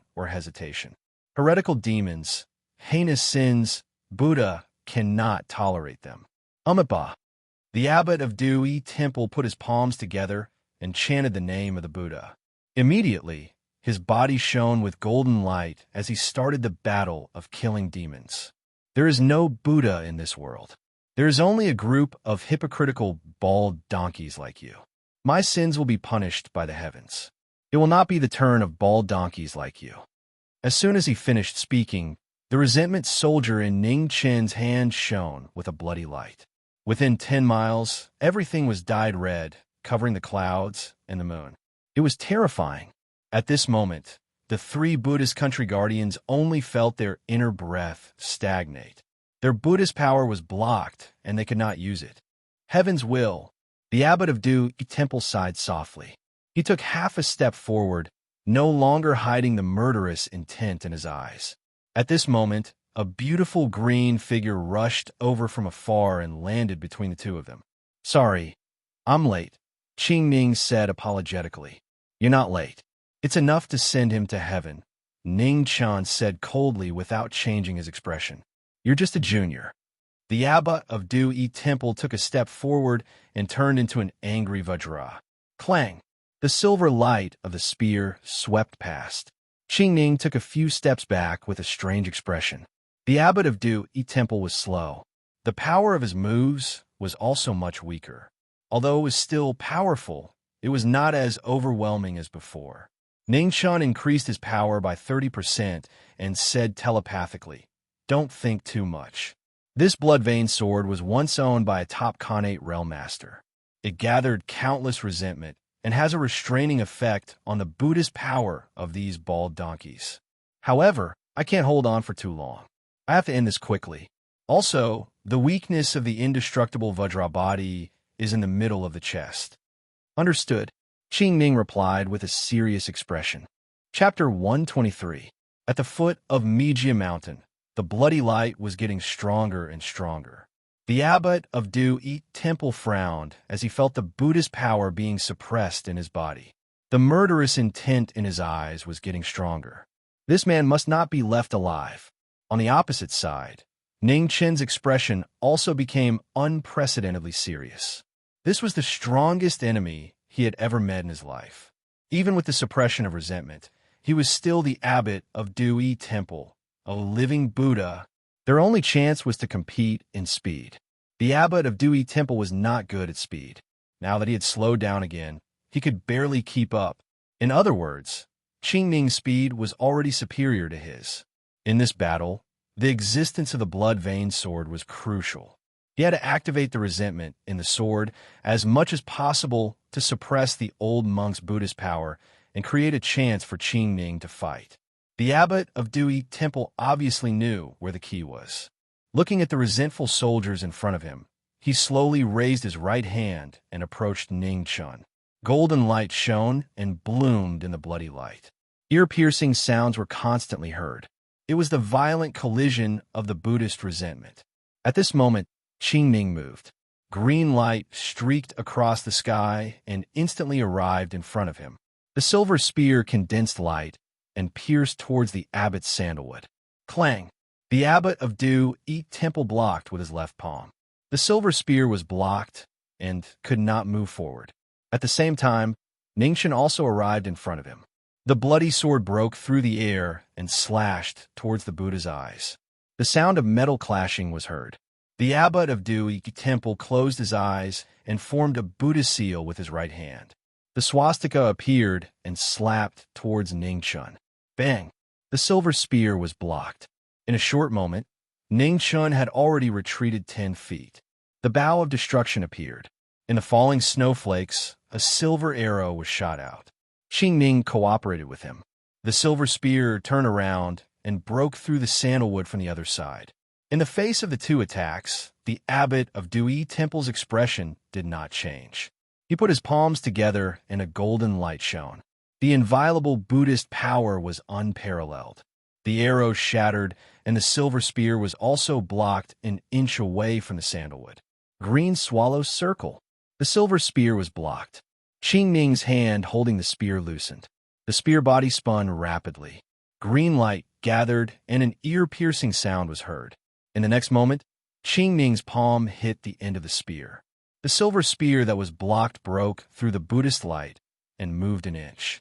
At that moment, Buddha grasped the spear's blade and blocked the silver spear's advance. At the same time, the swastika appeared again. The abbot of the Du Yi Temple flipped his palm towards Qing Ning. In that instant, the two palms separated, giving Ning Chun the best opportunity. He took a step forward and thrust his sword forward, instantly arriving in the middle of the sandalwood. Is it that simple? The abbot of Du Yi Temple snorted coldly. His palm force instantly changed direction and pressed towards Ning Chun. Bang! Ning Chun blocked the attack with his sword. The bloody light shone brightly, but the Buddha's palm's power was shocking. Most of the Buddha's power was consumed by resentment. However, the remaining power was still not something a mere 9th rank could withstand. Ning Chun was sent flying, covered in blood. Qing Ning's expression changed, but she didn't have time to care about the Buddha's injury. She turned her right hand and separated the spear from the blade. Immediately, the bladeless spear pierced towards the Buddha's chest. The silver true Qi entered his body. The abbot of Du Yi Temple grunted and struck the woman in front of him with his palm. Qing Ning flew back dozens of feet. After landing on the ground, she took a few more steps back before she managed to steady herself. Blood quietly flowed from the corner of her mouth. "How are you?" Qing Ning glanced at Ning Chun and asked. "I'm not dead yet." As he spoke, Ning Chun spat out another mouthful of blood. The blood splashed onto the blade of his sword, creating a stronger smell of blood. In a short moment of confrontation, both of them were already injured, especially Ning Chun. After taking a blow, his body could barely hold on. The Buddhas in the mortal world were too strong. Even if they were suppressed by the resentment around them, their strength was still absolutely strong. It was difficult to defeat them. On the other side of the battlefield, the leader of the Forbidden Army led more than 300 Forbidden Army soldiers to fight against the 3 Buddhas. With the help of the bloody light, they barely stopped the 3 from advancing. The 300 Forbidden Army soldiers were willing to risk their lives. Even if they were to die in battle, they wouldn't let the 3 bald donkeys disturb their Ho. They believed that Ho would definitely stop the fake Buddhas in the mortal world. There was no reason other than that he was their Ho. On the 2 sides of the battlefield, one side was more difficult than the other. The 1 month that Great Xia needed was now less than 10 days. Whether they could survive or not all depended on tonight's battle. They couldn't let their residents in Du-Yi Temple return to Guilin City. Otherwise, the 4,000 Forbidden Army soldiers by the Nanli River wouldn't be able to escape the fate of dying in battle. The soldiers who were bathed in blood charged forward without any regrets. When one fell, another charged forward without hesitation. Finally, casualties began to appear among the 3 Buddhas. Under the sacrifice of 4 seventh-rank soldiers, the leader of the Forbidden Army finally found a flaw in one of the Buddhas. He stabbed his sword into the Buddha's Tanjong acupoint. The other 2 Buddhas were furious. They turned their palms and attacked, but were blocked by the bodies of 2 soldiers. In an instant, their bodies exploded. Blood and body parts splattered everywhere. No one was sad, and no one cried. The remaining soldiers continued to fight without wavering. Their swords were merciless, but their hearts were even more merciless. This was the most miserable battle that the Great Xia Forbidden Army had ever lost. 300 people against 3 people. One by one, they died. Almost at every moment, there were soldiers falling. They had hope and smiles on their faces, entrusting their hopes to those who were still alive. Not long after, less than 100 of the 300 soldiers were still standing, and they were still falling. Ning Chen didn't get distracted, but he also felt the tragic battle not far away. Since he couldn't bring them back, he would drag this group of fake Buddhas down with him. The abbot of Du-Yi Temple suppressed the vibrating silver vital energy in his body. His face turned pale for a moment. Qing Ning turned the end of the spear and pulled out another spear blade. She immediately put it on. The 3 of them faced each other. After a while, Ning Chun moved first. He clenched his left hand, and the ink sword flew out. Frost condensed, and he attacked again. Clang! It was still an inch in front of the Buddha's palm. The Buddha's palm blocked the sword. After suffering a loss just now, the abbot of Du-Yi Temple was even more cautious about protecting the Buddha's Tanjong acupoint. The ink sword was blocked, and Ning Chen's blood vein sword moved again. With a bang, it slashed on the Buddha's eye. Suddenly, the blood-red light was dazzling. The Buddha's resentment chi collided violently, and an ear-piercing sound was heard again. The abbot of Du-Yi Temple still had his eyes closed. His left palm protected the Buddha's Tanjong acupoint, and his right palm formed a Buddha's seal. In an instant, the sky was filled with golden light. The statue of the world-honored one appeared again. Danger was approaching. Qing Ning's face changed slightly. She rose into the air, and her vital energy was at its peak. She held the silver spear in her hand and pierced it into the statue's body. In a loud bang, the world-honored one was scattered. Qing Ning was also injured by the remaining power. She flew out again, covered in blood, and vomited vermilion red.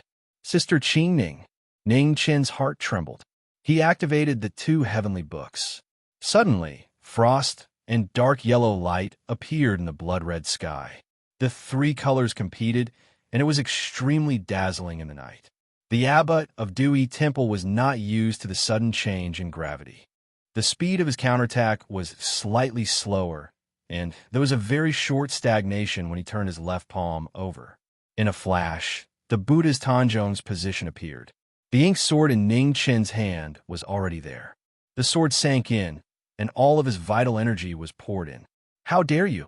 The abbot of Du-Yi Temple endured the pain and grabbed the ink sword with his left palm. Immediately, the Buddha's power around him suddenly spread. Crack! The ink sword broke. Ning Chan was pushed more than 200 feet away by the explosive Buddha's power. He spat out a mouthful of blood. The broken sword landed on the ground, and he was seriously injured again. The abbot of Du-Yi Temple could not suppress his anger after being injured by the younger generation. His face was full of murderous intent. He stomped his foot, and the Buddha's seal appeared. Lotuses bloomed in the air, and the Buddha's lotus world was formed. The lotus world opened, and the surrounding blood-red light suddenly weakened. Instead, it seemed to be suppressed. Retreat. Ning Chun spat out another mouthful of blood and ordered reluctantly. Hearing this, the Imperial Guards reacted quickly. Without any hesitation, they immediately retreated up the mountain.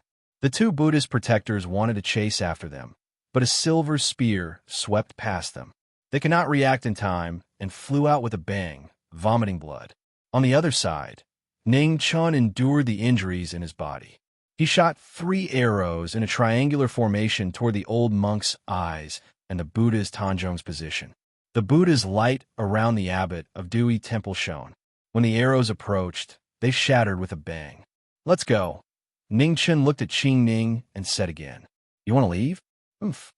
The abbot of Dewey Temple snorted coldly. He stomped his foot, and under the light of the lotus, he wanted to trap the blasphemer in front of him. Ning Chun slashed with the blood vein sword in his hand. Endless blood qi gathered and blocked the light of the lotus. However, in the blink of an eye, the blood qi collapsed and could not block the sacred Buddha's power. At this time, Qing Ning was already in front of him. She grabbed him by the skin of his teeth and then quickly retreated. The path up the mountain was very long. The two of them stayed behind and fought for 2 breaths. The remaining 70-odd Imperial Guards barely escaped 1,000 feet away. After all, not everyone was an inborn expert like Qing Ning. Moreover, they were injured and could not escape. Just as the abbot of Dewey Temple and the 2 Buddhist protectors were chasing after them, an arrow flashed across the mountain path. The arrow pierced the ground, and a terrifying explosion was heard. The explosion without warning caused the mountain to shake violently. Gravel flew everywhere, and everyone staggered. In the blink of an eye, the light of the golden lotus shattered and was swallowed by the fire. Seeing this, Ning Chun did not hesitate. He turned into a ray of light and rushed into the fire. The blood veins sword pierced through the air. At this moment, its speed reached an extreme. Ning Chun, Qing Ning's expression changed. She immediately chased after him and protected herself with her silver spear. However, it was still too late. In the fire, the Buddha in the mortal world stood quietly. He held the spear with one hand, and the other hand silently pierced through the blasphemer's figure. Blood splattered and dyed his Buddhist robe red. The cold wind blew the ends of his robe in the night. This bloody battle finally came to an end at this moment. The soldiers behind him stopped in their tracks.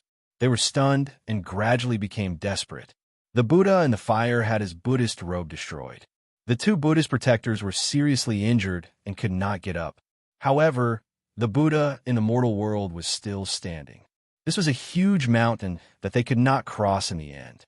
Just when everyone thought that the battle was over, some light yellow fine sand appeared silently.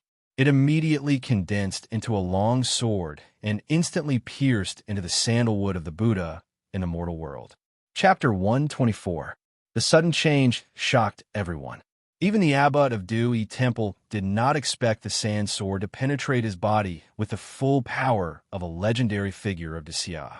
Qing Ning was the first to react. She turned the silver spear in her hand and pierced it into the Buddha's sandalwood. She then turned her hand, and the silver spear penetrated the Buddha's body. Innate true qi exploded and poured into the Buddha's body. The abbot of Dewey Temple groaned and retreated. The corner of his mouth was stained with blood. The Buddha's palm moved and was about to counterattack. However, a pair of blood-stained hands suddenly grabbed it. Frost condensed, and it was quickly frozen. The moment of stagnation finally gave Qing Ning a chance to strike. She turned her hand and grabbed the blood-veined sword in Ning Chen's hand. She activated her true qi and pierced the Buddha's sandalwood point. Both of their bodies were nailed to the mountain wall with a clang. When the resentful weapon entered the Buddha's body, it exploded with intense hatred. The abbot of Dewey Temple vomited another mouthful of blood. The Buddha's power in his body was scattered by the resentful weapon. He could not move his body for a while.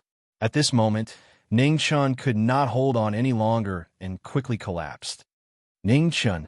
Qing Ning held him up and poured her innate true qi into him. She tried her best to protect his last breath. At the same sandalwood point, Ning Chen's chest was penetrated by the Buddha's palm. Blood flowed and dyed his body red. At the last moment, the Buddha's palm pierced through his heart. Although Ning Chen managed to avoid the attack, he still suffered a terrible injury. Is he dead? Ningchen opened his eyes and coughed up blood. No, there is no way to kill him at the moment. Qing Ning replied while pouring her true qi into him. Although the sandalwood point was the weakness of the indestructible body, it was not a fatal point. She was already helpless if he did not die from the injury. Burn him with fire. Ningchen coughed violently. He resisted the drowsiness and said intermittently, "Leave a few people here. Burn him day and night. Sprinkle the resentful blood of the Buddhists in the fire. Don't give him a chance to recover." No matter how strong the indestructible body was, it had a limit. As long as the resentful fire was not extinguished, he would be burned to death sooner or later. Not far away, after the leader of the Imperial Guards heard the method, he immediately summoned the surviving soldiers to the foot of the mountain to find firewood and burn this fake Buddha to death. The last thing was not done yet. Ning Chun forced himself to hold on to his last bit of energy, unwilling to pass out. He said weakly, "Ming Wei is still waiting on the mountain. Send me up the mountain." Qing Ning didn't say anything. She turned into a streak of light and rushed up the mountain. In the abbot's room of the Du Yi Temple, little Ming Yu was sitting on a bed. She had long been awakened by the commotion at the foot of the mountain. However, with Ning Chen's instructions, she could not go out. With a bang, the door opened. Qing Ning brought Ning Chen in and walked to the bed. Seeing the bad guy's miserable appearance, the tears on little Ming Yu's face immediately fell. She panicked and said, "What's wrong with you? Don't scare me." "Sister Qing Ning, go out for a moment," Ning Chan said in an extremely tired tone. Qing Ning hesitated for a moment before walking out. "Don't cry first, listen to me." Ning Chen's strength was getting weaker and weaker. He said with difficulty, "I might not be able to take care of you for the next few days. However, your body has my vital energy. As long as no one checks your pulse, you will be fine. Sister Qing Ning will definitely bring us back to the palace. You have to be careful and don't expose your identity." "Okay, I'll remember it." Ming Yu nodded while crying. The corners of Ning Chen's mouth curved slightly, revealing a touch of relief. In a daze, his eyes slowly closed weakly. "Don't worry, I'll be fine." The last sentence was already inaudible. His hands drooped down, motionless. With a bang, Qing Ning, who was outside the door, broke in and swept up the two of them. Immediately after, a green ray of light rushed towards the Xia. Ancient Orchid City, the only protector of the Buddhist kingdom, was sitting quietly in the temple. At this moment, a green ray of light descended from the sky. Without any warning, a silver spear pierced through his body. Xiantian vital energy exploded, instantly destroying the Buddhist vitality. After killing the protector of the Buddhist kingdom, Qing Ning did not stay and immediately left. In the commander's tent of the Northern Ming army, Fan Lingyue stood in the tent with her eyes closed, deep in thought. Beside her, Qing Wuyo stood quietly, not saying a word. After a long time, Fan Lingyue opened her eyes and said calmly, "Go and invite Miss Mu here." "Yes." Qing Wuyo respectfully accepted the order and walked away. Fan Lingyue's eyes narrowed slightly, a touch of seriousness flashing through the depths of her eyes. She seemed to have neglected the possibility of Ning Chen winning. Although the abbot of Du Yi Temple was a Buddha in the human world, he was still a Buddha in the human world. As long as he was a human, there was a possibility of failure. She could not be careless. If the abbot of Du Yi Temple won, it would be a good thing for the Northern Ming. If he lost, she also had to ensure that nothing would go wrong. Now, the only thing that could be confirmed was that when facing a Buddha in the human world, regardless of victory or defeat, Ning Chun would not be unscathed. Being seriously injured was the best result. After a while, Mu Qingxue came. As usual, her clothes were whiter than snow, and there was not a trace of human emotion on her beautiful face. The two of them exchanged a few words. Not long after, a white brilliance broke through the sky and disappeared in the blink of an eye.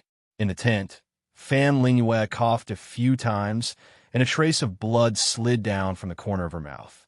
Ever since she was injured last time, she felt that her body was getting weaker and weaker. She did not have much time left. She had to push forward the process of defeating the Xia dynasty as soon as possible. Come. Thinking of this, Fan Lingyue opened her mouth and said, "Yes." The general entered the tent to wait for orders. Inform the two marquises of the great Xia dynasty on the opposite side that Northern Ming can consider giving in on the negotiation. Tell them to ensure the safety of His Majesty. Also, spread the Northern Ming's sincerity in the negotiation, Fan Lingyue calmly instructed. Yes. The general accepted the order and immediately left in quick steps. In the heavenly mandate palace of the great Xia dynasty, Zhang Sun read the letter sent by Ning Chun, and her frown deepened. The situation of the Buddhist kingdom was briefly mentioned in the letter, and only said that she should not worry. But how could she not be worried? The battle report from Nanli River had already been sent, and it said that the abbot of Dui Temple had already returned to the Buddhist kingdom. This was what she was most worried about. She was not a martial artist, and could not fully understand how powerful a Xiantian expert in the Three Disasters realm was. But Prince Yin had once told her that such an expert was not someone who could be defeated by human strength. As long as it was not an expert of the same level, no matter how many soldiers there were, it would be impossible to kill him. Come. Zhang Sun slammed the table and stood up. Yes. An imperial guard hurriedly ran in, knelt on one knee, and said respectfully, "Are those people from the Confucian sect not ready yet? A Marquis of the Great Xia and 1,000 soldiers are risking their lives to fight in the Buddhist kingdom, but they are still there, delaying time and time again. Go and tell the 4 heads of the Confucian sect that within 2 days they must send troops to me." Zhang Sun said angrily. Yes. The imperial guard received the order and quickly retreated. Zhang Sun came to the front of the hall and looked towards the southwest of the great Xia dynasty. The worry in her eyes grew stronger, and she whispered softly, "You must hold on." In the hall, the letter was placed on the table, and the last few lines of sincere advice were written.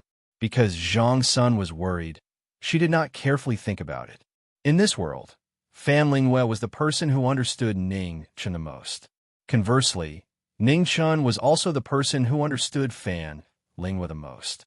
Thus, in the letter, she repeatedly emphasized that she should not trust any of Fan Lingyue's intentions to negotiate peace. Qing Ning brought Ning Chun and little Ming Yu to the shore of the Nanli River for a short day. Although the medicines in the Imperial Guard could not compare to those in the Imperial Palace, Ning Chen's injuries could not be delayed any longer. They had to be treated as soon as possible. She had already helped him suppress the Buddhist energy that was constantly surging through his body, but with her cultivation, she was unable to force it out. This matter could only be resolved by asking Prince Yin for help once they returned to the Imperial City. Right now, what she needed to do was help him stabilize his injuries. That palm strike from before had not only pierced through Ning Chen's chest, it had also shaken up his internal organs. If he was not treated soon, Ning Chun would not be able to hold on until they returned to the Imperial Palace. In the Imperial Guard, there were no pills on the level of the Celestial Reversal Pill. However, there had to be a trade-off. Her top priority was to stabilize Ning Chen's injuries. As long as he could hold on until they returned to the Imperial Palace, his life would be saved. In the tent, Ming Yu stubbornly guarded the bedside, unwilling to leave even a single step. No one could persuade her otherwise. Qing Ning had no choice but to let little Ming Yu guard the bed. Ming Yu was no longer just a hostage here. It could be said that as long as Ning Chan was still alive, no one would dare to make things difficult for this child. Back then, even when Emperor Xia was so crazy, he could not make him yield at all. Under heavy murderous intent, he had stubbornly protected little Ming Yu. After arriving here, Ning Chun, who was still unconscious, had a high fever again. Once a person's body was weak, all kinds of illnesses would attack. Little Ming Yu guarded him for a day and a night without sleeping or resting. She continuously used a towel soaked in cold water to lower his temperature. Her small hands were somewhat white from being soaked in the cold water. As an emperor, she had never done such a thing before. Not far away, Qing Ning stood quietly. Every hour, she would inject vital energy into Ning Chun, trying her best to suppress the Buddhist power in his body. However, the abbot of the Dewey Temple was an expert in the 3 disaster state, while she had just passed the first of the 5 disasters. The difference in their realms was too great. Every time she injected vital energy, she felt that the Buddhist power was becoming increasingly difficult to control. The next morning, Ning Chen's fever finally showed signs of subsiding. His injuries did not seem to be on the verge of erupting for the time being. Qing Ning did not say anything and was about to leave with the other 2. However, at this moment, a beautiful figure dressed in snow-white clothes slowly appeared in the distance. In an instant, she stood in front of the 3 of them. Mu Qingxue. Qing Ning's expression changed slightly. It was actually her. The first time they met, she was severely injured and had just woken up. Mu Qingxue was severely injured and unconscious. They had met for a short period of time. She did not expect to meet them again today. They did not say anything and did not exchange any words. Mu Qingxue's figure moved in a flash. His sword was as fast as a flowing shadow and arrived in an instant. Whoosh! The snow-white sword carried a trace of blood. Qing Ning retreated 3 zhang away with the other 2. However, she still could not avoid the brilliance of the Cheng Ying sword. Her left shoulder was dyed red. In the blink of an eye, a dark red flower of blood appeared. The sword energy entered her body. Qing Ning staggered, and her face turned pale in an instant. In the battle with the Buddha, the vital energy in her body was severely depleted. Now that she was carrying the other 2, she was unable to avoid the sword in Mu Qingxue's hand. Take this kid away. I will cover you. At this critical moment, a tall and majestic figure appeared in the southeast. After a few steps, he stood between the 2. It was the barbarian king who had been guarding the barbarian palace all this time. Chapter 125. Qing Ning had never seen the barbarian king, but there were only a few Xiantian experts in the world. She could guess who he was. Thank you, senior. Qing Ning cupped her fists and took the opportunity to leave with the other 2. Mu Qingxue's eyes turned cold. With a light step, he disappeared. Boom! At the same time, the barbarian king also moved. With a punch, space trembled and dust filled the air. Even the ground was shaken, creating a huge ravine. Mu Qingxue was blocked by the aftermath. After retreating out of the range of the space trembling, he couldn't help but frown. This person was so powerful. The barbarian king stood in front of Mu Qingxue, trying his best to buy time for Qing Ning to leave. Although he didn't like that kid, he didn't want a man to be sad again. A man rarely begged him, but this time she had been begging him for several days. This was a war between the Great Xia, the Buddhist kingdom, and Northern Ming. Originally, he didn't want to participate. Moreover, he couldn't beat that bald donkey. However, he couldn't ignore Man's feelings. Man's mother died early. He and Man depended on each other for more than 10 years. Man's happiness was his greatest wish. He went to Mount Mijia. He thought he was late, but the result gave him a fright. The Buddha of the mortal world was actually defeated and nailed to the mountain wall. After asking, he understood what happened. This kid was really sinister. He relied on all kinds of despicable and shameless methods to defeat the abbot of Dewey Temple. Moreover, he burned the Buddha of the mortal world as if he was an animal. When he went, the soldiers of the Great Xia were still sprinkling the blood of the Buddhists. Needless to say, this method must have been taught by this kid before he left. This kid was powerful, but he had too many evil tricks in his stomach. He couldn't understand why his precious daughter fell for such a sinister guy. Also, why were these girls so beautiful? The one who saved him was like this, and the one who killed him was also like this. The barbarian king couldn't figure it out, so he stopped thinking about it. Looking at the white-clothed girl in front of him, his heart was filled with fear. This girl was too fast. If he wasn't careful, he would suffer a great loss. In this world, to have such a fast cultivation technique, it must be the Xing scroll of the heavenly book. Young people nowadays were really scary. After a brief exchange of glances, the 2 of them clashed again. One was fast, the other was strong. The collision of speed and power caused the world to be miserable and the void to tremble violently. Mu Qingxue tried to chase after him a few times, but he was blocked by the barbarian king's terrifying power each time. In the distance, Qing Ning had already disappeared with Ning Chun and Mingyu. The world was so big that it was almost impossible to find and catch up with a Xiantian expert. Mu Qingxue squinted his eyes. His figure flashed, and he retreated from the battle. He was unwilling to fight a meaningless battle. The barbarian king didn't stop them anymore. After finishing his work, he glanced at the 3 people who had disappeared and turned around to leave. Now, he would finally be able to give Wild an explanation when he returned. Above the wilderness, a green light flashed by and disappeared in the blink of an eye. Qing Ning led the 2 of them towards the direction of the imperial city. However, she had to stop for a period of time every hour because she needed to channel Ning Chen's vital energy. The sky gradually darkened, and the 3 of them finally returned to the imperial city after walking for a day. Qing Ning didn't rush back to the palace. Instead, she brought Ning Chun and little Mingyu to the Prince Yan's residence. When the 3 of them entered the residence, Prince Yan was already waiting in the hall. When he saw Ning Chun covered in blood, he didn't ask anything. He waved his hand, and the sand sword flew out and returned to the sword rack. "Bring him here." Prince Yan turned around and walked towards the back hall. Hearing this, Qing Ning immediately followed with the 2 of them. "Put him down." After entering the room, Prince Yan said. Qing Ning put Ning Chun on the bed in front of her and retreated to the side with little Mingyu. Prince Yan turned his palm and a green light flashed. His fingers condensed and a vast amount of vital energy flowed into Ning Chen's body. It enveloped the Buddhist power left by the abbot of Du-Yi Temple and quickly destroyed it.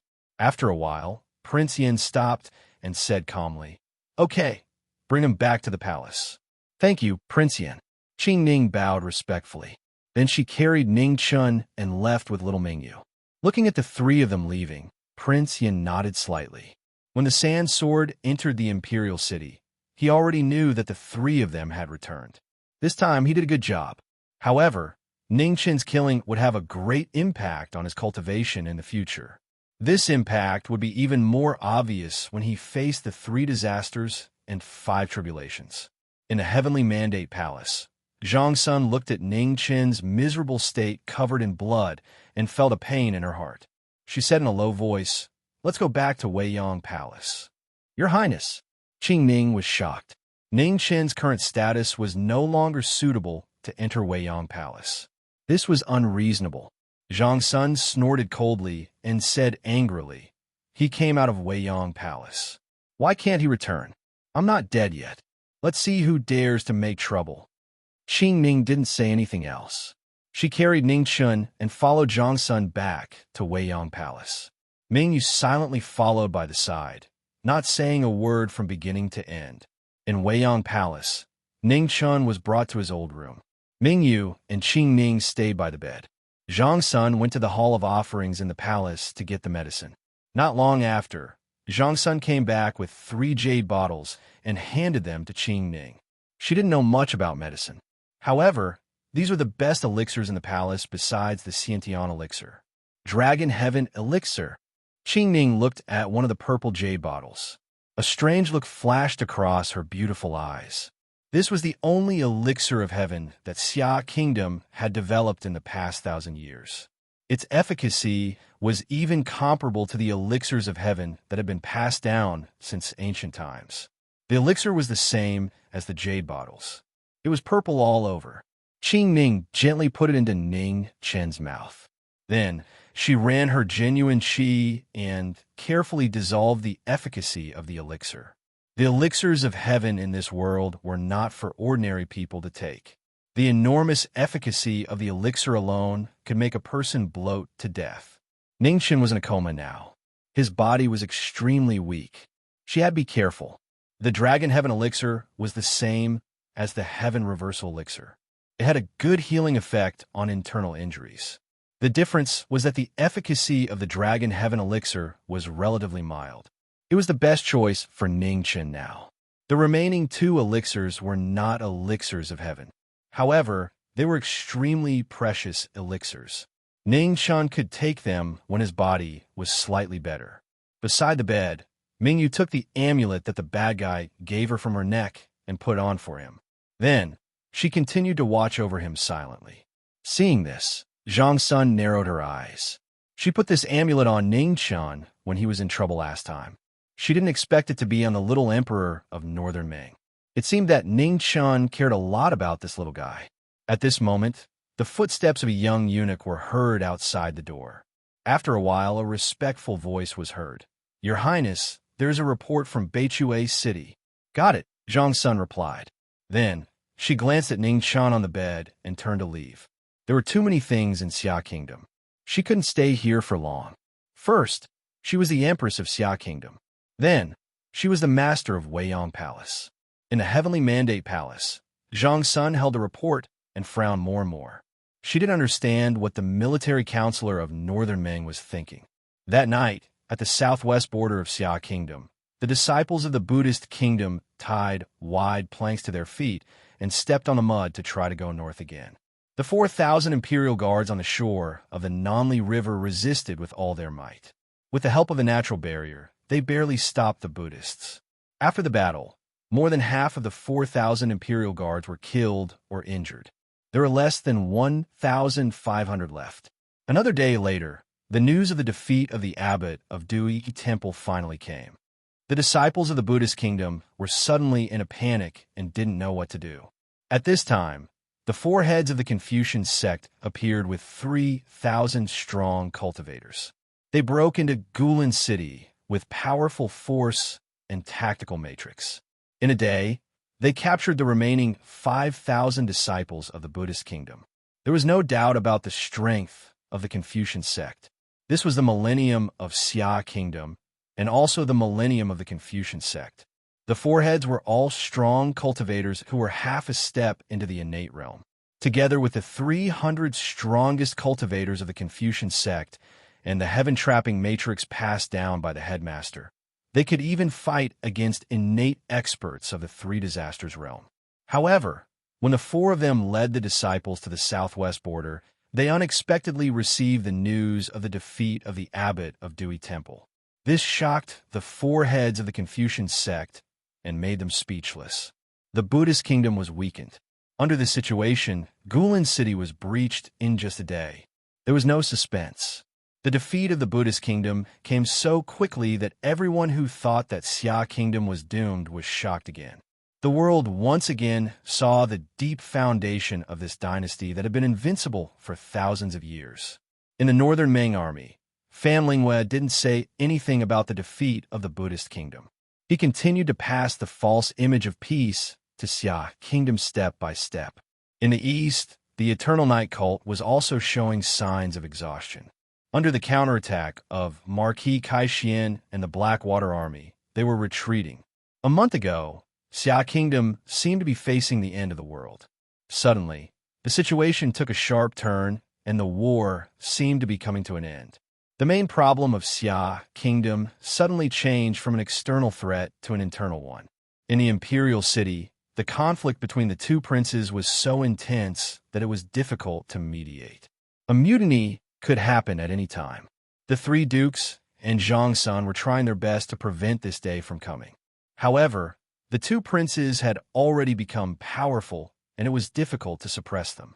In the most important 11 camps of the Imperial Guards in the Imperial City, the third prince controlled the Divine Wind, Swift Rain, and Violet Lightning camps. The 10th prince controlled the Green Sparrow and White Tiger camps. Of the remaining 6 camps, the eldest prince and Zhang Sun controlled 4. The remaining 2 camps were still observing. It could be said that after the death of Emperor Xia, most of the military strength in the imperial city had surrendered to the 3 princes. 330,000 of the most elite soldiers of Xia Kingdom were quietly waiting for orders. The 5,000 generals that Ning Chun took away were all soldiers of the Dragon Guard camp under Zhang Sun. They were the best of the best in the 13 camps of the Imperial Guards.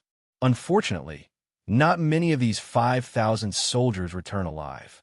This was the most serious loss since the establishment of the Dragon Guard camp. In the 1,000 years since the establishment of Xia Kingdom, this was the first time that they had no choice but to use the Imperial Guards of the Dragon Guard camp. Now, The external threat was finally temporarily alleviated under the bloody battle of the soldiers of Xia Kingdom. However, the internal problems that Ningxuan had been worried about were also fully exposed.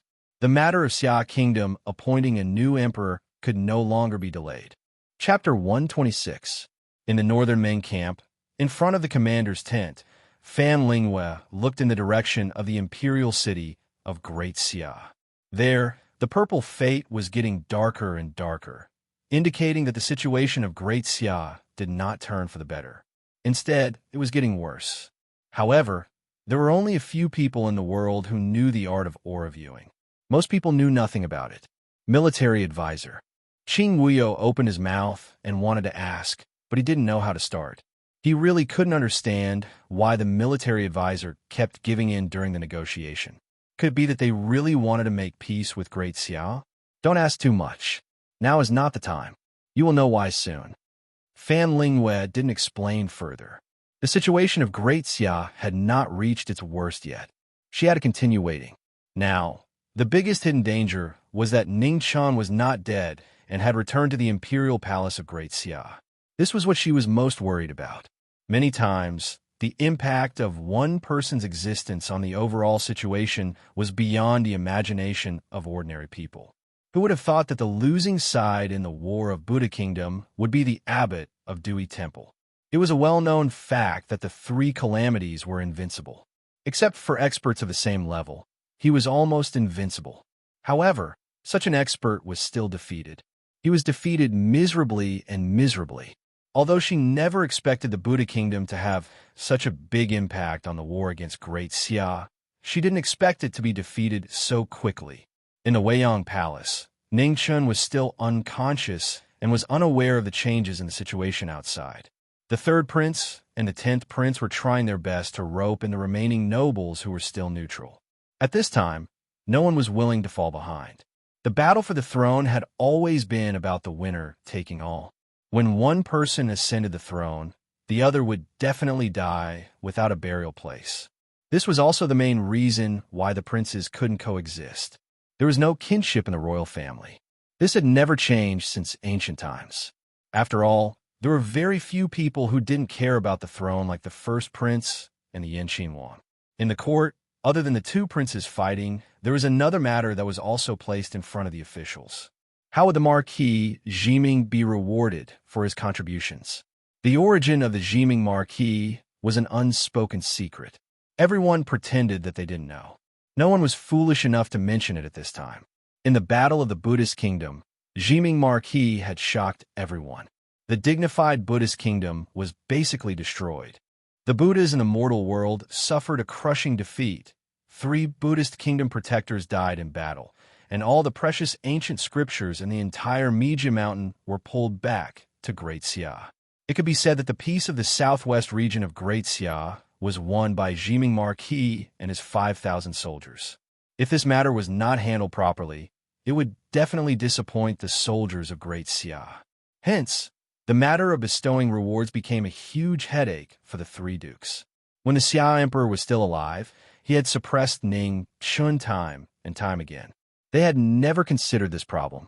Now that they were counting the merits of Ningxuan, they realized that unknowingly, this young man had already done so much for the Grand Xia. Everyone in court was paying attention to this matter, waiting for the final decision of the 3 dukes and the empress. Logically speaking, with such merits, he could already be considered for the title of Marquis. After the death of Marquis Wangchuan, one of the 10 marquises of Great Xia was empty.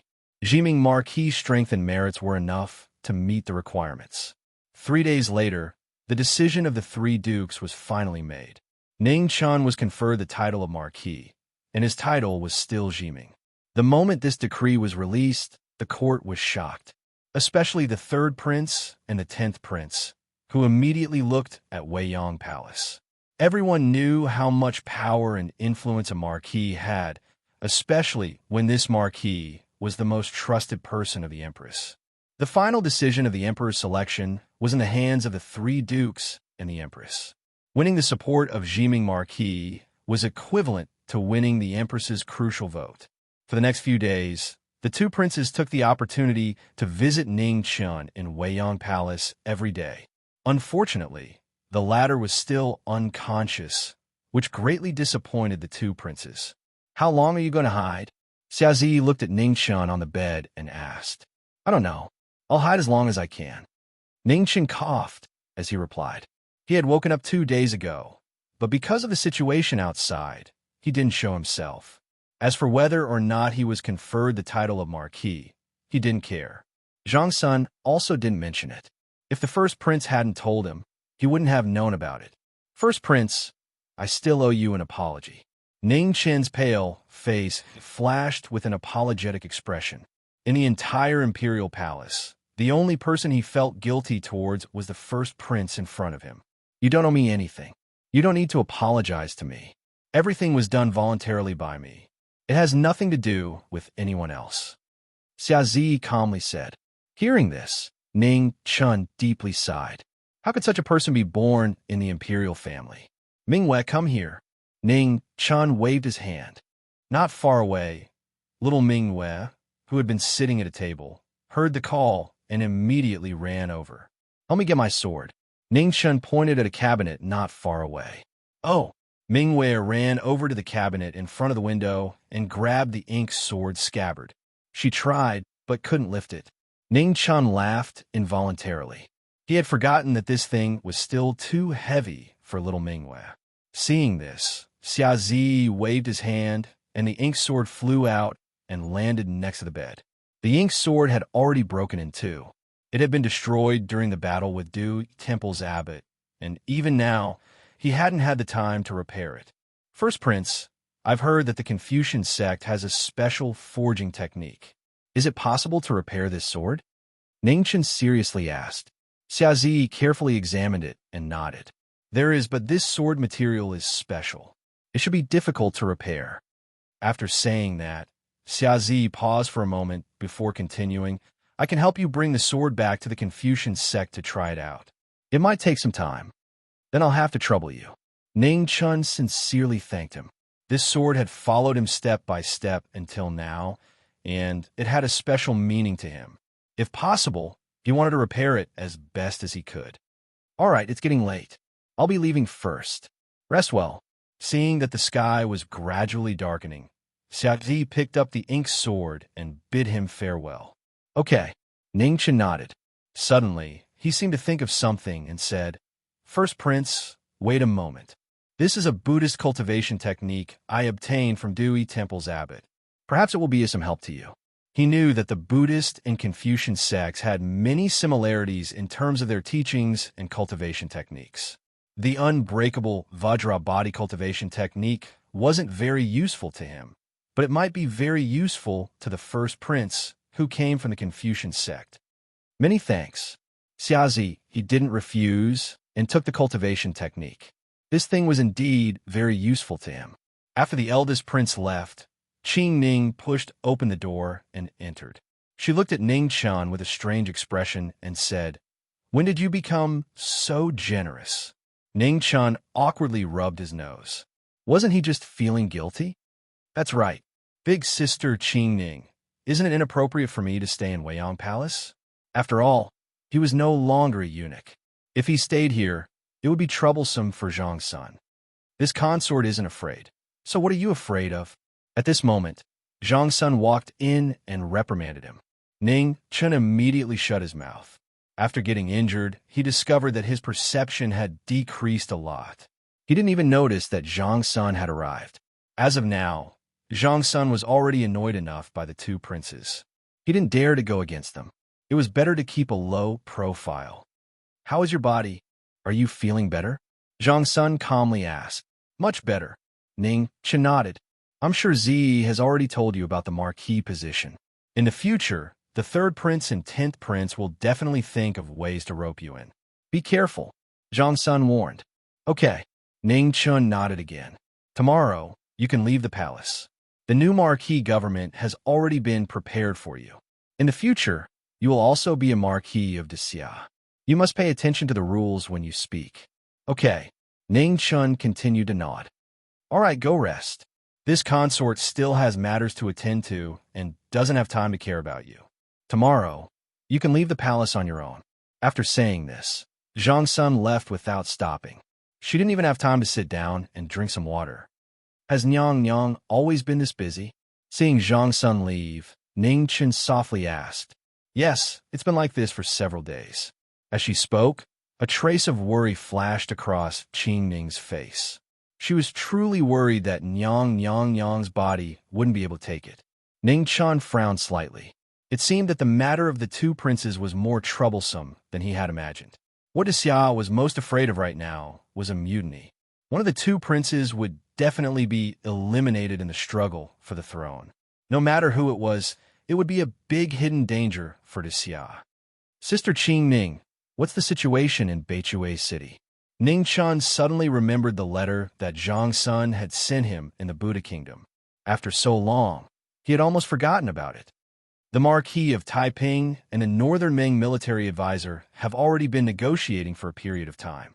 The progress has been very smooth. The Northern Ming military advisor has ordered the army to retreat by 100 li. Furthermore, he has repeatedly expressed his sincerity in negotiating. Qing Ning truthfully told Ning Chen what she knew of the situation. She didn't understand military matters and couldn't see anything unusual. Hearing this news, Ning Chen frowned again. Previously, he wasn't into Xia and didn't see the situation clearly. Now, the situation was gradually becoming clearer. Based on his understanding of Fan Lingyue, the matter of the peace talks was definitely a facade. If he didn't guess wrongly, Fan Lingyue was trying to numb Xia, making Xia lose the strong sense of crisis that they had always felt. The Northern Ming army was an external threat. If the external threat was too strong, Xia would have no choice but to deal with it with all their might. The two princes would also temporarily stop fighting. Otherwise, Xia would be destroyed. However, now that the external threat had weakened, the internal threat would erupt without reservation. Both princes wanted to sit on the throne of Xia Emperor. It was destined that it would be impossible for them to compromise. It was very likely that Fan Lingyue was waiting for the internal threat of Xia to erupt completely. This was why he repeatedly showed weakness. Ever since the assassination of the Xia Emperor, this plan had already begun. However, the sudden invasion of the Buddha Kingdom had attracted all the attention of Xia, causing them to have no time to carefully consider this matter. Chapter 127. Ning Chen sat on the bed, carefully going through the situation. He couldn't help but feel a chill run down his spine. Fan Lingyue had long planned all of this. The Buddhist kingdom was merely a chess piece used to attract the attention of Great Xia. However, none of them realized it. Instead, they thought that the Northern Ming army was afraid after defeating the Buddhist kingdom. The current situation was very similar to when Northern Ming first invaded. At that time, the Xia Emperor hoped to use external forces to draw out internal troubles and then resolve them together.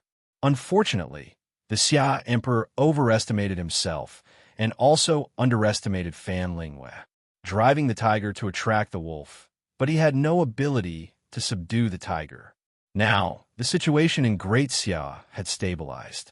The two princes wanted to first defeat their opponents and ascend to the throne before driving the Northern Ming army out of Great Xia, especially after Northern Ming repeatedly showed signs of peace talks. This idea would only grow faster. Humans would always have too much confidence in their own abilities. No matter who it was unavoidable. Fan Lingyue used this weakness of human nature to force Great Xia into desperation again and again. This time, it will most likely be the same. He had no way to stop it. Even if he guessed Fan Lingyue's intentions, it was already too late. Regardless of the third prince or the 10th prince, it was impossible for them to turn back. The battle for the throne would only become more and more tragic.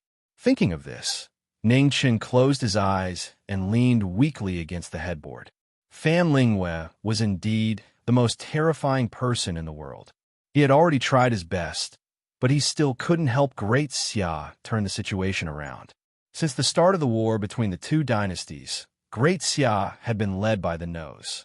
His existence only delayed the worsening situation of Great Xia for a little longer.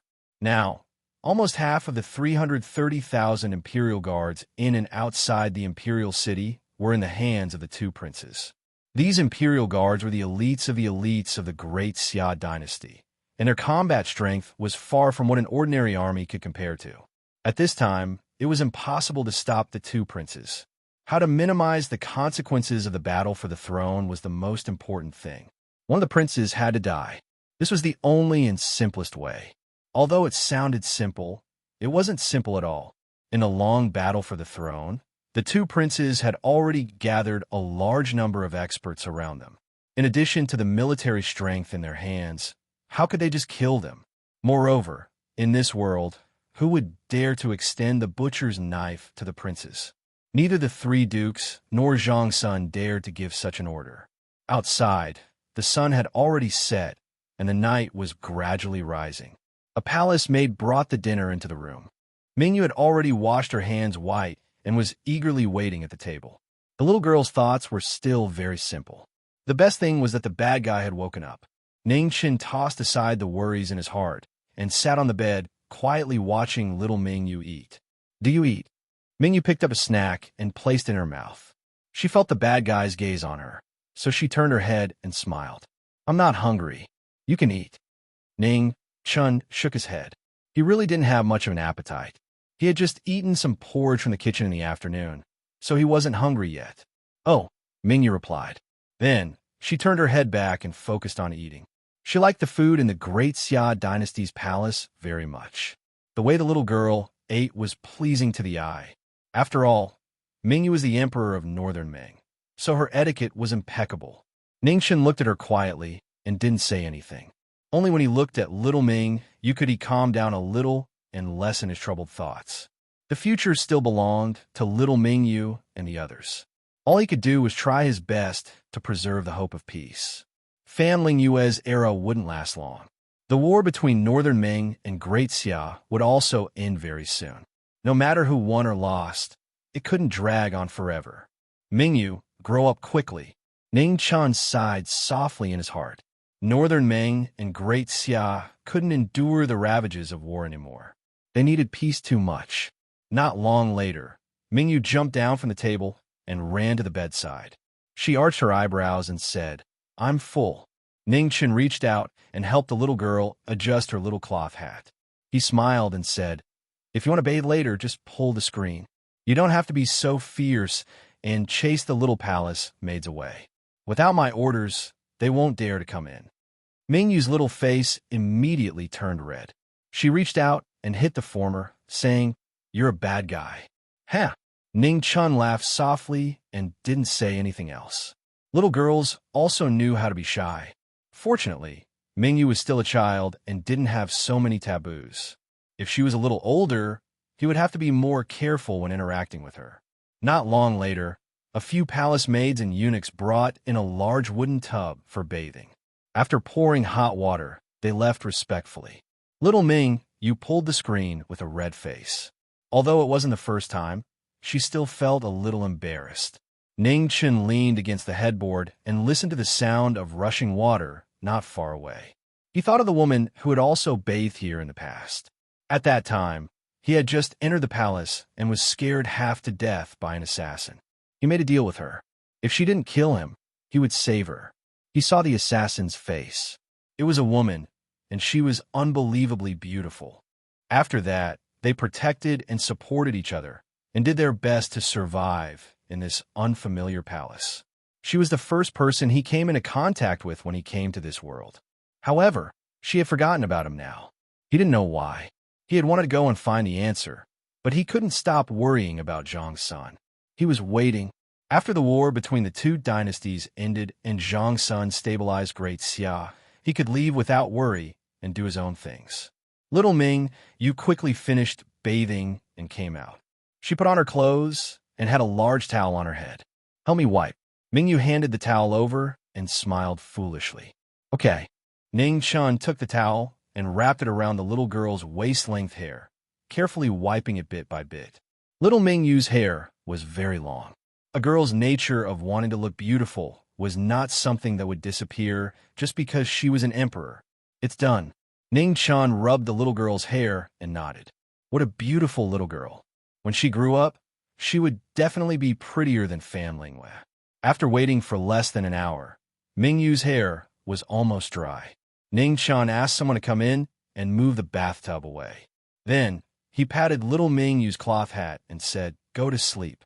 We still have to leave the palace tomorrow." Okay. Mingyu ran to her bed obediently and lay down with her clothes on. At this moment, Ning Chun suddenly felt a tightness in his chest. He covered his mouth and coughed a few times. Traces of blood flowed through the gaps between his fingers. Little Mingyu looked over. Ning Chun quickly put down his hand without leaving a trace and covered it with the blanket. "I want to hear a story," Mingyu said eagerly. "Okay." Ning Chun suppressed the tightness in his chest and told the little girl the story of Cinderella.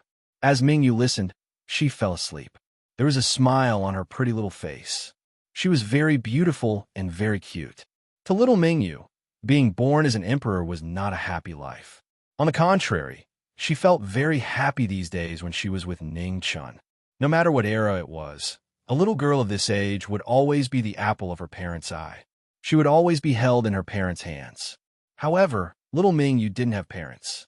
She only had to learn how to govern a country and read endless memorials every day. Fan Lingwen knew that she did not have much time left. Therefore, she tried her best to pave the way for little Mingyu. This also increased the little girl's burden. Ning Chun and Fan Lingwen had different views. He preferred to use actions and words to educate little Mingyu. He never took the initiative to force anything. This was little Mingyu's most beautiful age. He hoped that the little girl could live happily and not live under a burden every day. The night gradually deepened. Ning Chun sat on the bed and quietly thought about the future. No matter what, he had to help his eldest grandson get through this difficult time. Suppressed coughs came one after another. Traces of blood dripped down. He fought with Buddha and survived the calamity of death, but he could not overcome the living punishment. The night passed quickly.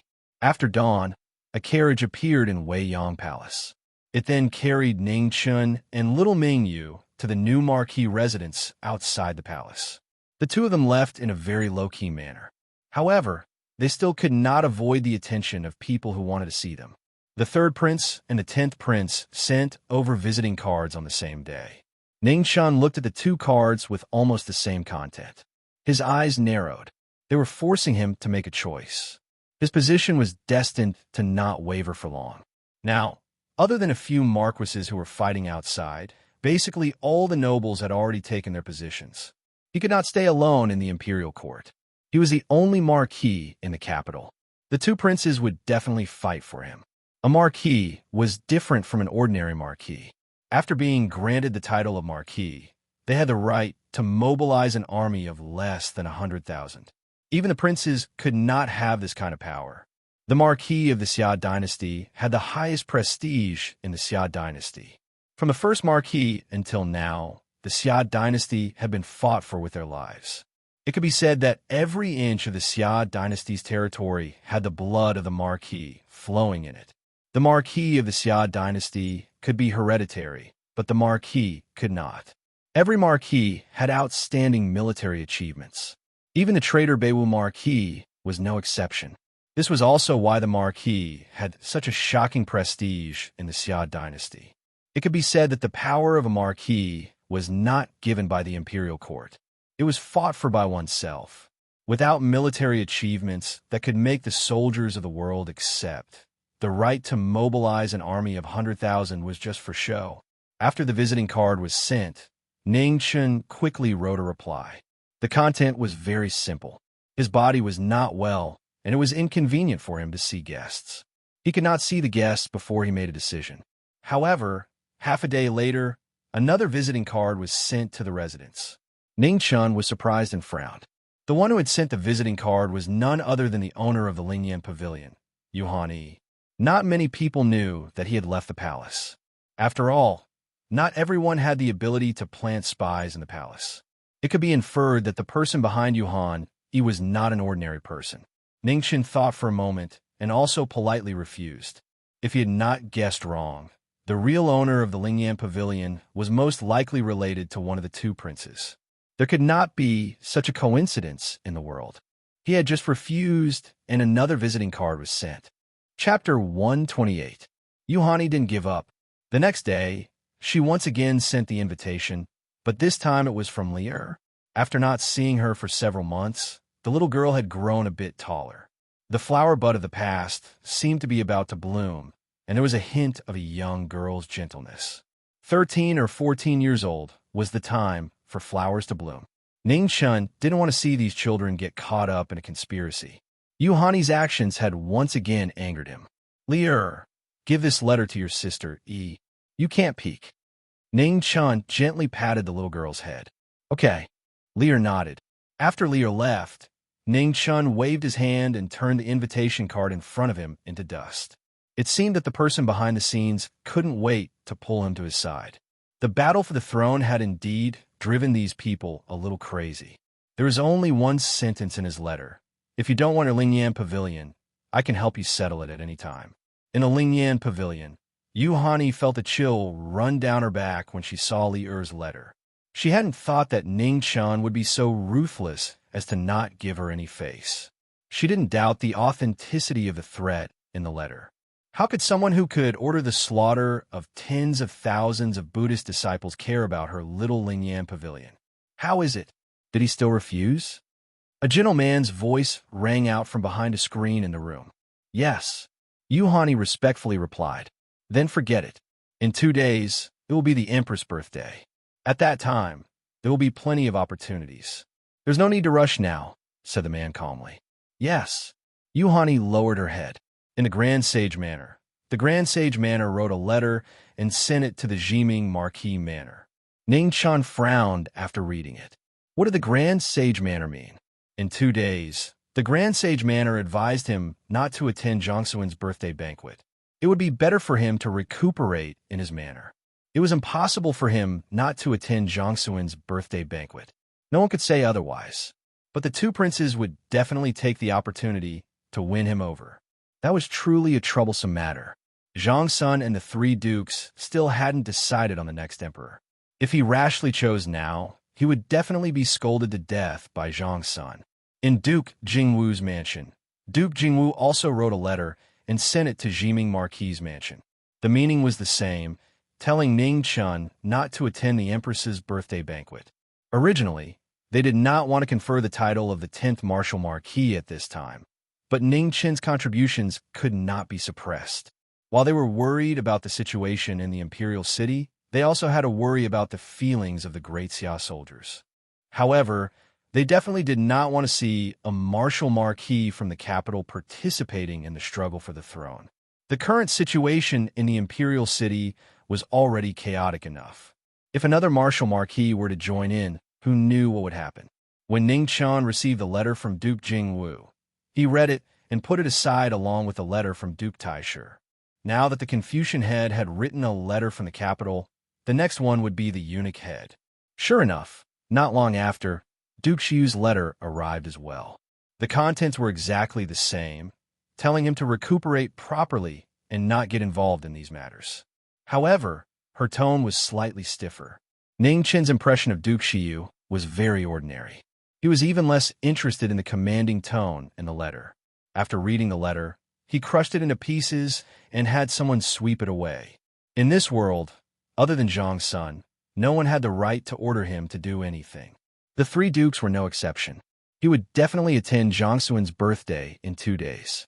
As for the 2 princes, he would avoid them if he could. If he could not avoid them, he would just take them on. He could retreat, but it did not mean that he could retreat again and again.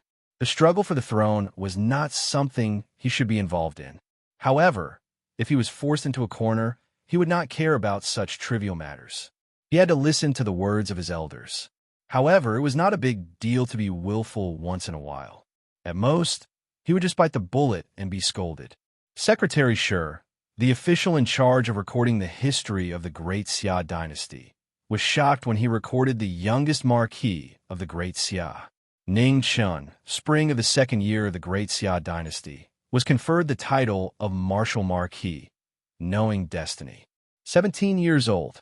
The historian was afraid of making a mistake, so he sent the memorial to the heavenly mandate palace and asked again about the age of the knowing destiny Marquis.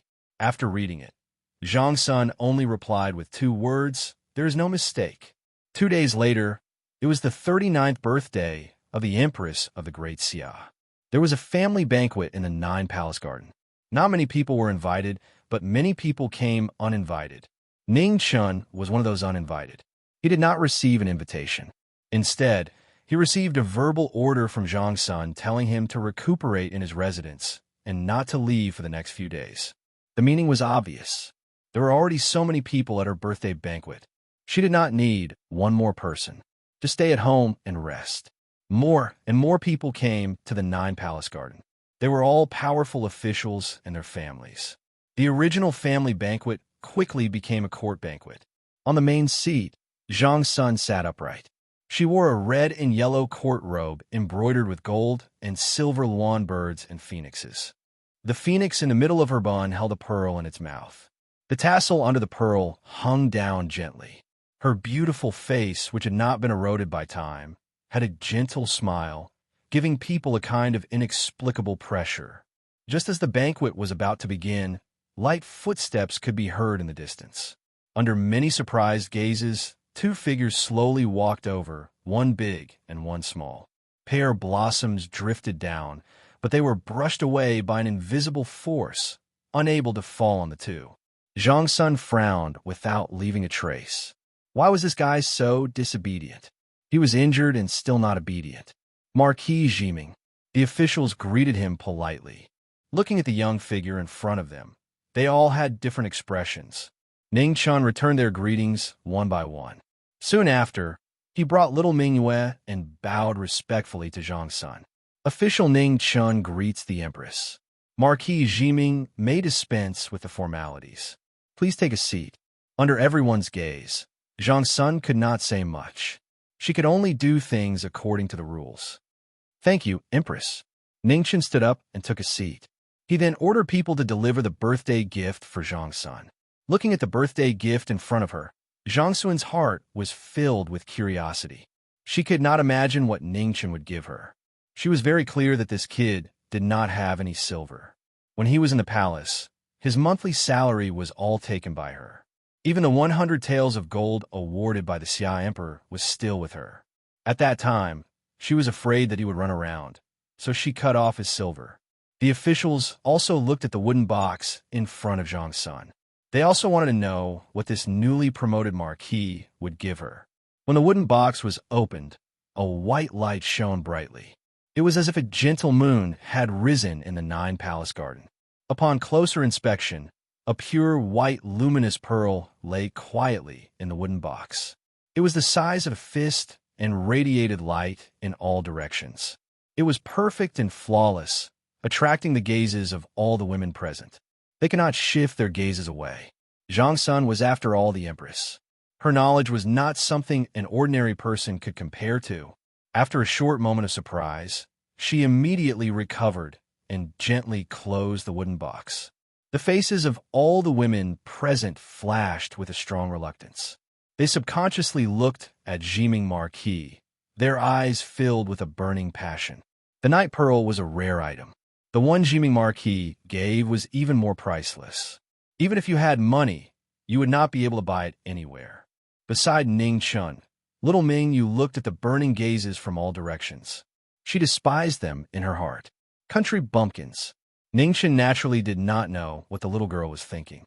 However, in his eyes, this pearl was only used as a candle. It had no other use. He brought back a total of 21 night pearls from the Buddha kingdom. There were 4 large pearls and 17 small pearls. Little Ming Yu asked for 2 pearls, 1 large and 1 small. She played with them in the palace every day, making his room lit up all day long. Jiming Marquis, you are very considerate. On the main seat, Zhang Sun said calmly and did not say anything else. It was impossible for him to praise Yi Futian. Yi Futian had come here against orders. How could he let Yi Futian off with a night luminescent pearl? Ning Chun was already used to it. He was not disappointed. It was good that he was not scolded. If he thought of anything else, he would be thinking too much. However, He could see that Zhang Sun liked this gift very much. Women always like shiny things. Even a little girl like Ming Yu was no exception, let alone Zhang Sun. After this brief interlude, the banquet officially began. First, Zhang Sun expressed his thanks to the officials for coming. He said some high-sounding pleasantries, and then the officials responded and continued the pleasantries. More than an hour had passed in the blink of an eye. Ning Chen's head was about to explode. Little Ming Yu was also listless. She used to be sick of listening to such things in the palace. She did not expect to be tortured in Great Xia. Below the seats, the two princes looked over from time to time. One of them was slightly delicate and had a delicate face. He was dressed in a beautiful black satin robe with golden embroidery.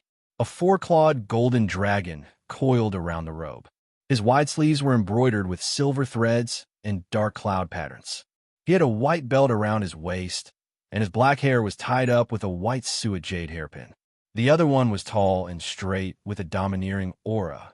He had the aura of a martial artist and was at least rank 9. They were the 10th prince of Great Xia, Xia Mingri, and the 3rd prince, Xia Yanwu. In comparison, Xia Zi, who was sitting at the head of the table, was more low-key. Since he took the initiative to withdraw from the battle for the throne, the status of the eldest prince of Great Xia in the eyes of the officials decreased. Ning Chun just nodded at Xia Zi and pretended not to see the gazes of the other 2 princes. Besides Xia Zi, the 9th princess was still as beautiful as before. Ning Chun also nodded at her as a greeting. In the past, he was helped by the 9th princess when he went out of the palace. Although Xia Xinyu had her own plans at that time, he was indebted to her. The 9th princess nodded in response. She could not help but sigh in her heart. Who would have thought that the little eunuch who asked her for help in the past would become the noblest Marquis of Great Xia? Things in the world were changeable. It made people sigh. The officials present were also very conflicted. They were jealous, but also fearful. The matter of the Buddha kingdom was no longer a secret. Under the numerous military exploits, it was hard to hide the ruthlessness of Jiming Marquis, the Buddha kingdom, his subordinates, and himself. In this world, other than Jiming Marquis, there was no other person who dared to lead 1,000 soldiers to attack Mount Mijia. The spies from the Buddha kingdom had already brought back the news. The once prosperous Mount Mijia had now been destroyed. The corpses at the foot of the mountain were so piled up that there was no place to stand. No one dared to look down on the delicate and even slightly immature face in front of them, because they knew that under this young face hid a cruel and ruthless heart. Chapter 129. Ning Chun ignored the gazes of others. After greeting the 1st prince and the 9th princess, he sat there quietly and ate. He didn't even raise his head, acting as if he didn't see anything. Ming Yu didn't know anyone other than Qing Ning beside Zhang Sun. She lowered her head and ate her own fruit. Occasionally, she would peel one and give it to the bad guy. Ning Chen took it and threw it into his mouth. The loquats in the imperial palace were really sweet. How long is your empress going to talk? Ming Yu quietly glanced at Zhang Sun, who was politely talking to the officials, and asked in a low voice, "I don't know. Don't worry about the elders. Just eat." Ning Chen replied in a low voice. Ming Yu nodded and didn't say anything else. She continued to pick out sweet and sour fruits to eat. Thus, in the 9 Palace Garden, a strange scene appeared. The officials all had respectful expressions as they congratulated the Empress on her birthday. The eldest grandson also responded to them one by one. At the same time, he asked about some of the officials' family matters to show the court's concern. Under the harmonious atmosphere, 2 people, one old and one young, lowered their heads and ignored everyone else. They were eating happily by themselves. Qing Ning found it funny. This guy was purely here to eat and drink. He didn't even know how to compliment her. However, at this time, a discordant voice sounded. "May I ask if Marquis Jiming is already married?" The officials were in an uproar. They all looked at the person who spoke. It was the head of the Department of Justice. Other than Marquis Wu, the most powerful Marquis, Anqing Marquis, Jiming Marquis background was a well-known secret. Everyone tacitly agreed not to mention it. They didn't expect that someone would use this opportunity to mock him. Zhang Sun unconsciously frowned. It seemed that Ning Chan being conferred the title of Marquis had caused some dissatisfaction. Anqing Marquis was a deeply rooted aristocrat. His power wasn't small. He dared to openly challenge Marquis Wu. He wasn't completely stupid. The atmosphere gradually quieted down. Most people were waiting for Marquis Jiming's response. Marquis Anqing's mockery hit the nail on the head. If it was not handled well, today's banquet would become a joke for Marquis Jiming. Ning Chun unhurriedly peeled the loquat in his hand.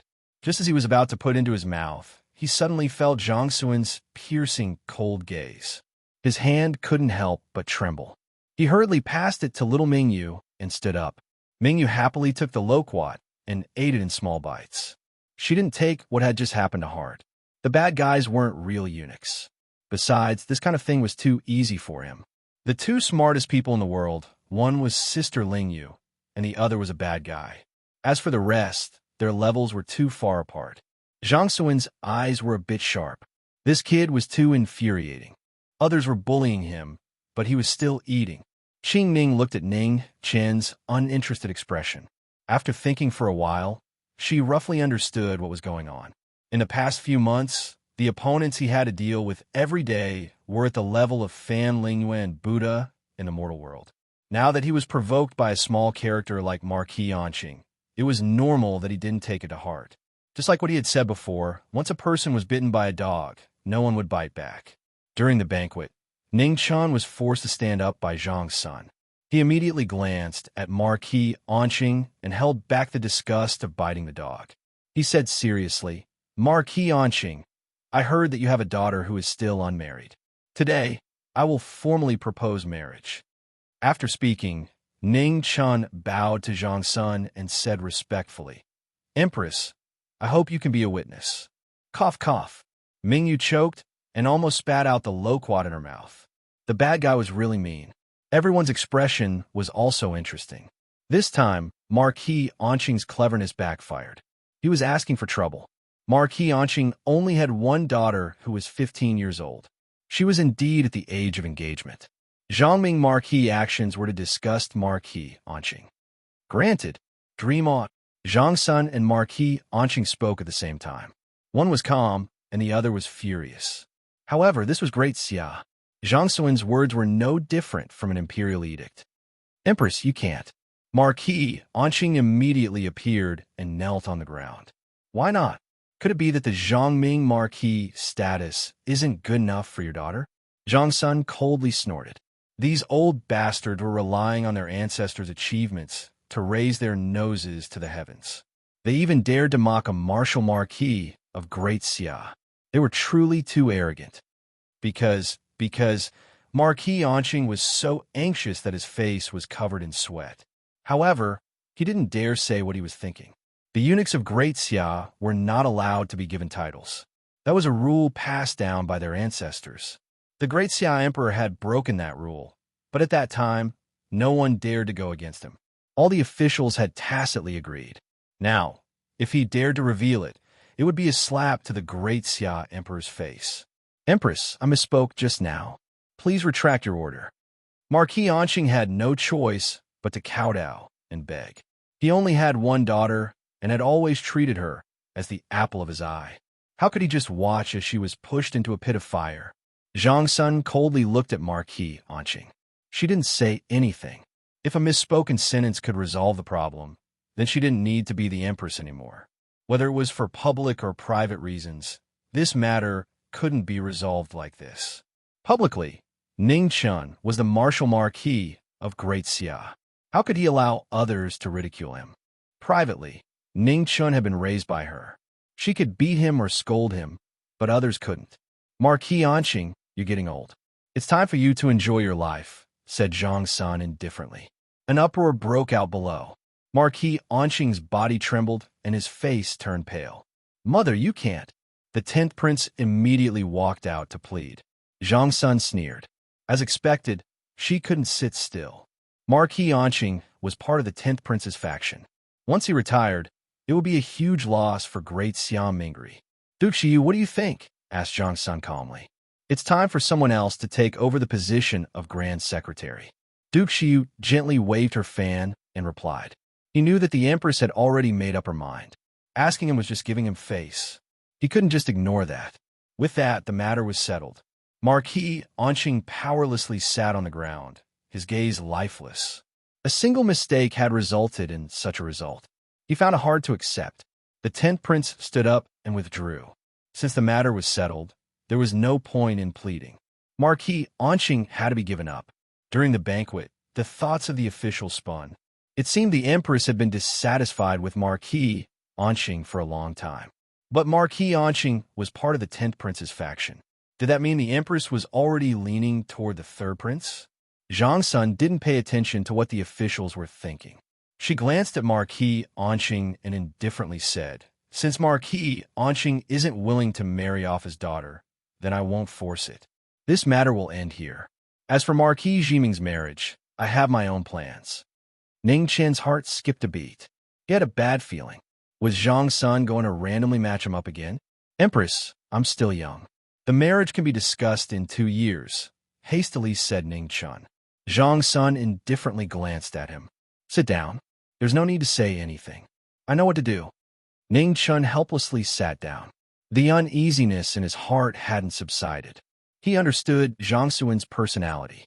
She was as stubborn as him. Once she decided on something, it was hard to change her mind. This matter was troublesome. A trace of worry flashed through Qing Ning's eyes. Both of them were people who refused to back down. They wouldn't quarrel over this matter, right? Zhang Sun looked at the officials and asked, "The position of head of Department of Justice can't be left empty.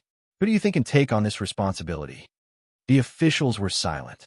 After a while, the 10th prince signaled for one of them to come forward and recommend someone. He wanted to do his best to take back the position. However, the 3rd prince's faction immediately objected. They didn't want the position of head of Department of Justice to fall back into the hands of the 10th prince. Soon, the two sides began to quarrel. They even forgot that this was the Empress's birthday banquet. At the head of the table, Xia Zi coldly looked at the repulsive faces of the officials. The wine cup in his hand shattered into pieces. When did the 1,000-year-old Xia become so filthy? The two sides continued to quarrel. One side pushed the other, and neither side was willing to accept the other side's choice.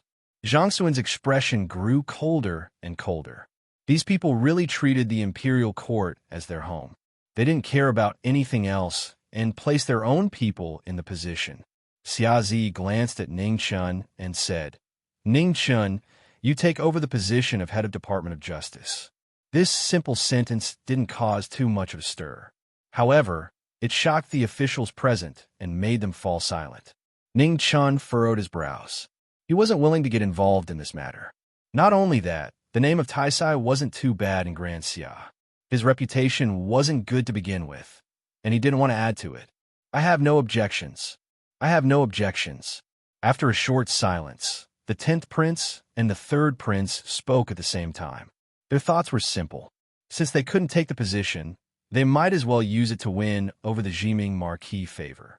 With the 3 princes speaking at the same time, the officials immediately shut up and didn't say anything else. Zhang Sun thought for a moment, then nodded without leaving a trace. Ning Chen was indeed the most suitable choice. He was smart, skilled, and ruthless. He was very much in line with the head of Department of Justice's style. There were many organizations within the head of Department of Justice that couldn't see the light of day. In Ning Chen's hands, they would definitely be put to good use. Currently, the battle between the two princes was becoming more and more intense. She needed to make preparations in advance and obtain more information and battle strength. Do any of the officials have any objections regarding the head of Department of Justice? Zhang Sun asked. "I have no objections." The officials all replied in unison. "3 dukes, what do you think?" Zhang Sun looked at the 3 dukes and asked. "We will follow Her Majesty's arrangements." The 3 dukes replied. Seeing this, Zhang Sun stood up and said seriously, "Jiming Marquis, listen up. I am here." Ning Chen helplessly stepped forward and respectfully said, "From today onwards, I officially appoint you as the new head of Department of Justice. You will be in charge of all prisons." Zhang Sun said, "Thank you, Her Majesty." Ning Chen knelt down to accept the appointment, accepting the most shady position in the Xia Kingdom. After the appointment, Xiazi was the first to stand up and earnestly said, "Don't disappoint Imperial Mother." The next moment, the third prince and the 10th prince also stood up and congratulated. "Congratulations." "Huh." Ning Chun lightly laughed in response to the first prince's warning. Then, he cupped his hands towards the two princes without saying anything. Chapter 130. The banquet was still going on. Ning Chen had just returned to his seat when he heard Zhang Sun speak. "Xinyu, go pour wine for the Jiming Marquis." Everyone present trembled. The shock in their eyes was unparalleled. What did the Empress mean by that? At this moment, not only the officials but even Ning Chen's expression changed. He could ignore other people's opinions and thoughts, but not Zhang Sun. Pouring wine was a big deal, but Zhang Sun had just mentioned his marriage. Now that he had the 9th princess pour wine for him, everyone could see his intentions. Xia Xinyu was also stunned and didn't react for a moment. She even forgot to respond to Zhang Suan's order. Xiaozi also stood up and was about to speak, but was stopped by Zhang Suan's stern gaze. At this moment, Qing Ming's voice rang in their ears. A moment later, their expressions changed. Ning Chen's identity as a eunuch was actually fake. Don't make it public. The Empress is still thinking of a way to deal with this matter. Qing Ming continued. The first prince hesitated and looked at his sister. He couldn't decide for Xinyu's marriage. "Yes, mother." Xia Xinyu came back to her senses and bowed in response to Zhang Suan's order. Then she walked over to Ning Chun and poured wine for him. "Jiming Marquis, please." "Thank you, princess." Their gazes met and a light breeze blew past, blowing 2 or 3 pear blossoms between them, blurring their vision for a moment. Ning Chun took the wine cup and drank it in one gulp. Xia Xinyu poured another cup and continued. "Jiming Marquis, Xinyu offers you another cup." The most beautiful woman in the Grand Xia looked at Ning Chun for the first time. Her eyes flashed with a complicated light. "Please." Ning Chen's expression was calm, and no one could see the changes in his heart. The 2 cups touched, and a crisp sound rang out. Both of them had their own thoughts and drank the wine in their cups. After 2 cups, Xia Xinyu returned to her seat and remained silent. The Jiming Marquis is over 17 years old and has yet to marry. This consort wishes to betroth the 9th princess to you. What does the Jiming Marquis think? As she spoke, Jiming Marquis looked over with a sharp gaze that didn't allow anyone to refuse. This made Ning Chun and Xia Xinyu's hearts sink. The shock on the faces of the officials could no longer be concealed. Even the 3 ministers had strange expressions. The Empress's decision was truly confusing. Ning Chun didn't reply. His mind spun quickly. He didn't understand why Zhang San would suddenly have such a thought. What was the reason? Xia Zi looked at his sister with a questioning look in his eyes. Xia Xinyu hesitated for a moment, but in the end, she couldn't resist her inner thoughts and gently shook her head. She and Ning Chun had only met a few times in total, let alone talk about marriage. They couldn't even be considered friends. At this moment, the 10th prince walked out and said, "Mother, I have something I don't know if I should say." "Speak," Zhang Sun said calmly. Xia Mingri glanced at Ning Chun and said respectfully, "Mother Empress, although Marquis Ji Ming has outstanding military achievements and has been conferred the title of Marquis at a young age, he has been promoted too quickly and is easily envied by others. Now that he is bestowed a marriage, I'm afraid it will be difficult to convince the public. After all, we can't stop people from talking. Imperial Mother, this son also does not agree to this marriage. I hope that Imperial Mother will reconsider." Under the seat, Xia Zi sighed and finally opened his mouth to express his attitude. Since Xinyu didn't agree, he couldn't force it. "Imperial Mother, this son also thinks it's inappropriate. For some reason, the 3rd Prince Xia Yinwu also spoke out against the marriage. After he spoke, the atmosphere quieted down. The 3 princes had reached a rare consensus. None of them agreed to the marriage between Ning Chun and the 9th princess. Everyone looked at Ning Chun. Right now, the decision was in the hands of Jiming Marquis. If he nodded, the Empress had already spoken. No one could oppose it. This was a great favor from the Emperor. Moreover, the 9th princess's status and appearance were impeccable. Jiming Marquis had no reason to refuse. However, A trace of worry flashed in Qing Ning's eyes. She understood Ning Chun. He would never agree to the marriage. However, the Empress's decree couldn't be changed either. Both of them were stubborn. Once they quarreled, the consequences would be unimaginable. Under everyone's gaze, Ning Chun stood up and said seriously, "Empress, please take back the decree. There's no need to say more." "I've already made my decision," said Zhang Sun coldly. She had watched the ninth princess grow up. Before the new emperor ascended the throne, she had to find a good home for the ninth princess.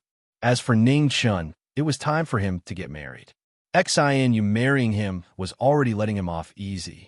Ning Chun's heart was heavy. He knew Zhang Sun had good intentions.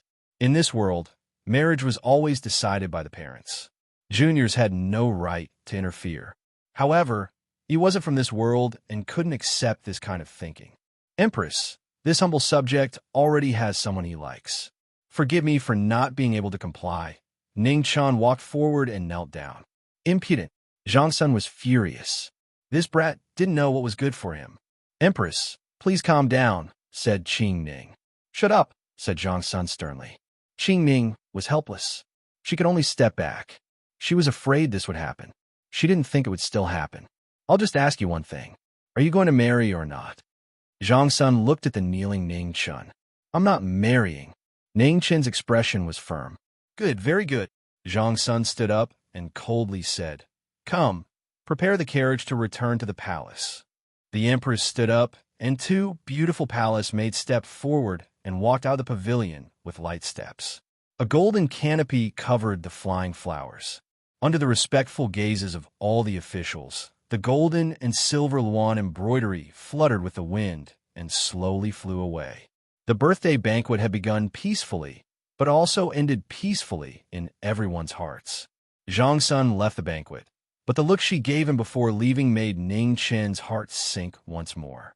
All the officials retreated, and in the end, they all cast their gazes towards Ning Chun. This youngest martial Marquis of the Grand Xia dynasty could be considered to be in the limelight today. It was just that they didn't know if the emperor's grace would still be as vast and mighty as before after rejecting the marriage proposal. The third prince and the 10th prince walked over to express their goodwill.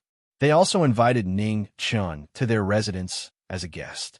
No matter what happened today, the Jiming Marquis was still a martial Marquis. His influence on the future emperor was still immeasurable. Since he couldn't avoid it, Ning Chun didn't back down. He nodded and said that he would pay them a visit. The two princes left satisfied. They knew very well that whichever side the Jiming Marquis joined would have the upper hand in the battle for the emperor's position. After everyone left, there were only 4 people left in the 9-palace garden: Ning Chun, Mingyu, Xia Zi, and Xia Xinyu. Mingyu had already fallen asleep by the table. The remaining 3 each had their own thoughts. They didn't speak to each other and just drank silently. The wind blew outside the pavilion and the pear blossoms fell. Gradually, even the path back could not be seen clearly. The sky gradually darkened. The bright moon rose and illuminated the horizon. The bright moonlight reflected the white pear blossoms in the garden, making the 9-palace garden look like a moon palace. It was exceptionally beautiful. In the pavilion, the 9th princess danced in front of the moon. Her beautiful body and perfect face reflected the snow and emitted a sparkling light. Her dress fluttered and spun under the moonlight. She was like a fairy in the world. Her beauty was soul-stirring. "Do you regret it?" Xia Zi suddenly asked out of nowhere. Ning Chun was startled. He immediately laughed lightly and said, "In life, there are things to do and things not to do. Since I've decided, I will never regret it." Lofty sentiments. Xia Zi also smiled. The two raised their cups and drank. What they drank was wine, but it was also a display of their appreciation for each other. "I've always heard that the Jiming Marquis' martial prowess is extraordinary, but I've never had the chance to learn from you. Today, the opportunity is hard to come by. How about we fight?" Xia Zi looked at Ning Chun, battle intent rising in his eyes. Autumn water flew in front of Ning Chun. Its cold chi was oppressive, reflecting the moonlight. "My cultivation body is special. There's no difference whether I have a sword or not." Ning Chen stood up and slowly walked out of the pavilion. His battle intent erupted, causing the sky to fill with snow. Straight forward, with a wave of his hand, autumn water flew out. Xiazi's figure also shot out. When the sword arrived, the person arrived. When the sword arrived, the person arrived. When the sword arrived, the technique also arrived. It was a short moment, but it was very fast. It was so fast that it was like a killing blow. Ning Chun pointed his sword at autumn water. He leaned slightly to the side, and his sword finger slashed toward his heart. Xiazi swung his sword back and blocked the sword finger. He then turned his sword around and attacked Ning Chen's right chest death acupuncture point. Ning Chen's sword finger turned into a palm, and a vast aura surged out. It passed through autumn water and broke through Xiazi's chest. Bang! When the palm landed, Xiazi's figure disappeared. Outside the Nine-Palace Pavilion, pear blossoms flew everywhere. The two's figures separated and moved again. After images swirled in the air as their techniques collided once again. Snowflakes, white flowers. The swordsman's brilliance only blossomed in the blink of an eye. The two were evenly matched. The more they fought, the more shocked they became. Inside the Nine-Palace Pavilion, the dance had already stopped. Xia Xinyu stood in the pavilion and looked at the two peerless men amidst the snowflakes and white flowers. A dazzling light flashed in her eyes. Straight forward, the sword and palm collided. The wind blew the snow and the cold moonlight sprinkled down. Gradually, the two's cultivation body reached its peak. The boundless sea of learning. Xiazi took a step forward and a vast aura of righteousness rose around his body.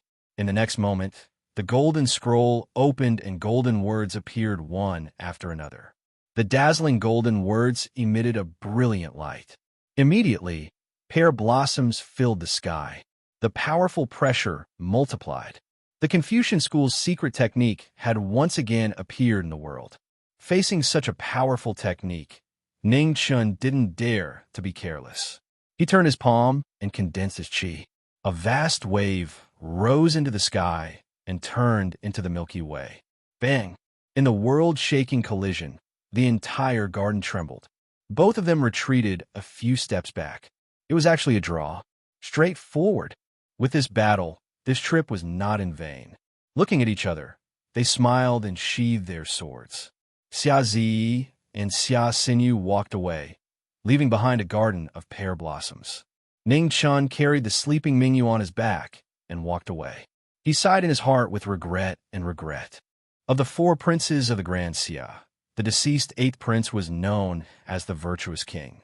The 10th prince's literary talent was outstanding and made people look at him in a new light. As for the 3rd prince, his martial arts were unparalleled, and his cultivation was comparable to the consecrators in the palace. In comparison, the 1st prince had never shown anything special. Instead, he made people pay more attention to his identity as the eldest son. After today's battle, he realized that the 1st prince was the one who hid the deepest in the Grand Xia. He had forcibly suppressed his sharpness for more than 20 years. If he was ruthless enough to fight for the throne, there would have been no suspense many years ago. Chapter 131. The next day, in Great Xia's Imperial Edict Hall, the sounds of an intense argument could be heard. Outside the hall, regardless of whether it was the palace maids, eunuchs, or guards, they were all frightened. No one dared to step forward for fear of being implicated. In Great Xia, the only person who dared to talk back to the Empress was the Jiming Marquis. Qing Ning walked to the front of the hall and had the guards and palace maids withdraw. The group of people hurriedly left as if they had been pardoned. This really wasn't a place for people to stay. Every second was torture for them. You have to marry whether you don't want to or not. This consort isn't dead yet, so it's not up to you to decide. Inside the hall, Zhang Sun shouted angrily. This brat wanted to anger her to death. What was wrong with Xianyu? Which part of her wasn't worthy of him? If you want to marry her, then marry her. No matter what, I won't marry her. Ningchen was also a bit anxious. How could someone force a marriage like this? Impudent. Zhang Sun stood up and angrily picked up a scroll from the vase beside the table to hit Ning Chun. Seeing that Zhang Sun was about to hit him, How could Ning Chun be willing to stand there and take the hit? Without another word, he ran away while resisting. A gentleman uses his mouth, not his fists. Qing Ning, capture him for me. Seeing that Ning Chun still dared to run, Zhang Sun became even angrier and shouted harshly. Sister Qing Ning, you can't help the evildoer, Ning Chun hurriedly said. Qing Ning felt a headache coming on.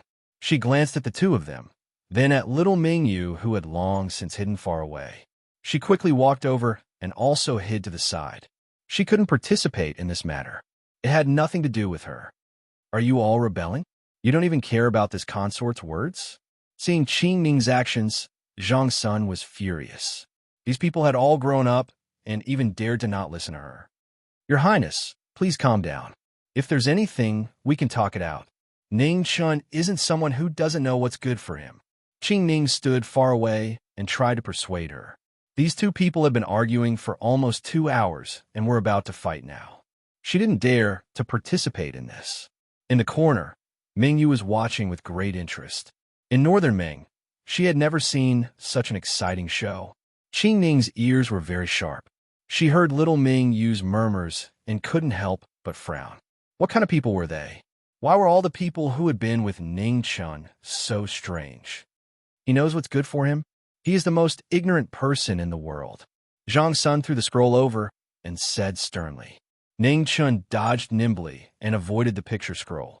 He said unhappily, marriage is an important matter. Both parties must be willing. I've only met the 9th princess a few times. How can I marry her just like that? Bullshit. Zhang Sun was so angry that he began to curse. Since when did you juniors have the right to make decisions about marriage? There is no such rule in this world. I don't care. Other people are other people. I must decide my own marriage. Ning Chun refused to compromise. Without my approval, I want to see which family's daughter dares to enter your Wuhou government. Zhang Sun said angrily. Ning Chun was exasperated, but he had nothing to say. He had no relatives in this world, and only had his eldest grandson as an elder. If he wanted to get married in the future, he would definitely have to go through his eldest grandson. He was a very traditional person. Marriage had to be blessed by the elders. Whether it was in Huaxia or here, this was a rule that would never change. Nyang Nyang, you must be reasonable. You cannot use your status to pressure others. Ningchen was not confident enough and emphasized. Mingyu's beautiful face wrinkled. It's over. The bad guy can't take it anymore. Zhang Sun snorted coldly. If this consort was unreasonable, would you even have the chance to act so impudently here? This consort watched Xianyu grow up. Her appearance and character are more than enough to match you. What else are you dissatisfied with? Seeing that the enemy was too stubborn and could not be reasoned with, Ning Chun tactfully changed his reason. Nyang Nyang, I'm only 17. It's too early for me to get married. Moreover, I'm still a eunuch. It's not good for the princess's reputation. Hearing this, Zhang Sun frowned. The first reason was nothing at all. In the Great Xia, many men got married at the age of 16. 17 was not early. However, the second reason had to be considered. This lad's background was indeed troublesome. Xianyu's matter could not be delayed. Before the new emperor ascended the throne, this matter had to be resolved. The imperial family did not have family.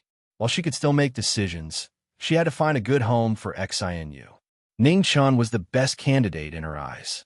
He was also the person she trusted the most. These past few days, she had been thinking of a way.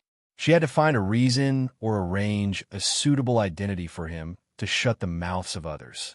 This matter is a bit troublesome. Let me think about it a bit more. Zhang Sun frowned as she pondered. Nyang Nyang, take your time. I'm going back first.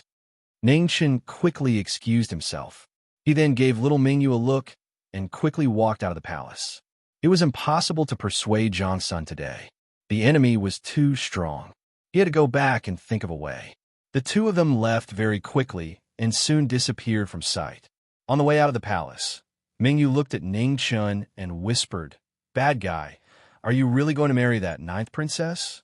"I won't," Ning Chun denied. Xia Xianyu did not dare to resist, so he would do it. He was already used to being the bad guy. In any case, his reputation had never been good. Then how will you get past your empress? Mingyu continued to whisper. I haven't thought of one yet. Do you have any ideas? Ningchen asked. No. Mingyu shook her head like a rattle drum. I'm just a child. How can I have any ideas? Ningchen did not know what to say. He knocked on his head and said with a headache, We'll talk about it later. There will always be a way. The two of them walked back to the Marquis' residence. Before they could sit down, an urgent letter came from the distant Buddhist country. Ningchen immediately opened the letter. After reading it, his expression changed. The abbot of Du Yi Temple had been rescued. This happened 2 days ago. In that case, the Buddha in the mortal world had already been burned in the fire for 7 days. He was actually still alive. Ningchen carefully read the letter. The letter mentioned that the blood traces on the blood-veined sword had mostly faded. Without a doubt, the abbot of Du Yi Temple had been using the Buddhist energy in his body to resist the resentment of the blood-veined sword. Buddhism and demons were natural enemies. Since the blood-veined sword was basically useless, the Buddha in the mortal world was definitely not in a good state. Even if he was not dead, he would probably be an empty shell of the Three Disasters realm. Such a person would not be able to threaten Xia in a short period of time. Moreover, after such a long period of recuperation, the dean's injuries had already healed by 50 to 60%. After a few more days, he should be able to fully recover. Compared to this, he was more concerned about Fan Lingyue of Beiming. It was about time for her to make a move. Thinking of this, Ningchen got up and rubbed little Mingyu's head. Mingyu, you play in the residence. I'm going out for a while. Okay. Mingyu nodded obediently. After leaving the Marquis' residence, Ningchen headed east. Walking on the streets of the imperial city, he looked at the bustling people coming and going. He sighed in his heart. Unknowingly, he had already been in this world for close to a year. The sounds of hawking from the stalls on the streets echoed in his ears. Ningchen looked at the bustling scene in front of him. Step by step, he felt extremely complicated. A year in this world was not long, but it was not short either. Other than this bustling scene that had never changed, everything else had changed. Brother, I want to eat candied haws. Not far away, a 4 to 5-year-old little girl dressed in green pulled the little boy beside her. A hint of longing flashed through her big bright eyes. The little boy pulled his sister, feeling awkward. He secretly touched his pocket with one hand. There was only 1 copper coin left in his pocket, and it was the money for the buns to go to school tomorrow. However, when he saw his sister's hopeful eyes, the little boy gritted his teeth and took out the copper coin from his pocket. Brother came to this world earlier than his sister because he wanted to take better care of his sister. The little boy bought a candied haws and handed it to the little girl without any hesitation. Brother, take a bite. The little girl held the candied haws in satisfaction and handed it to her brother. Her big eyes were sparkling. Brother doesn't like to eat candied haws. You eat it. The little boy secretly swallowed his saliva and resisted the temptation in front of him. Oh, the little girl was not old enough to distinguish between truth and lies. She did not think much and ate the candied haws happily. In the little girl's world, candied haws were the most delicious thing. Looking at the scene in front of him, Ningchen's face revealed a faint smile. The simplest and most precious thing in the world was the feelings contained in the candied haws. It was like the most beautiful crystal, pure and flawless, without a trace of impurity. However, at this moment, Hiya, the sound of horse hooves swept past, and the entire street was suddenly in a mess. The passers-by hurriedly hid, and even Ningchen was pushed to the side of the street by the panicked people. The red-clothed guards of the imperial court are here to handle matters. Unrelated people, get out of the way. The horses trampled on the street, creating a cloud of dust. The passers-by were frightened, but there was nothing they could do. Suddenly, he heard the sound of crying. Ningchen turned around and saw the little girl who was pushed to the corner by the crowd. Her eyes were red as she looked at the candied haws on the ground. She was crying sadly. Beside her, the little boy's eyes were dim. Because he had no money in his pocket, he could only pull his sister and leave. Ningchen's face instantly turned cold. Looking at the departing figures in the dust, his eyes were filled with killing intent. Boss, give me 2 sticks of candied haws. Walking to the stall selling candied haws, Ning Chun paid and took 2 sticks of candied haws. Then he came to the little boy and little girl, squatted down, and said softly, "Those people just now were Big Brother subordinates. Big Brother didn't discipline them well. Now, Big Brother apologizes to you on their behalf." The little girl looked at the candied haws in Ning Chen's hand with red eyes. She wanted to take it, but didn't dare. She could only look at her brother beside her with difficulty. "Big Brother, Mother told us not to take other people's things casually. It's not good." The little boy was stunned at first, but he still politely rejected Ning Chen's good intentions. Then, he pulled his reluctant sister and left. Seeing the little girl looking back with reluctance, Ning Chen's heart flashed with a rare touch of bitterness. After watching the 2 of them disappear, an extremely cold, killing intent gradually appeared in his eyes. The red-clothed guards of the Imperial Court, they really put on airs. The Imperial Court was in charge of the world's punishment prisons. In the past, it was Marquis Qingyu who was in charge. Now that Marquis Qingyu was deposed by the Empress, the position of the head of the Imperial Court was changed. Unfortunately, he was now the head of the Imperial Court. Ning Chen walked towards the direction of the Imperial Court. His face was cold. It had been 2 days. He should go and see his subordinates. Chapter 132. Within the Grand Court, the sound of horse hooves rang out, and the door was smashed open. 13 red-robed guards rode their horses straight into the court. Whoosh! The red-robed man stopped his horse. There was not the slightest trace of human emotion on his handsome face. The red mole between his eyebrows was as red as blood and emitted a bewitching light. "Wugo, how is it?" Before they had even entered the Grand Court, an old man opened his mouth. His eyes were closed, and the traces of time were written all over his face. Whoosh! In Yin Wugo's hand, a bloodstained cloth bag was thrown out. It flew into the air and opened up. A human head fell down and landed on the table in front of the blind old man. After giving him his mission, Yin Wugo turned and left.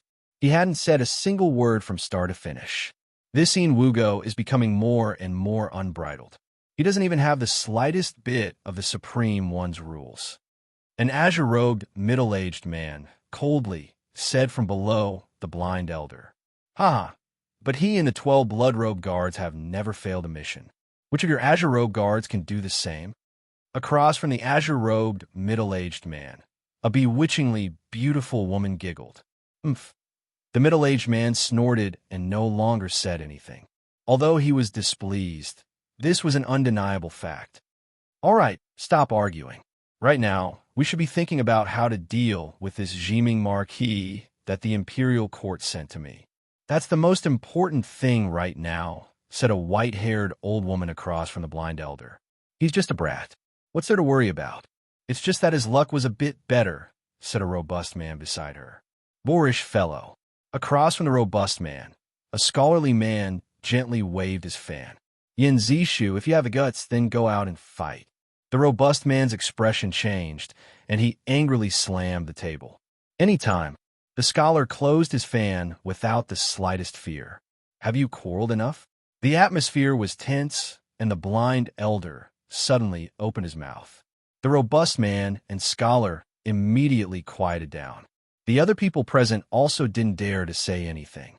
They calmly looked at the old man. "This Jiming Marquis isn't simple. Furthermore, I'm sure everyone knows the person behind him," said the blind elder. "Her Majesty the Empress." Everyone present thought of the most respected person in the Great Xia dynasty at the same time, and their expressions immediately turned solemn. "You want us to endure being manipulated by a brat?" "I, Jean too, am the first to disagree," raged the burly man. "I don't agree either." Yin Zishu tapped his paper fan and agreed with Jean too, which was rare. "I don't agree. I don't agree." The beautiful woman and the cyan-clothed middle-aged man also expressed their opinions. "Dingfu, what do you think?" the blind old man asked. "Can." The white-haired old woman was about to speak when her expression suddenly changed. She said in a deep voice, "He's here." Before he could finish speaking, a white figure walked past. In the blink of an eye, she was already there. Her speed was unbelievable.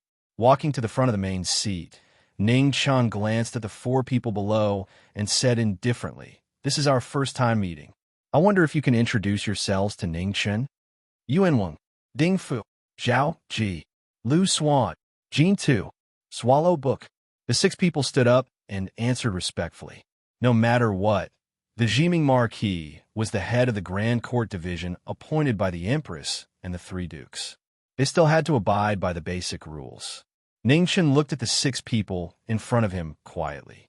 According to the information of the spies, the entire Grand Court Division was controlled by these six people. Yuan Wang and Ding Fu were the two leaders. As for the other four, Zhao Ji was in charge of intelligence, Lu Swan was in charge of money, Jean Tu was in charge of killing, and Yin Zishu was in charge of organizing and guarding the important information in the Grand Court Division. Clear division of labor, orderly hierarchy, decisive killing, and orderly. This was his overall impression of the Grand Court Division. My words are very simple. From now on, this Marquis's words are in charge. Saying this, Ning Chen's aura rapidly rose. He turned his palm and pressed down. An unparalleled pressure suddenly pressed down. When he had just taken office, it was impossible to make the six of them sincerely submit. The only method was to ruthlessly suppress them with force. Now, what he needed was not loyalty, but fear of the six. The six people's expressions changed. They all activated their martial arts to resist the pressure from Ning Chen's body. Ning Chen's expression did not change. He activated the life scroll, and at the same time, he secretly increased the power of the other two cyclones in his body. For a moment, the temperature dropped and frost appeared. Pung, pung, pung. The stone floor under the six people's feet shattered. Lu Swan, who had a weaker martial arts, had his mouth dyed red. He bent one knee as he could no longer bear the pressure. Ning Chen's eyes turned cold. He pressed his hand down. Suddenly, the thick earth chi appeared. With a loud bang, the six people all knelt down. Their mouths were stained with blood. From now on, the position of the Grand Court Division's head will be inherited by me, Jiming Marquis. I hope everyone will cooperate. Ning Chen waved his hand and withdrew the boundless pressure. He looked at the six people kneeling on the ground and said coldly, "Yes." The six people lowered their heads and answered, "Stand up." "Thank you, Division Head." The six people stood up and looked at each other. They could see the complicated look in each other's eyes. None of them had expected Jiming Marquis to be so strong. However, temporarily enduring was not the first time for them. Can anyone tell me why the Grand Court Division sent out the red-clothed blood guards? Ning Chen's eyes stared straight at the blind old man and the white-haired old woman. Without a doubt, the decision-maker of this matter was definitely one of the two. Although the other four each had their own extraordinary forces, their status was temporarily unable to contend against the two of them. The city master of Ang City secretly gathered troops and had the intention of rebelling. According to the imperial law, he should be killed without mercy. Yuan Wang respectfully replied. Ning Chan frowned slightly and sneered in his heart. If he believed this, he would be a fool. Everyone knew that the city master of Ang City was unyielding and upright. However, because of this, he had offended many influential people. The number of people who wanted him dead was uncountable. To the Grand Court Division, who was in charge of the imperial law, it was as simple as eating a meal. Who gave the order? Ning Chun did not beat around the bush and directly asked. Yuan Wang and Ding Fu remained silent. Who gave the order? Ning Chun coldly asked again. However, this time, there was a trace of killing intent in his words. Ding Fu sighed softly and said, "It was Marquis Anqing." Hearing this, a bright light flashed in the depths of Ning Chen's eyes. It was now a crucial period in the battle for the throne. Any movement could cause quite a big storm. At this time, killing the city master of Ing City was a must. It was clear that if the Grand Court Division did not kill him, the death of the city master would definitely cause a huge commotion. The imperial court would also send people to investigate. This was the result that the person who gave the order did not want to see. It seemed that it was not a coincidence that he sat on the throne. Summon Yin Wugo. I have something to ask him. Ning Chun collected his thoughts and coldly said to the 6 people. The Grand Court Division, West Hall. The red-clothed Wugo removed the blood sword. His expression was expressionless as he looked out of the silver window. Young master. Shanghan opened the door with a cup of warm water in her hand. She looked at the person in front of the window and softly called out, "Shanghan, tell me, did I kill another good person?" Wugo calmly asked. Young master's actions are not right or wrong. In this cruel world, killing people is just to live a better life. Shanghan looked at the already tired young master and couldn't bear to say this. Huh. Wugo turned around and lightly laughed. In this world, only the person in front of him was his last concern. Only Shanghan would care about his happiness. Young master, please wash your hands, Shanghan softly said as she placed the water on the table. Wugo walked over to the table and placed his slender hands in the water. Feeling the waves of warmth from the water, his heart sank even more. How could he wash his blood-stained hands clean? His life had already been destroyed. Did he have any other choice? The Grand Court Division head has ordered for young master to go to the Grand Court. A cold voice rang out from outside the door, breaking the rare silence. Shanghan's expression darkened. She knew that her young master's heart was once again enveloped by coldness. Wearing his red-clothed body, Wugo picked up his sword and expressionlessly walked out the door. Shanghan, I'll have to make you wait alone again. Shanghan, don't be afraid. Young master, be careful. Wugo pushed open the door and left. His red-clothed body was like blood. The red-clothed body floated over. Ningchun and Wugo looked at each other from a distance. They both had the same indifference, but different arrogance. After looking at each other, it was time for their auras to collide. One was strong, the other was stronger. Who would submit to the other? Bang! Around the two, the tables and chairs suddenly broke apart. The fragments scattered all over the ground. Extraordinary. Killing intent filled the air. The 6 people's eyes flashed, but they didn't stop him. They wanted to see just how strong this Jiming Marquis was. Dang! His sword finger met the blood sword head-on. The foundation, forged by the life scroll, was unparalleled. His 2 fingers met the sword's tip without any damage. Ning Chen's figure moved and instantly appeared behind Wugo. His sword finger condensed into a dazzling silver light. His move was swift and fierce, causing everyone's expression to change. Expert. The blood sword turned and blocked the fatal move. Then Wugo's figure quickly turned. His sword moved and his body moved. He didn't fall behind in the slightest. Ding-dang. Sword light swirled in the air. Killing intent scattered. The brilliant battle was dazzling. No one could move their eyes away. Ningchen focused. His sword finger condensed into a dazzling silver light. A waterfall of frost drifted down. The sky was filled with snow. With a light shout, Wugo didn't dare to be careless. He pushed his cultivation to the peak. Instantly, the red mole between his eyebrows released a demonic brilliance. The scarlet-red light dazzled people's minds. The sword genius finally showed his strongest strength. Sword of blood light. The snow was flawless. The blood light was demonic.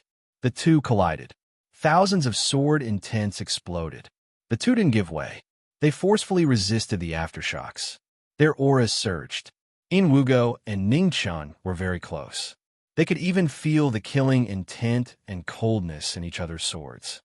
Since Wugo used his sword, you're the first person that I can't win against. Wugo withdrew his sword. The light from the red mole between his eyebrows disappeared. He immediately knelt down on one knee and said, "Greetings." Ningchen also withdrew his aura.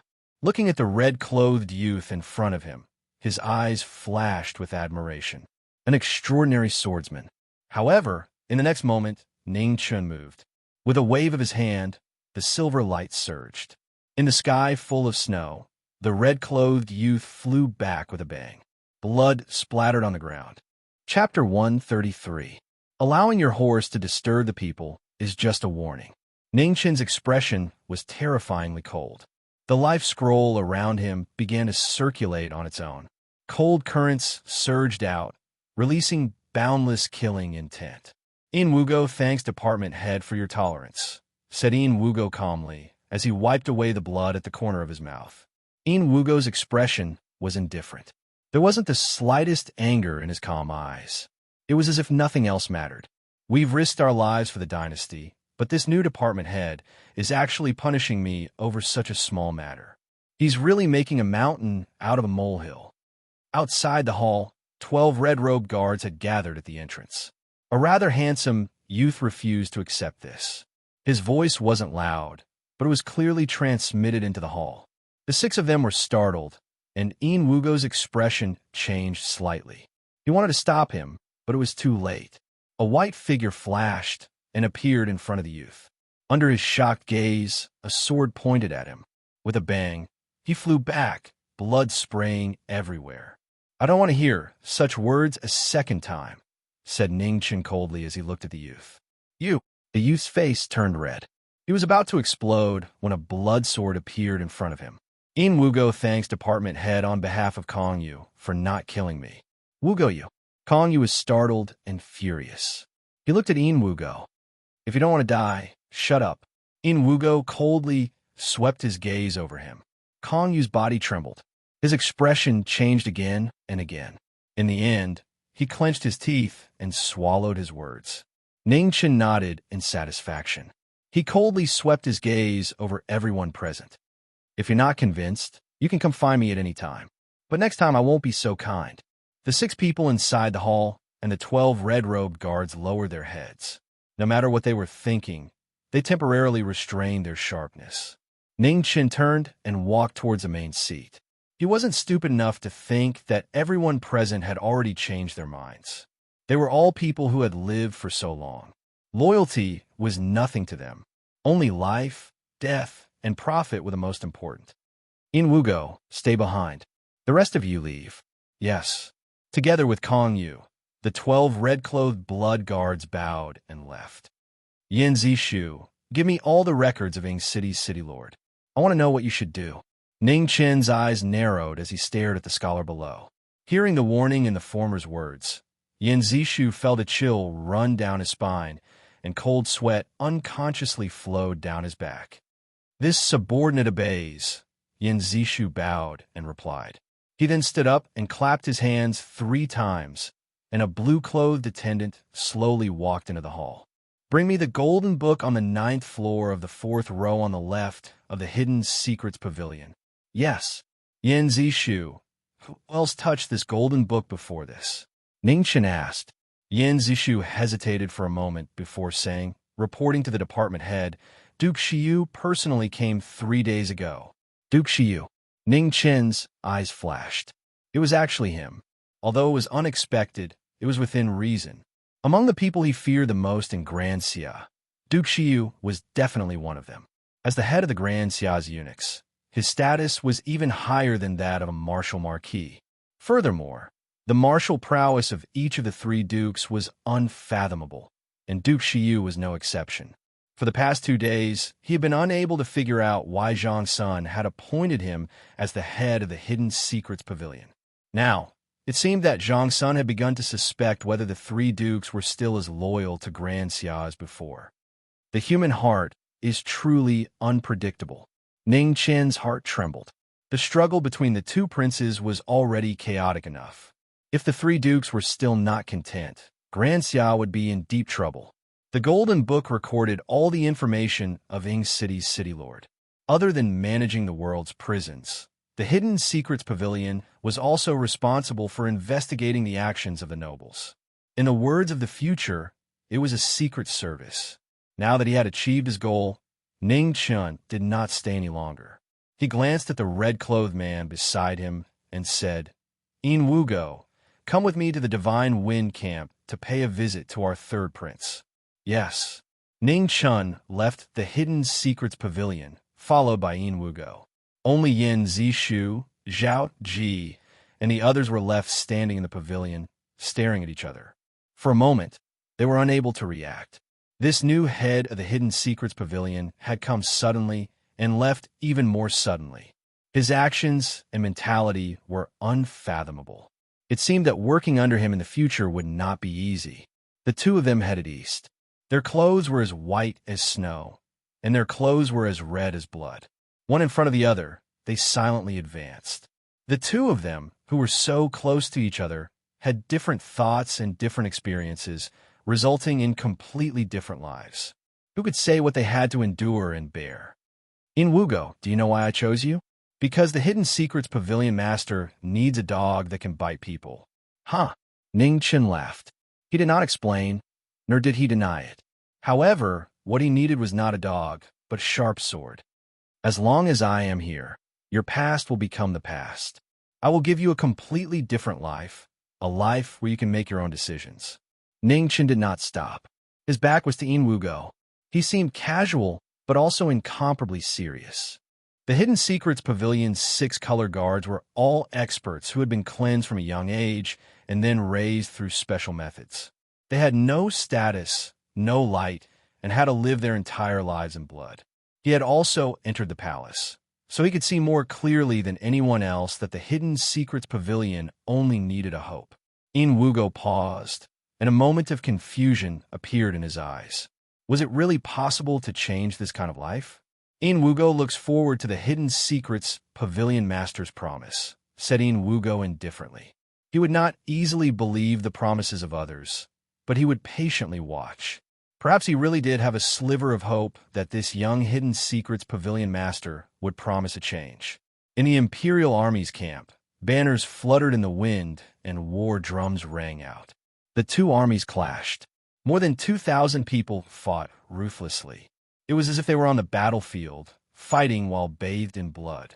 Xia Yanwu and the other side's generals clashed. Qi waves soared into the sky, and wherever they passed, soldiers were sent flying. They were unable to block their divine might.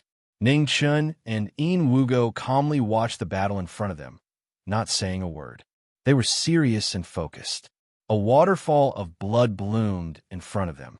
It was the most beautiful scene in the world. Even saber and sword were unable to stop the blood from flowing out.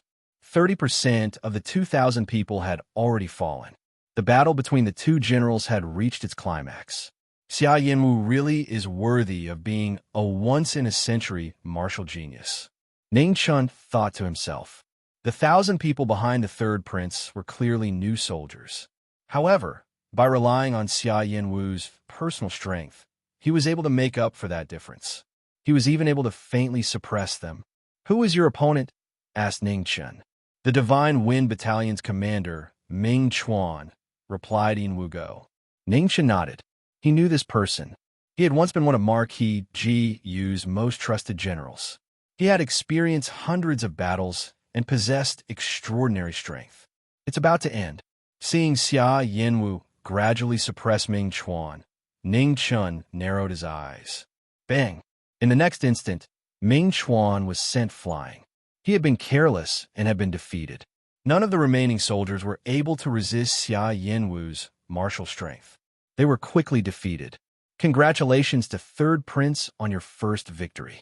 After the crowd dispersed, Ning Chen looked at Xia Yanwu, who was gradually walking over, and said with a smile, "Jiming Marquis, please forgive me for not going out to greet you." Xia Yanwu laughed warmly. "Third Prince is too courteous." Ning Chen also smiled brilliantly. Hypocrites. The two of them looked at each other, the same word flashing through their minds. However, neither of them revealed it. Their brilliant smiles were truly disgusting.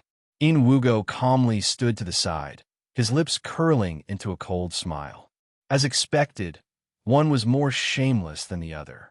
Ning Chen and Xia Yanwu laughed heartily, as if they were old friends who had known each other for many years.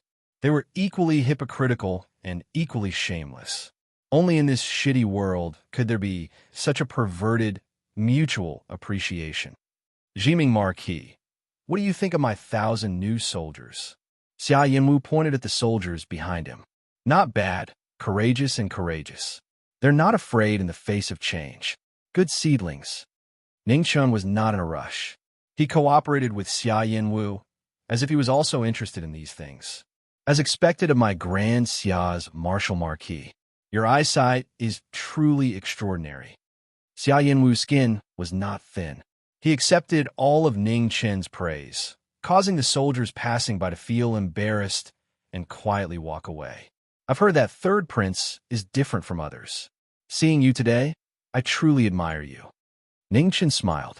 As for whether his words were praise or sarcasm, it was hard to guess. You're too polite, Xia Yinwu modestly replied. Seeing this, Yin Wugo sighed inside. He was used to the schemes of the Grand Court. Only after seeing the two of them today did he understand what it meant to hide a knife behind a smile.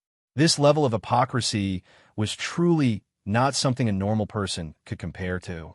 Jiming Marquis, it's rare for you to come. Why don't you go take a look at the martial arts field? Xia Yinwu warmly suggested. It would be impolite for Ning Chan to refuse third prince's kindness. Ning Chan gladly agreed, the smile on his face growing wider. The three of them continued on their journey. Xia Yinwu and Ning Chun chatted happily and soon became brothers.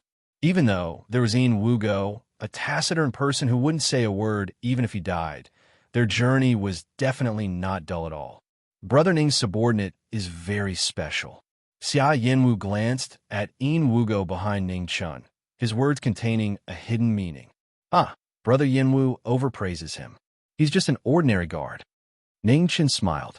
Yin Wugo's expression did not change at all. It was as if the two of them were not talking about him. However, under his red robes, the hand holding his sword seemed to have begun to change. He was still unable to understand how the two sides of him could be so different. This young department head had truly allowed him to see a completely different world, even if this world did not seem much better than the hell he had originally lived in. The martial arts field was bustling with noise and shouts that shook the heavens. On the inkstone martial arts field, two figures crossed each other. The light from a spear and halberd was so dazzling that people could not open their eyes. By the time the three of them arrived, the battle had already come to an end. Within the golden light, the halberd swept out, the spear was sent flying, and the person was defeated.